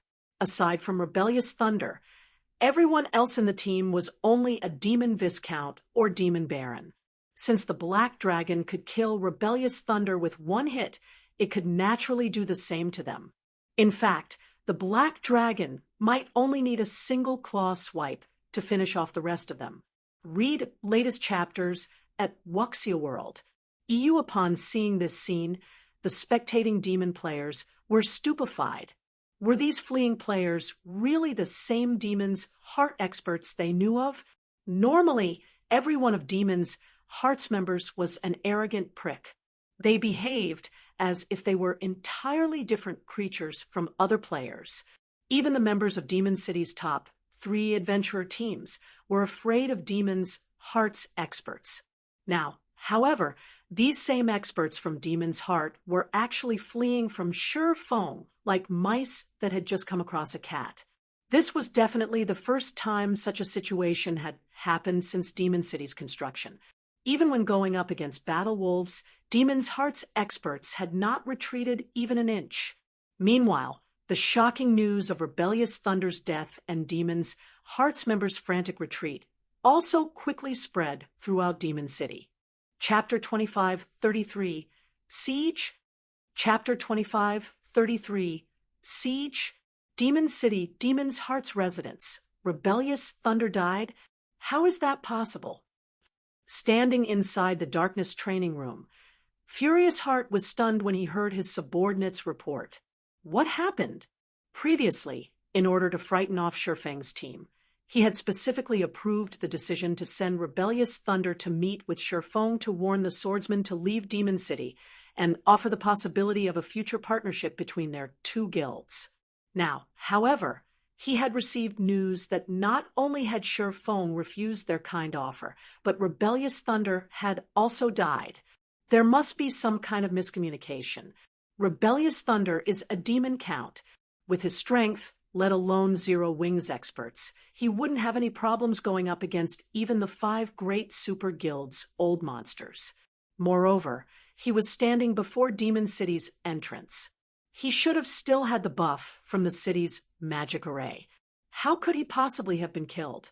The black-clad elder, who was a Tier 3 demon viscount, exclaimed in astonishment. Rebellious Thunder was one of Demon's Heart's strongest experts. While inside Demon City, he could fight even Tier 4 NPCs. It was also due to Rebellious Thunder's presence that the guild leader and vice-guild leader had left on a distant expedition without worrying about Demon City's affairs. Now, however, he was being told that Rebellious Thunder had died. How could he possibly believe this? News of this matter has already spread throughout the city. Moreover, the fight was recorded by many players. The Tier 3 assassin who had come to report on this matter said with a bitter smile as he faced Furious Heart and the other guild elders present. Previously, he had also denied the validity of this information when he received the report of his subordinate. However, after watching the battle videos going viral on the official forums, he had no choice but to believe it. He then shared one of the better videos recorded with the guild elders present. In the video, a 30-meter-tall black dragon could be seen sending the demonized Rebellious Thunder flying with a combat technique. Immediately afterward, the black dragon vaporized Rebellious Thunder and created a small canyon before Demon City using its dragon breath. When the video ended, silence fell over the entire training room. So, this thing was the cause of the previous shaking? Furious Heart's complexion turned grim as he gazed at the black dragon in the video. A dragon! Although the black dragon was only a Tier 3 infant dragon, it possessed astonishing strength. If the black dragon could kill even a monster like Rebellious Thunder in a single hit, aside from the guild leader and vice guild leader Flaming Light, nobody in Demon's Heart posed a threat to it. Elder Heart, what should we do? If Black Flame is capable of killing even Vice Commander Thunder, I'm afraid he can kill me easily once he enters the city, Troubled Times said worriedly after witnessing the Black Dragon's strength. Troubled Times never dreamed that Sherfong would have such a frightening trump card saved up. He had clearly fled to a demon territory already. Non-demon players couldn't use any berserk skills here. However, Sherfong actually had the ability to transform his doppelganger into a dragon. For a moment, Troubled Times had a feeling that the main god system was playing a joke on him. Commander Troubled, you don't have to worry too much. Black Flame's trump card might be powerful, but the duration in which his doppelganger can remain in dragon form should be very limited. The transformation will last for a few minutes at most, Furious Heart said calmly. Moreover, he can only strut around outside Demon City. Without our invitation, he shouldn't even think of entering. All you need to do is rest inside our residence and wait until the tracking mark on you disappears. That's right. He is merely a human player. Even if he can summon a dragon, it is merely a Tier 3 dragon. It might be strong against players like us, but it is far from sufficient for dealing with the demon NPCs inside the city. Not to mention, Demon City still has a defensive magic array. Non-demon players without an invitation can't enter the city. You can relax and rest here, the black-clad demon Viscount Elder said, nodding in agreement with Furious Heart's words. Once the guild leader and vice guild leader return, Black Flame is doomed. Rebellious Thunder's death was indeed surprising. The fact that Sherfong could summon a dragon was even more shocking. However, this was only at the standard of players. Before the NPCs of God's domain, these things were nothing. Not to mention, they were currently standing inside Demon City. Demon City was far more powerful than the NPC cities found in the outside world. It had not only an army of demon NPCs defending it, but also the protection of one of the demon race's 72 great demon marquises, let alone Zero Wing. Even if all of the Ten Saints Empire's superpowers joined hands, they still wouldn't be capable of taking down Demon City. All Sherfeng's team could do was act arrogantly outside Demon City. Once Demon's Heart's main force returned, Sherfeng's team would have nowhere to run. That's a dragon we're talking about. Can Demon City's defensive magic array really stop it? Troubled Times could not help asking worriedly. He wasn't doubting Furious Heart. It was just that Sherfong was far too frightening. After all, the swordsman had survived an attack from a demon king's hand. Troubled Times truly could not bring himself to relax in this situation. This is Demon City. A Tier 4 dragon might be a different story, but a Tier 3 dragon can, at most, roar at the city. We don't need to pay Black Flame any mind, Furious Heart assured him confidently. The other demons, Heart members present, rolled their eyes at Troubled Times' anxious behavior. The reason why demon players like themselves could establish themselves in the Ten Saints Empire was precisely the helplessness of the Empire's various superpowers against Demon City. Those superpowers could only watch from the sidelines as the city developed rapidly. Anyone who said that Sherfong could break through the city's defenses all by himself would be joking. While Troubled Times and Demon's Heart's elders were discussing this matter, the players residing in Demon City had gone into an uproar. Amazing! The Black Dragon actually managed to instant-kill Rebellious Thunder under Demon City's protection. This is the first time Demon's Heart suffered such a loss since Demon City's construction. It's no wonder Demon's Heart offered such an astronomical bounty before. Zero Wing really isn't a force to be trifled with. Even the Ten Saints Empire's various superpowers are helpless against Demon's heart. Just what kind of guild is Zero Wing? Due to rebellious Thunder's death, the players inside Demon City grew interested in Zero Wing. Many adventurer teams had even started looking into Zero Wing in order to find out what kind of guild it was. As Demon City's resident players were making a fuss over this matter, Shifeng manipulated the Black Dragon and had it fly above Demon City and hover above Demon's Heart's residents. This situation created another stir among Demon City's resident players. What is he trying to do? He's not trying to break into the city, right? This is Demon City. How can players possibly enter it by force? He's probably trying to scare us. The players inside Demon's Heart's residence also quickly took notice of the 30-meter-tall Black Dragon. For a time, everyone there discussed the Black Dragon, wondering what Shifeng was trying to do. Elder Heart, the defensive magic array, shouldn't have a problem stopping the dragon, right? Troubled Times could not help asking as he eyed the Black Dragon in the sky. Read latest chapters at Wuxia World. You relax. If it's only capable of executing attacks like the one before, Black Flame shouldn't even think of getting into the city. Even if he attacks for an hour continuously, Furious Heart replied. Turning to look at the Black Dragon in the sky, he continued in a disdainful tone. Vice Guild Leader Light has already received the news about Black Flame. He'll be returning with his team very soon. Black Flame can only act arrogantly for now. However, as soon as Furious Heart finished speaking, Shifeng's voice suddenly came from above the city. Troubled Times, don't think that Demon City can protect you.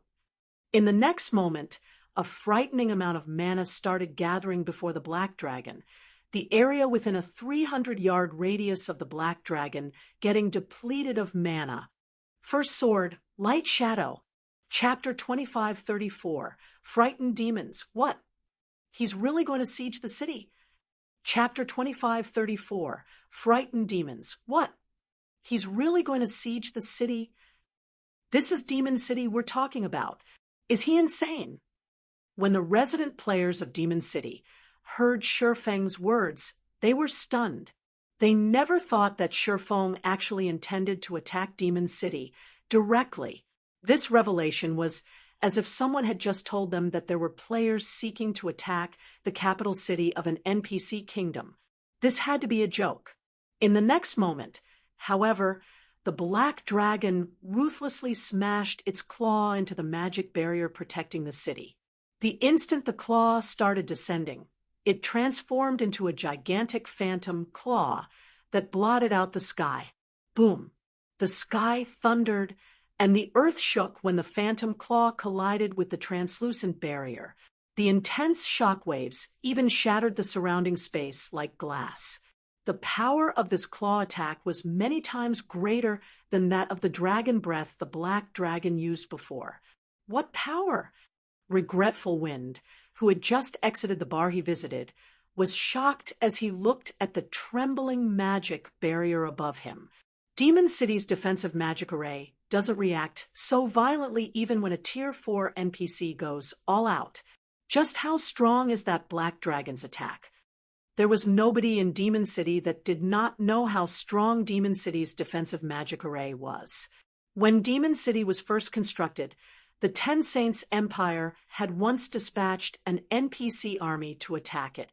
Back then, however, even when multiple Tier 4 NPCs bombarded the city's defensive magic array with everything they had, the magic array didn't vibrate at all. The NPC army broke through the city's defensive magic array only with the help of a Tier 5 divine official.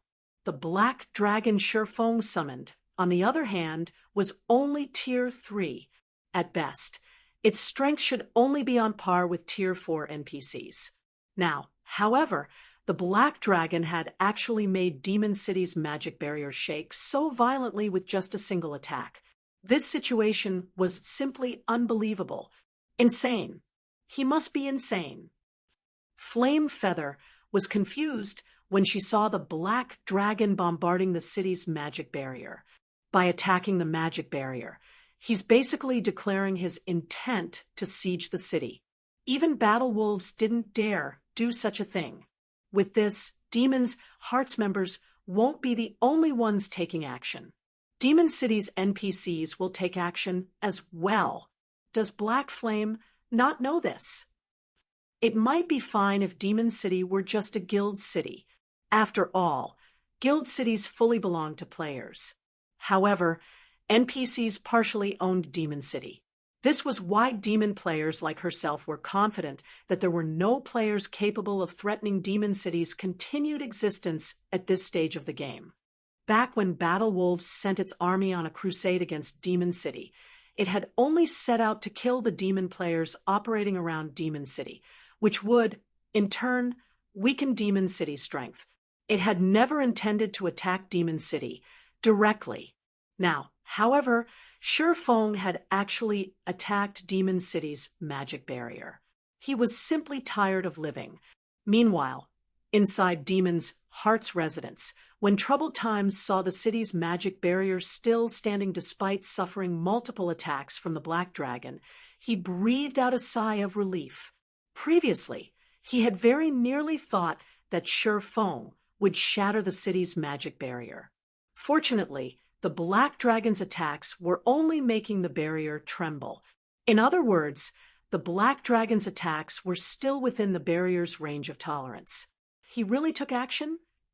Furious Heart was stunned by this situation.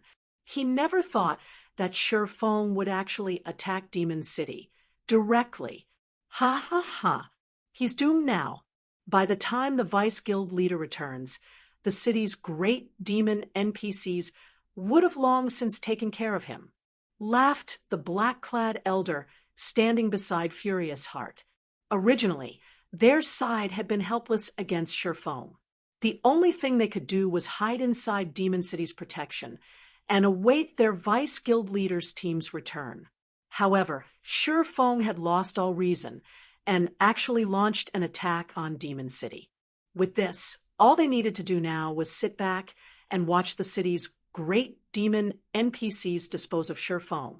These great demon NPCs were much stronger than human NPCs. The demon monarch that ruled the city was even a frightening existence on par with the heroes of humans. Current players would be helpless against him. Guild leader.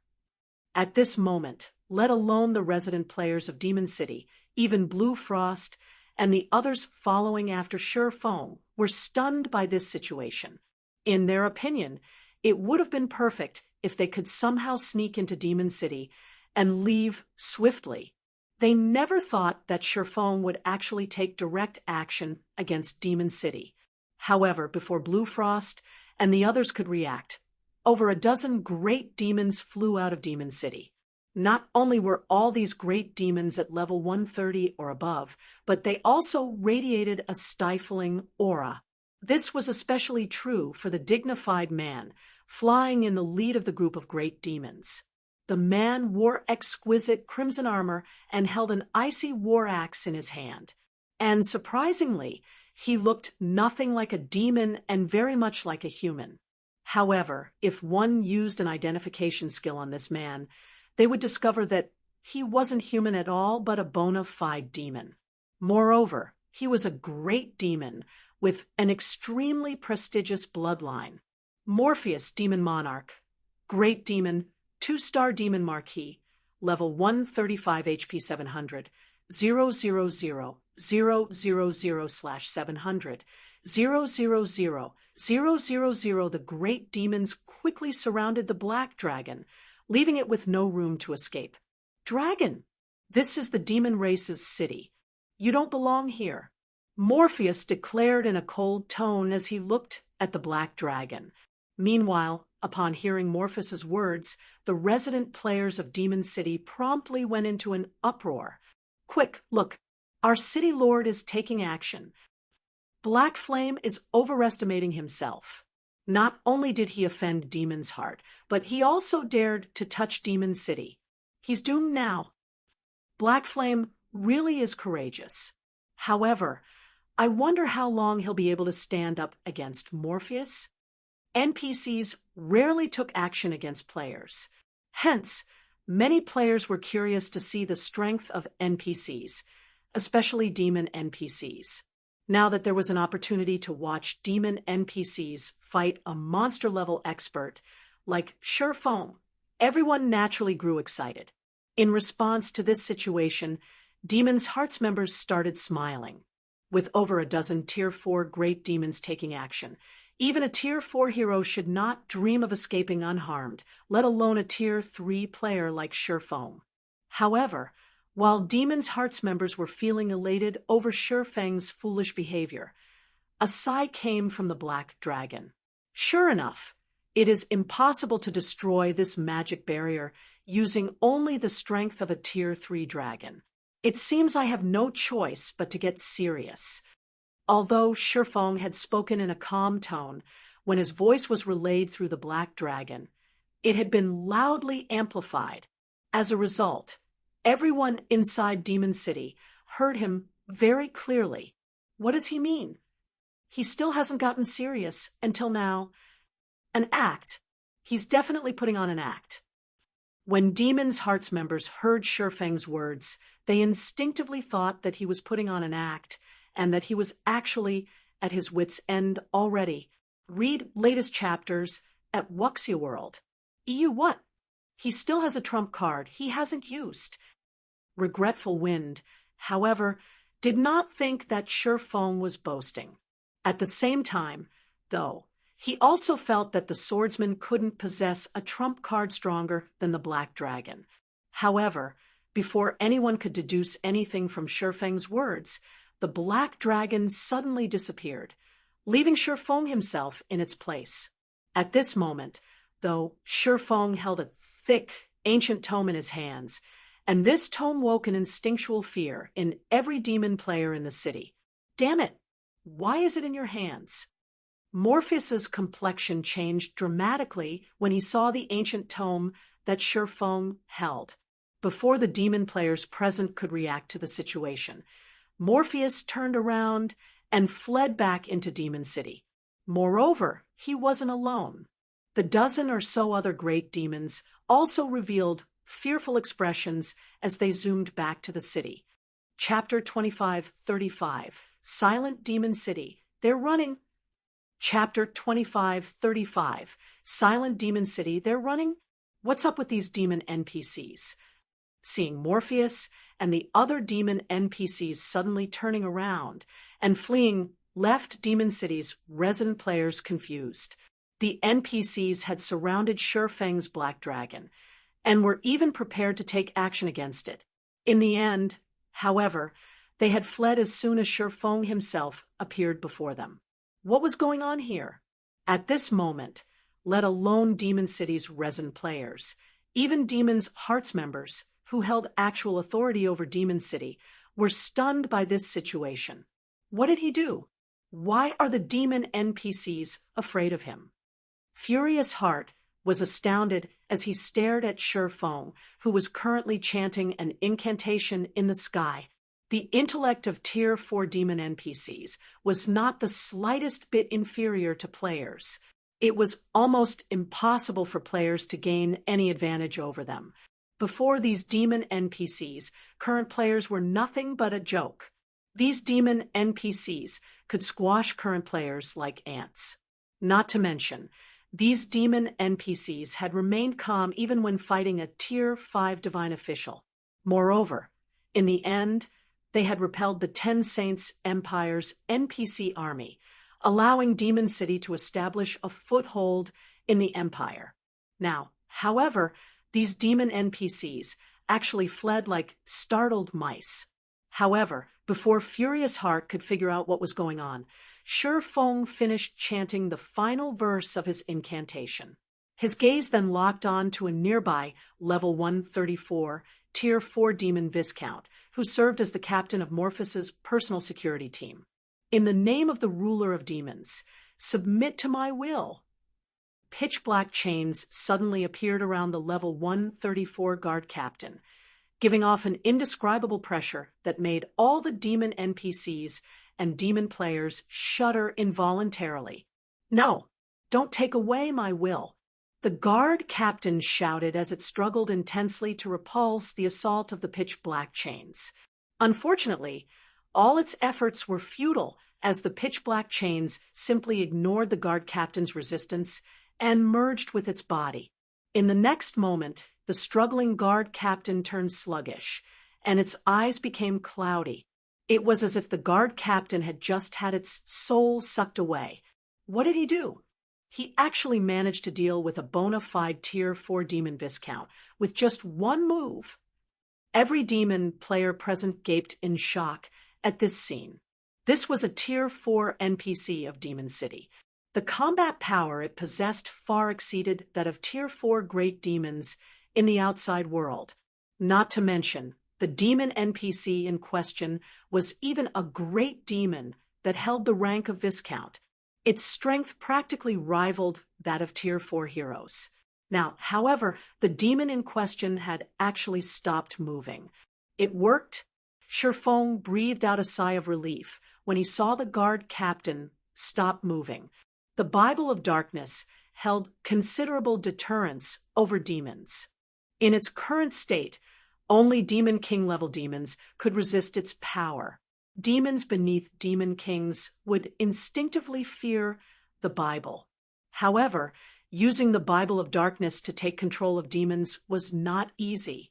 On the surface, the Bible of Darkness's demon ruler had a 12% chance of successfully controlling a demonic creature, so long as the target was not more than 30 levels and 2 tiers higher than the user. In reality, however, the stronger the targeted demon, the lower the chances of controlling it. With Sherfang's current self, if he tried to control Morpheus, who was a demon marquis, his chances of success would most likely be lower than 1%. This was why he had chosen the Viscount-ranked guard captain as his target. Even so, Sherfong never thought that he would successfully control the guard captain on the first try. Hence, he had planned on multiple attempts. After all, Demon Ruler had a cooldown of only 5 minutes. If once was not enough, he could simply try a second or third time. As for the possibility of the demon NPCs of Demon City attacking him, he didn't have to worry about that at all. The Bible of Darkness held an absolute suppression over demonic creatures, although this suppression was not particularly effective against demon players. So long as he held the Bible of Darkness, all demonic creatures below Tier 6 would fear him. Tier 5 Demon Kings were no exception. Not only would these demonic creatures have their basic attributes drastically decreased, but even their intellect would be affected quite significantly. Moreover, if worst comes to worst, he still had the 7 Luminaries ring. He could escape to safety whenever he wanted to. Hence, he did not fear Demon City's NPCs at all. These factors were why he dared come to Demon City, after Sherfong took control of the guard captain. However, the other fleeing demon NPCs promptly halted their retreat and turned to glare at Sherfong and the controlled guard captain, vigilance and rage burning in their eyes. It seems these demons are aware that I can use Demon Ruler only once within a short period, but are afraid of recklessly approaching me due to their hypersensitive nature. Sherfong smiled as he swept a glance at the vigilant demon NPCs. Unfortunately, you are already too late. After saying so, he controlled the black dragon and had it fly over to his side. He then had it launch another attack at Demon City's magic barrier. What? He's still trying to attack the magic barrier? I don't know why the demon NPCs are so afraid of him, but he is still 100 years too early if he thinks he can destroy Demon City's barrier. Demon's Hearts members were very surprised by Sherfang's ability to terrify the demon NPCs. However, that was it. Their emotions were limited to surprise. After all, while the demon NPCs were afraid to leave the city to deal with Sherfong still could not enter Demon City. However, as soon as Demon's Hearts members finished speaking, the demon guard captain that had turned sluggish suddenly started moving, And to everyone's surprise, the guard captain cast the Tier 4 Cursed Dark Star at the same point that the Black Dragon had attacked. In the next moment, the Black Dragon's claw smashed into the magic barrier's outer surface. At the same time, a gigantic, pitch-black star also smashed into the magic barrier's inner surface. Boom! Upon receiving attacks from both inside and outside, the defensive magic array instantly shattered. Cracks bloomed all over the magic barrier that protected Demon City. Pung, pung, pung. In just a few seconds, the cracks had extended throughout the magic barrier. When looking up from Demon City right now, the spectating demon players found themselves looking at a cracked sky. Silence. Absolute silence. At this moment, as if time had frozen for Demon City, every player residing in the city was gazing at the sky in stunned silence, both their eyes and mouths wide open. Just then, a series of system notifications entered the ears of all demon players operating within the Burning Forest region, the emotionless voice of the system echoing in their minds for a long time. 2536 Slaying Troubled Times Chapter 2536 _ Slaying Troubled Times Burning Forest Region System Announcement. Human players have broken through Demon City's defensive magic array. All demon players based in Demon City will have their city reputation reduced by 10 points and city contribution by 3,000 points. Boost to Power of Darkness will also be reduced by 20%. Burning Forest Region System Announcement. Demon City's defensive magic array has been broken. Ruling Guild of the city will have its popularity reduced by 5,000 points. All benefits provided by Demon City will be halved for 7 natural days. All quests given out in Demon City will have their rewards reduced by 30%. The system announcement repeated throughout the Burning Forest 3 times, causing a deathly silence to befall the forest. Someone broke through Demon City's defensive magic array.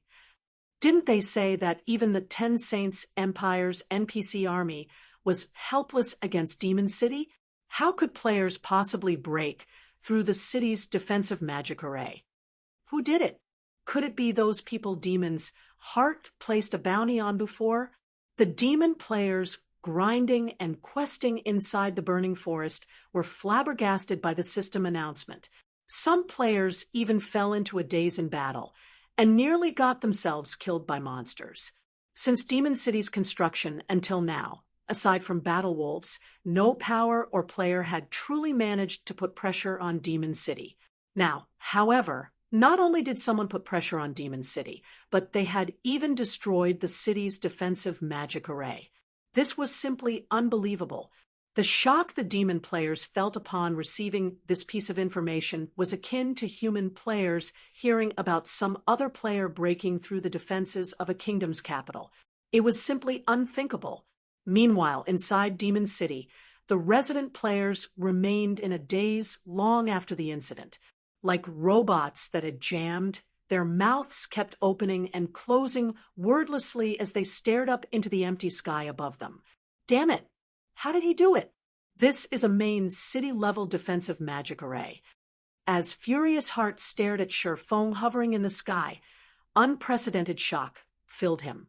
He never imagined that Sherfong would actually succeed in destroying Demon City's defensive magic array. Back when the 10 Saints Empire's army had attacked, it had taken a Tier 5 Divine official to destroy the city's defensive magic array. The defensive magic array had stood strong even under the bombardment of over a dozen Tier 4 NPCs. Now, however, Sherfong, a Tier 3 player, had single-handedly destroyed the city's defensive magic array. Moreover, he had accomplished this feat with just one attack. This was definitely a bug. However, it was also almost impossible for the main god system to make an error. Even if there were an error in the system, it wouldn't be on such a monumental scale. What Furious Heart did not know was that, in God's domain, all magic arrays had weaknesses. The defensive magic array of major cities was no exception. They all had mana junctions that were much more fragile compared to the other parts of the magic array. Normally, though, ordinary players couldn't locate these weak points. Moreover, with how large a city-scale defensive magic array was, trying to find these weak points was akin to looking for a needle in a haystack. However, that was not the case for Shifeng.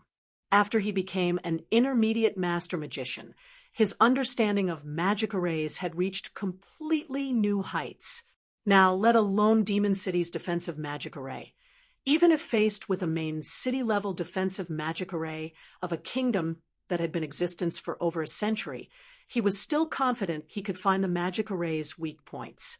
Previously, Shifeng had planned to break through Demon City's defensive magic array by having the Black Dragon attack the magic array's weak points. However, the damage tolerance of the weak points exceeded the amount of damage the Black Dragon could inflict. As a result, the Black Dragon only managed to shave off a certain amount of the magic array's energy reserves with its attacks. However, after gaining control over the Tier 4 Demon Guard Captain, he was able to have the Guard Captain and Black Dragon attack the same location simultaneously, thereby combining their strength and executing an attack that exceeded the magic array's damage tolerance. Only then did he succeed in instantly shattering Demon City's defensive magic array. If not for the Guard Captain falling into his control, he really would have been helpless against Demon City. Meanwhile, as everyone remained stunned by this unexpected development, Shifeng, who had Gale Domain activated, flew to the space above Demon's Heart's residence. He then quietly observed the crowded residence below him.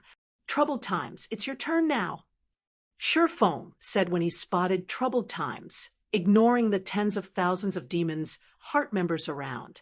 Shifeng's words were akin to a death knell. Upon hearing these words, Demon's Heart's members could not help but turn to look at Troubled Times, who stood at a corner of the residence's plaza, pity appearing in their eyes. Troubled Times should have been safe after escaping to Demon City. Now, however, that was no longer true.